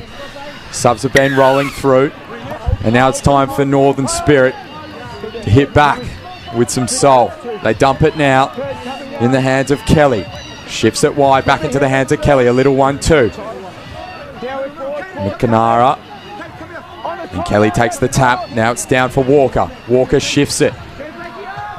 Just playing a bit of to and fro at the moment. No direct running. And now Walker's going to go the big left-right juke step. Touch made, but that was pretty impressive. Good to see. A couple of different attacking units here from Northern Spirit early. They haven't even really got to release Justin Buckley and O'Connell in defence yet. They're going to try and stack the right side of the field this time. The girls in previous matches going left. And I tell you what, a lot of speed on this ball and a lot of speed on the deck. They're going to run around the corner. Try chew up a bit more field, and I have a feeling they're going to go try through the guts. Touch pass. It's going to be a touch pass, so turnover. They get 6-2 Northern Spirits. They're a bit flat-footed. Good shoot there from the Brothers, trying to halt them up. And Brothers, a really tight D-line, just trying to push back for Spirit. They've got 6 more now. Hard touch. O'Connell waits to tap. They've already run their subs. Let's see how direct they run these arrows. Quickie to start. O'Connell will go again. Patiently waiting on the outside. Heke wants to switch it around. Wide for Lohea. Middle set. High link from Brothers. They can shut right-hand side if they want to. Big step back coming. No, keep it open. One-on-one on the wing. Beatty gets touched out wide. Penalty coming though. 6 again. Middle of the ground for Northern Spirit.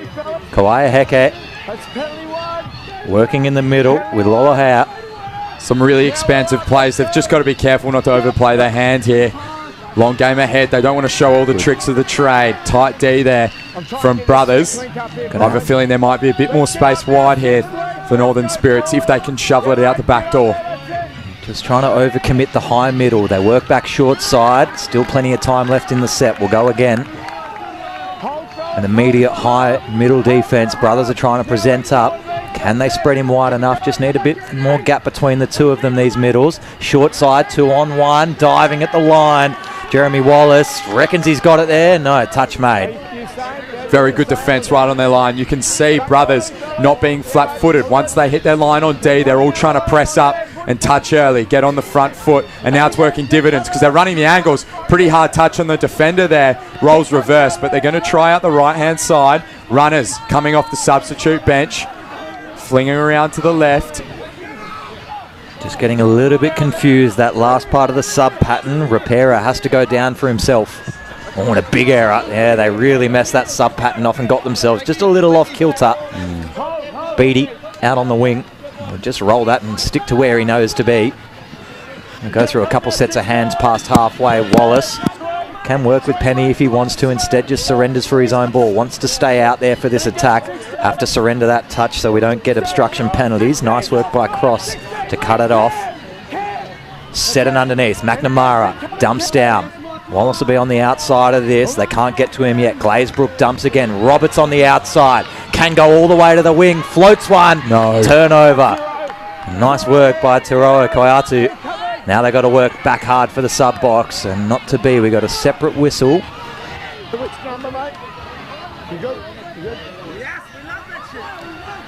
Hard touch. Really liking the look of Brothers. They're working super hard in defence for one another. We've talked about it all day. Defence is what's going to win a final. Everybody can attack hard and score points. Can you stop them? We'll see what's to come because defence is a long game. It's all about discipline. Brothers showing it early. See if they can fix the sub pattern this time. Driving hard, got stood up in the touch. That's what Beatty's good at. Rolls on after two. Ruhi Guthrie now takes us over to the middle of the park. Rere, outside ball. Hignett Stevens wants to loop back around as half. Flat ball, link hole. Didn't really look where he wanted it to go, and that's a little bit lazy. Yeah. Sean Lindsay down on the sideline, 7 minutes in. What are you seeing at 1-1? A really good contest down here, and the Perth brothers are very animated on the bench, just yelling at one another, press up, put some pressure on this Northern outfit, and they've been doing just that. Their defence has been scrambly, but successful so far. It's been an enthralling contest, and it is heaving down here, bit of music, the crowd's well and truly into it. Yeah, penalty at halfway gives Northern Spirit their second gifted penalty set at halfway for the evening. Kelly through the middle, Johannes working on the outside. Walker looking ominous in the 47. He's going to switch around now. Is it a step back? No, they got their lines mixed up. Johannes will have the ball back again. Work with Kelly underneath. Now we can go long ball. Link hole presented. Tried to get it free and probably just should have held on. Turnover, Perth Brothers stays 1-1. Brothers try and hit it up. And go through the middle, just shoveling the ball on wide, showing their hand early. Beautiful step off the right-hand side. And doing well now, making some good meters of the Brothers. And they're going to try play it quick now. Dunn dumps it early. Rare shovels it early as well. And they're just trying to play on the front foot and be really proactive. Little dummy pass out the side to Wano, and that's going to be try time. And in is Hignett. No try. No try. They're going to call it back. Another almost. Starting to look more threatening. They had Northern on the back foot for a long while there. PK switches it to Wallace. Gets a break. Wallace really splits the middle link hole nicely. Now they can wind up into a big finish. Dumping about 12 out is Glazebrook. And we're going to get a penalty. Foot involved in the touch. Good penalty once again. Northern get a fresh set of 6. Anyone that's tired can go off. Caleb Roberts loves the moment, so he's not going anywhere. Where do we go from here? Glazebrook and Roberts in the middle. Wallace, dump and split. Gets it back for himself. Touch made. Forcing Brothers to get off the line, the umpires. They can take even more time out of this Northern if they want. They're a little bitey on the line. Inside is free. Now we can go open side. Big ball coming from Glazebrook, doesn't release it. Still got time in the set. Roberts has really not released himself yet either. He's in the 12. McNamara underneath. Can go back for Roberts in the hole. Gets it down. Ooh, and he says no touch, sir, and awarded the try. 2-1 Northern Spirits. Caleb Roberts gets his first of the night. So much speed on this ball. What's it like at ground level there, Sean? It looks like a really fast game. Yeah, especially down at ground level. The crowd absolutely loving it. That try right in front of the Great Northern supporters. Sea of red in that Canberra. Crofts dumping in the centre of the ground. Brothers have just got to string some attack together. Reedy. This is what they're good at, pulling the defence out. Where are they going to find the chink in the armour? Short side, no ball to give, 5th and last. Needed to recount that themselves. Still just blowing themselves into this game. Reedy will dump in the corner. And Northern Spirit will have to go from the far side of the field all the way to their sub-box. There's been a few legs out there. Interestingly enough, after the try, Glazebrook stayed on, so now he's got ball in hand and really working hard to get to the sub-box. Same with Roberts. They both head off now. O'Connell gets the ball in a bad position. They have to really work hard to shovel this one. Beatty's available on the outside. Lolohea tries to dart through. Was he touched on the first one? Sure was. 6 done. And the problem with that stepping style Lolohea has is if he gets touched, you lose momentum even if that's not on the 6. Perth now going to have try and massacre Northern Spirit through the middle of the field in the hands of Sprout. He's touched. Rary shifts it on. This is Stevens. Moore gives it back to Stevens, and now they shovel it wide. Nice little dump there by Moretto. Stevens Good on the step. ball, shows the candy, and now he's got one more to give it, and it's going to be try time in the corner. The big fella, Karratha. And it's going to jump back to 2-all, and it's an even ball game. We've got 4 minutes to play here at McGillivray in the Open Men's Final, first half, and it's all to play for. It's a really good cutback. Hecke really had to stay on line with the middle, chase around the corner. You saw O'Connell. He had his eyes fixed off at the opposite link, had to stay out wide, and it's just a good bit of craft. Brothers are going to get you there a couple times in a game. Luckily, they've got it on this occasion. Level it up. Couple minutes left to half-time. McNamara and Roberts back out there. Been looking the most likely. Roberts, half a goose. Now needs to settle. McNamara will fill in at half again. Roberts switching the other side of the field. Ets it out wide for Glazebrook. Dump. Long ball. Beatty in the corner. Welcome back to the Northern Spirit, Michael Beatty, or welcome for the first time ever, I should say. Gets his first try in a grand final for the Spirit, 3-2. I love the way Caleb Roberts and is currently working out there with McNamara, along with Glazebrook. Those three keep switching and changing with each other very fluidly, and it's creating a bit of mayhem up front. 2-3. Brothers have got to answer back again. Big Mike showing a good turn of speed there as well. McNamara, the vision of him is unreal. He can just has this 5th sense, knows when it's time to give it, knows when it's time to hold. Now in the hands of Reedy. And this is Crofts looking to add a little bit of magic. They shift it wide now. It was Reedy. Beautiful touch there. A great read by Northern Spirits. Their defense really living up to the hype. Their offense likewise. Perth just dabbling on the edge, and it's going to be dumped. So turnover now. Northern Spirits ball. This will be their first. McNamara shovels it on, and they might be on through the middle. A little turn of speed from the big fella as Roberts sweeps it up again, and now they go wide. In the hands of McNamara, shovels it out the back door, hits Walker. Walker jinks off the left foot, nothing on. Now they've just got to dump and turn. That they do. On it now is Joannis. He's over the top. Touched on the foot, on the bootlace. Almost special. And if he cut off his pinky toe, he probably would have been away there. But it's going to be Brothers on again. A little dump and run situation. They look to spread it wide. Back on the inside now, though, is Sprout. Good turn of speed from him. Definitely the right option to hit it up. And that they do again. And they're going to go one more time before they look wide. Beautiful run there from Dunn. And they're just going to slow it up. Moore takes the hit. Off now to Stevens. Stevens looks back on that right-hand side of the field. Almost an intercept. And it's going to be touchdown. Northern Spirits ball. They start from the 1 again. No touch. Really well pulled out of Johannes reckons he got a bit of jersey on the way through. This is the big moment. 1 minute to go in the half. Brothers down by 1 and get a fresh set of 6 in the red zone. They're going to work this defence overtime for the next 40 seconds. First one by Hignett Stevens. Real slow play here. Moore was going to be half, got called out. No bite defence. High middle, high link. Have to be driving left-hand side. Hignett Stevens goes through a little gap, forces a pull, and that's a really good try. Perth Brothers are just better than that in goal line attack, 3 apiece.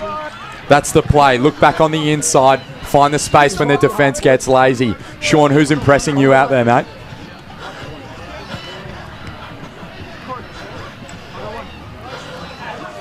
Might have lost Sean there again. We'll come back to him. It's going to be Spirit's ball from halfway. And that's going to do us for the half. 1 touch and it's all over.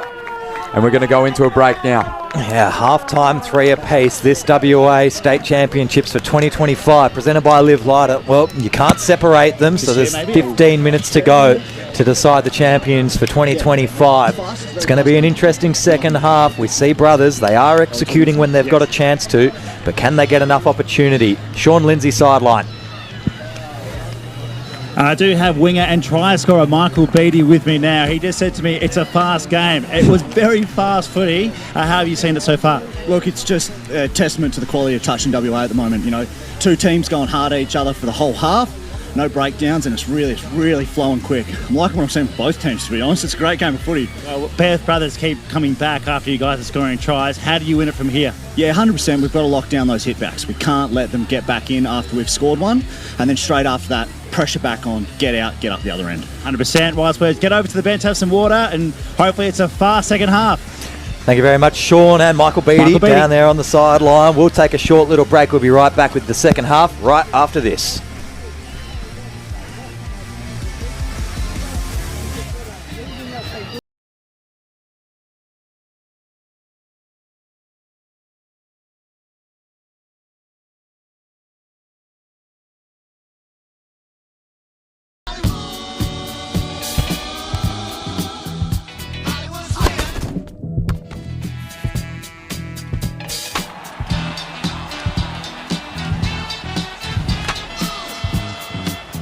New Balance, we got now.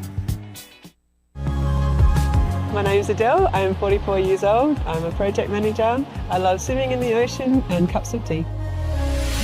Swimming is something I've done all my life and I come back to it when I need to, especially in the summer. Overcoming my fear of the open water has been something new for me. It's opened up this whole new world. And starting my day out in nature, in this magnificent environment, being held in a weightless world and moving my body gently is the best way I can think of to start my day.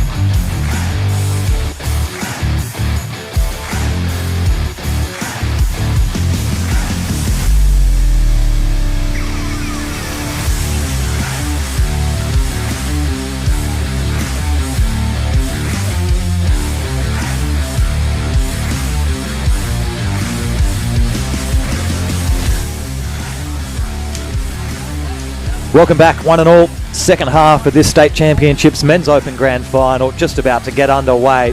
They saw a scintillating first half. Northern Spirit, true to their style, ran hard, ran fast. They really didn't even have to get to too much work of O'Connell and Derui. They were just really being controlled nicely through the middles by Roberts, by McNamara. And I like the two new inclusions of Johannes and Loahea. They've already had an immediate effect. And obviously their other new recruit, Michael Beattie, on the wing. Already got one in this game, but it's 3 apiece. Brothers have looked good when they have had a chance to attack. They just need a few more opportunities. Koyatu's looked very good in attack. Very well-known rugby name in this state. Every single code as well. They play it all and they have very good success at all of them. Hignett Stevens being the main man in the middle. Can they roll Kerrod Hignett? Thomas Croft's in there a bit more. I haven't seen Dylan Lovasage yet. Might be injury. Maybe even that's one for Sean Lindsay. If you can find a number 4 for me, let me know a yes or a no. Not from this angle here, but I'll keep a lookout for you, Nick. And just a bit of an insight onto how Perth Brothers going to treat this half. The word from the bench was to close down the space. The Northern team, Northern Spirit, playing really fast. They want to try and dictate that tempo, the Perth Brothers. And then they just kept saying to each other, we're not even tired. We're not even tired. We've got plenty in the tank.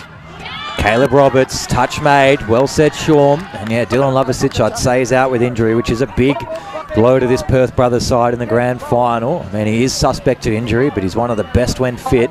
Touch made, only about 20 out from their own line. Perth Brothers trying to fish the penalty, not going to get away with that one. Working over sideline, Rare throws it on the inside. Works back into half. They've got a few involved now. Hignett Stevens dishes one outside. 5th and last. They got to dump left-hand side, and they'll do exactly that. Didn't really get the momentum they needed off their first set. Big Mike drops it and now it shoots out the side for Roberts. He's going to go quick, and they're going to try stack this left-hand side. Now in the hands of Wallace. And the playmaker, he's sacrificed his role a little bit this year, as Nick was saying, and a bit more of a running role. On the inside, O'Connell with a bit of speed, the big fella. Good luck trying to tackle him. Lucky it's just touch footy. On the inside now. Walker. What a try. So he's put one down, and it's actually going to come back. So it's going to be Perth ball. Loahea, I should say. Been a terrific playmaker so far today. Stepping into the role Wallace usually takes. And they swing it wide now, Perth. In the hands of Stevens. They're going to try and pick apart this Northern Spirits defence. Stevens in the pink boots once again. Puts his hand into Big Mike's chin. And now they swing it wide. Wino. Back for Hignett, who's already got one. Tucks the ball under the right arm. Looks for that little inside ball touch. And it's going to be a turnover. What do? Do they go fast? Loahea thinks so. Roberts likewise. They swing it wide. O'Connell taking the touch, and they're just going to try and build a little bit of ascendancy. Ding-dong battle here. This is what the doctor ordered. Buckley fades down. Now they're set up in front of a good line. Roberts switch out. Kelly not going to get through the hole there. And we're going to go touch and pass, or is it just a changeover? No whistle. Changeover. Great squeeze there from Perth. Really nice defence. Just close their gaps. Force the pass to the wrong option. No shooters. They can go 2 passes here. Force Beattie into 3 hard touches down the sideline. They're going to force link up in. Instead, they go really wide. It's actually not the worst option. Repairer now gets it off. Reedy dumping. This is looking good. Crofts got to switch inside and find someone to split on. They don't even need to. Howe goes through. Brothers lead up 4-3. That's a way to exit out of your own half. Draw in the wing, attack the middles, and a late switch in. That works out really well for the 17, Corey Howe. I love this last ball by Matuaridi. Opened up the hole that was presenting Paul Kelly. Just caught a little bit wide, not to fault, out to system, expecting a touch to be made. And Northern have got to answer back. Roberts might be the man just to do that. Wallace feeds him back the ball. Roberts just looks so elusive, especially off that right foot when drifting. That he does right now. Now they pick and roll. Glazebrook swings it wide to Wallace. Was he touched? Yes. They're going to bring it back for 4, so they've got 2 more touches. Northern Spirits just swinging the ball with dignity at the moment. Oh, that's a little stuff up from Big Mike. No, that's Wallace, not Mike. Don't blame. You have to blame Wallace there. Took his eyes off the footy. Yes, and it was Beattie. Just not the right timing there, but Perth are going to rumble down this left-hand edge. They stack it, and it's offside move. So Perth start from 6 again. Northern Suburbs, they're under the pump at the moment. They're going to have to D hard and watch their shooters. Perth like to make this an awkward game in attack. In the hands now of Wano. Nice little push. Hands it out to Moretto, who feeds Hignett. Hignett not a stranger to a line break, and it hits the deck, and so does the ball. So it's going to be a turnover. Now they start again. Roberts feeds it to Glazebrook, and the big fella's off. Those big long strides might just outrun anybody on the field, except for Karratha. And he's been pushed. Ref says it's okay, so we're going to go again. Now they've got 5. Can run the subs, and I would like to see Glazebrook after that effort sub off, but he's stayed on for now. Roberts. They're just rolling underneath. Heke folds. Now we go to Beatty out wide. Easy touch. Still one to set up in the middle. 32 for Nail or Ghost. Normally the way they'd attack this one. Roberts holds it. Heke now eventually goes down for Glazebrook. Flat ball the only option. Touch going to be made, 5th and last, and they had their count wrong. Lovely defence there from Hignett. He works really hard on both sides of the ball. Final touch, got their count wrong, did Northern. They're just going to dump this one out left. A little show and go, should have been touched. Is he half? We don't even know. Wide ball. Oh, and that's what Coach Killer right there. Out wide, getting it over the line. Should be Troy Metcalf. 4 apiece. 8 minutes to go, maybe 9. I didn't hear it, mate. So I will deal with it if I hear stuff like that. I just didn't hear it, okay? Bit of chat from the ref here at the moment, and it was Metcalf who worked really hard off the ball to get there for Lolohea, who's just so elusive, jumped over the tackler. And these boys are fast twitch. They're ready to roll. Now so does Stevens. Feeds it from Wano, and Tawano picks and goes, and now on the inside for Howe, and he dives over. It's going to be touched. They're on 4. They've got 2 more. Tawano, Crofts. Back for Tawano. Crofts is going to go fast. Swings it over. Skip pass. It hits the deck, though. It's going to be Big Mike's ball. Just didn't quite get the purchase on the footy. Wanted to rip that one pretty aggressively long. Wallace, McNamara. Having to burn 2 touches early. This will be 3rd, and they haven't even got up to the sub box yet. So you've got to find a big last drive in this last touch. Oh, and not square. Here we go. They're going to have to surrender the goal line here, Northern Spirit. Work a bit of goal line defence where brothers are most dangerous. They're going to take plenty of time to roll this one. As you see, they've already run their subs off. Coming into the middle, Hignett Stevens and Ruhi Guthrie.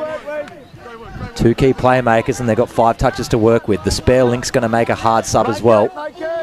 Would have been nice if Troy Sprout moved over to right link to make this oncoming player's job a bit easier. And in fact, he's going to have to run from Ghost Link now. Moore dumping down. Chance Hignett Stevens. Links off. Penalty will go again. Stevens doing the best he can to try and distribute right and left of the tump. But at the moment, Northern Spirits reading the ball really well. Feel like they need to be a little bit more direct here, Perth. Get back to their roots. That they do. Stevens, Great little ball. jig step out the side, and it's going to be try time. And he's walked in again. And it's Rere. He's got 2.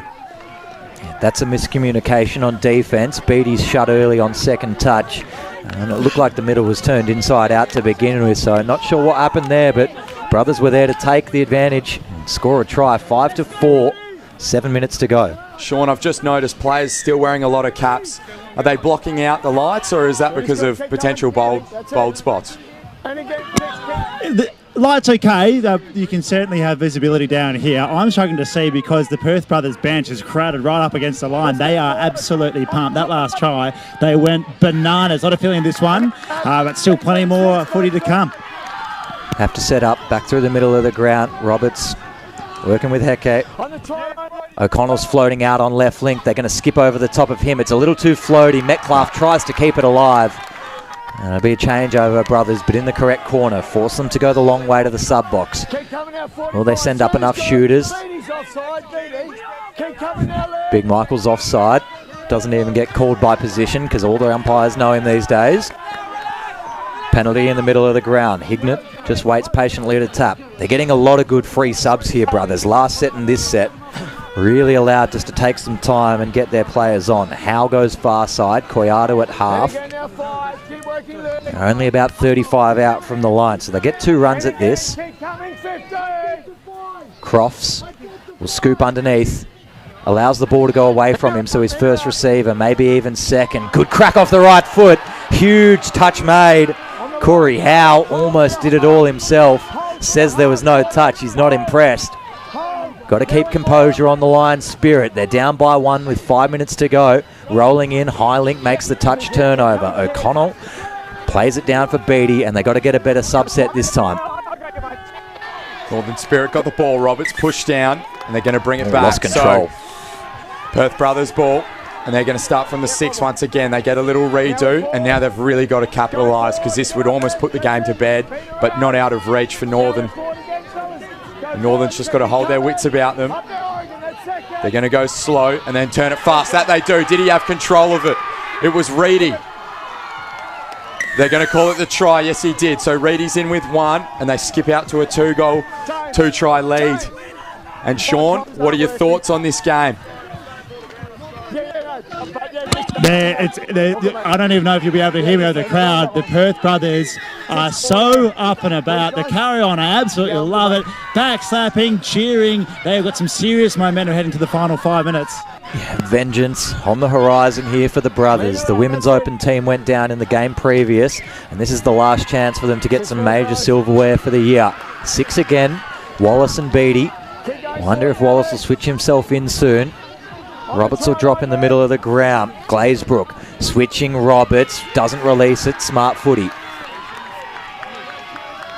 Play it on 2nd or 3rd here. They can't waste too much time though. Flat check, short side should bounce back. Glazebrook instead goes for corner. Going to go penalty offside. Really good getting off the line there by Perth again. Their defence is holding up so tight. Closing gaps, they're trying to squeeze Northern Suburbs. Roberts, stagnant, trying to get the hard touch. Can beat the one-on-one here. Ruhu Guthrie retires nicely, no bite. They're going to have to start going wide here, I think, Nick. They're trying to go up the middle. Just not working for them. They need to get a deeper ball runner. Around the corner they go now. Glazebrook, the big fella, tries to juke the defender. And they reckon it's offside, does Nick. Ref's going to have a little chat to him. And it's going to be try time. No, penalty two. Penalty 2, so next one's going to go send one player off to a 4 sub. If there's a 3rd penalty here, but Glazebrook, yeah, I thought he had a chance there. Oh, hang on. That's going to be a force. 5 versus 6 until we leave the goal line now. Northern Spirit have to take advantage and score here. There's an overlap somewhere, you just have to find it. Glazebrook, Roberts underneath. Pop off the deck, no, far side of the ground. They should work their way through it. Still got plenty of time. They've got to drive into this. They can't let Perth make the touch. It's allowing the other defenders to be free. Roberts gets in goal. Pops it, touch pass, ball to ground. Not coming to fruition for Northern at the moment. And they go back to a full complement. Perth did really well. Almost let them get into the goal line and then try and smother the ball runner who couldn't put the ball down because he was the dummy half. So Perth playing it smart here, and now they're just going to rumble, buy a bit of time, and potentially pick apart this line if they get deep into their attacking territory in the hands of Hignett. He shifts it one more time, just dummies it on the inside, tries to burn him on the outside, not quite doing it there, but so does Moretto, and he's through, but it's going to be a turnover. They used up everything they had, and now Northern Spirit with a chance to attack. They need to start going a little bit more direct and simplify their game plan. Wallace knows what he's doing. O'Connell, he doesn't know any other way except straight, and they pick it up and run one more time. Heke swings it wide for Lola here. Heke straight through the gap. Does he get over? He was touched just before it. Needs to play the ball. Strict. He's got one. What's he doing? He's got to go fast here. He can't keep holding on. O'Connell was trying to tell him, Lola here, what can he make her up? And he's touched. And now it's going to be Perth ball. Great defence from them. Patience. Reliant on a mistake here now at Northern. 1 minute left, 1.5 minutes if you want to get technical. Spirit have got to force an error. A couple hard touches, make them get a little bit off kilter on the angles. Brothers will know that and just duck the head into each touch now as well. Nicely back Morito. Will sub himself off. Repera comes around the corner nicely. Crofts wants the inside ball. They haven't crossed halfway on 5th and last. just got to close this set out. 1 minute left on the clock. Northern want the ball. Penny calls for it, plays it. And now they've got to probably score in the next 3 or 4 touches, you'd think, and get back to halfway. Any chance? This is what they need. This is what they asked for. Maybe their only opportunity to win this final. Wallace dumps. Outside ball. Kelly gives it around the corner. Groves. Now we go through McNamara last. 6 again. Ball to ground. 6 again offside. They can still play it. That's a good penalty to give away, in fact, Perth brothers. He's got to go now. He's only got 30 seconds and they still need 2 tries to make it an even ball game. Get the drop off into play. McNamara holds the ball in 2 hands. He's got to shift. They've got to go now. Hits Roberts. the deck. Roberts has hit the deck. Was he touched? Yes, he was. And that's going to be the ball game here, ladies and gentlemen. Perth, just superior defence. And they've just played this to a T. With 5 seconds left to go, they can just calmly run this one in, the Perth brothers. They won the Super Series in December, and they finally get their vengeance for the last 2 years. Perth brothers are your 2025 state championships winners once again. It's only been a couple of years without a drink, but they sure are back. The women didn't fire in the Grandy, but the men sure did. And once again, Perth brothers take another major piece of silverware home with them for another year. 6-4 and some tremendous touch footy. They maintained a lot of composure out there this afternoon. And Bruno, that's a pretty good outfit. That game could have gone either way for a while there, but they've been the better side today. They definitely have. Just patience and skill. They just identified their plan and stuck to it to a T. They never really got flustered. You could see Northern Spirits, they had their plan to try and play expansive. The problem with that is when you're inexperienced, you can start to overplay your hand and make some silly errors. That they did. And I probably would have preferred in that middle period of the game. We saw for a while there we were running with the Roberts and McNamara, same sort of switching play through Glazebrook, and maybe just once or twice it needed to be a different little look at the game. Give Perth brothers something else to look at, because they seem to have figured it out by the end of the game. But it's a good game of touch footy, and it's been a good weekend overall. 5 champions we've now crowned over the course of the weekend. We're just waiting for our man Sean Lindsay. Looks like he's just about to grab us an interview. Looks like he has got one now. Sean Lindsay, if you got us, down to you. Yeah, I do. I have Thomas Cross, Perth brothers, state champions for 2025, mate. How's it feel? Static, mate. We've been waiting all 4 years for this far. Boys putting in hard work in this pre-season. But these boys, fucking love them so much, bro. Can't explain words at the moment, but it's been 4 years, so. It was a really tight game, and they came out really strong in the first half, but you bounced back. What are the words at half-time that you think got you guys over the line? Just energy, defence, getting off that line. We stopped at the midway 3-4 times, put on back pressure, just work, eh? We were on 5 months, what a game he had, eh? 3 massive days of touch, and it all comes down to this. What are the celebrations going to be like tonight? Oh, I can't tell you that one too much, eh? It's going to be a big one. Hey, Thomas Cross, congratulations, 2025 state champs. Let's go, lads. Thanks, gents. Thank you very much for all your work there this evening, Sean Lindsay, and good work by Thomas Cross. Luckily, we're on YouTube this year, so I don't think we're going to get in too much trouble for that one. 6-4, the final score down here. Perth brothers defeat the Northern Spirit, and as you heard, for the first time in 4 years, reclaim their spot as the top men's touch side for another year. We are going to hold on for some presentations in a couple of minutes' time, but maybe, Bruno, just your final thoughts before we leave a break into those prezos. Just an epic day out here at McGillivray, and all teams gave it a really good shot. Really expansive plays and tough defence. I think it shows, as much as it's boring, defence is what's going to win you the premiership or the championship in this case. And yeah, beautiful day, good deck for it. Couple thousand in the house, as Sean mentioned before, and yeah, what else could you want? Ding-dong finish. The Major 3 grand finals this afternoon. Mixed Open, Tompkins Park won 10-7 over the Fremantle Rebels. In the Women's Open, Karratha Titans, first year in the competition, and defeat the Perth brothers 5-4. And then, as you see, 6-4, the Perth brothers beat the Northern Spirit in the Men's Open clash. We'll take a short little bit of break, and we'll be right back with some presentations after this.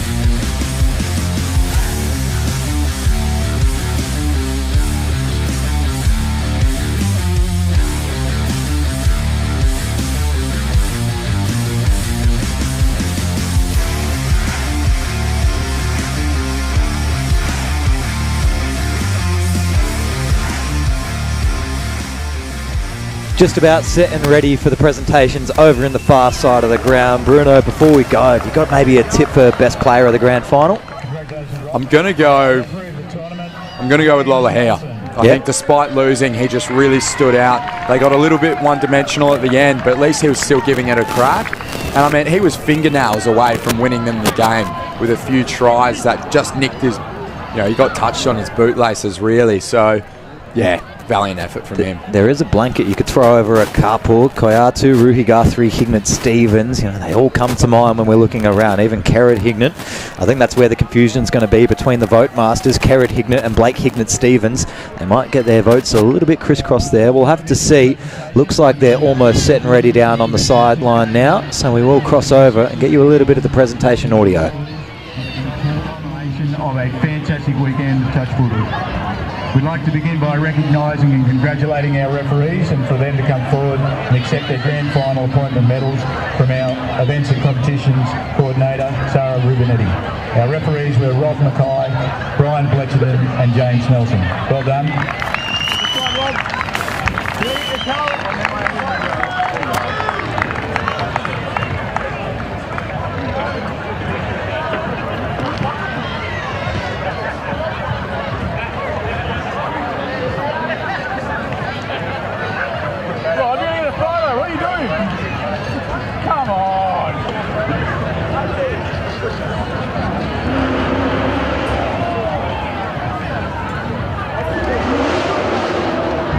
Well done and congratulations and thank you again.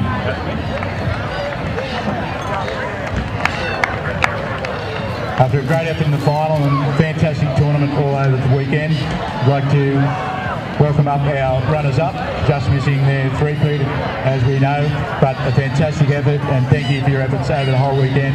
Northern Districts.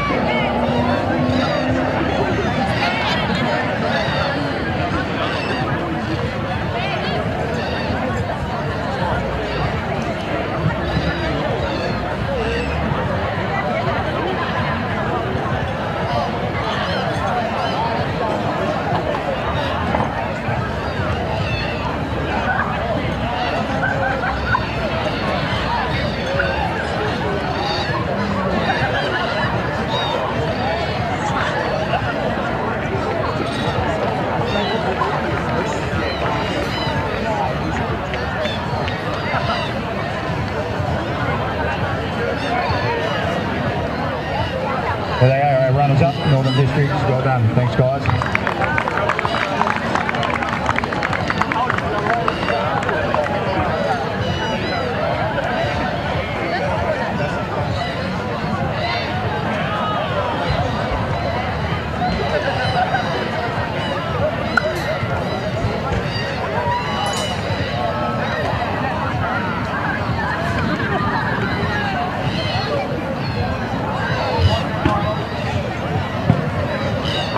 Bring up our champions, our player of the final, number 9 for Perth Brothers, Blake Hignett Stevens.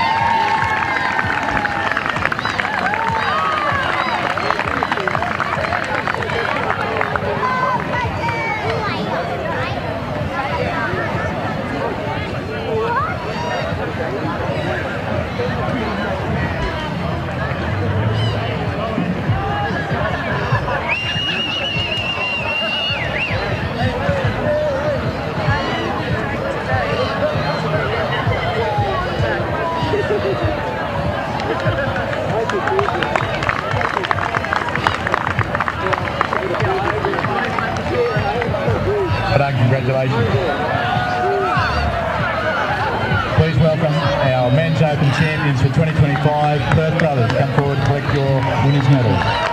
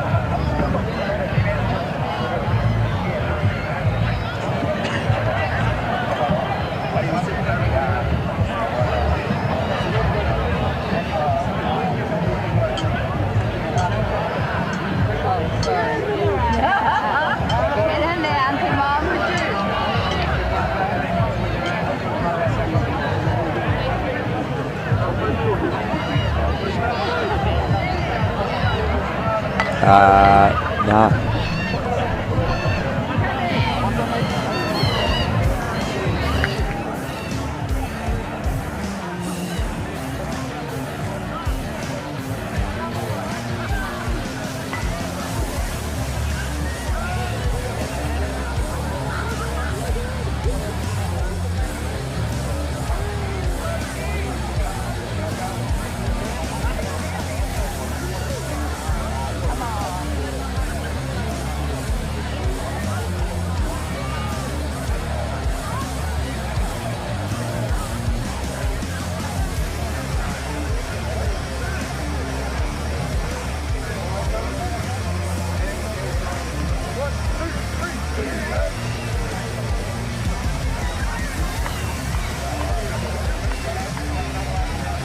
Well, that's a wrap for the 2025 LiveLighter State Championships down here at UWA Sports Park, and brought to you by LiveLighter. Just to wrap you up, those final 5 grand finals that we brought to you this afternoon. Women's 30s, the Alkimos Tigers beat the Perth Brothers. Over into the men's 30s, Karratha beat Tompkins Park 11-7. In the mixed open, Tompkins Park won their 9th straight title 10-7 over the Fremantle Rebels. Then the Karratha Titans in their first seasons beat the Perth Brothers 5-4 in women's open. And the game you just saw, Perth Brothers defeat Northern Spirit 6-4 and take the crown back for the first time in 4 years. Sean Lindsay, Bruno Harvey and Nick Neary, we've been your call team this afternoon along with all the crew at LMSC. Thank you very much, and we'll catch you all next year.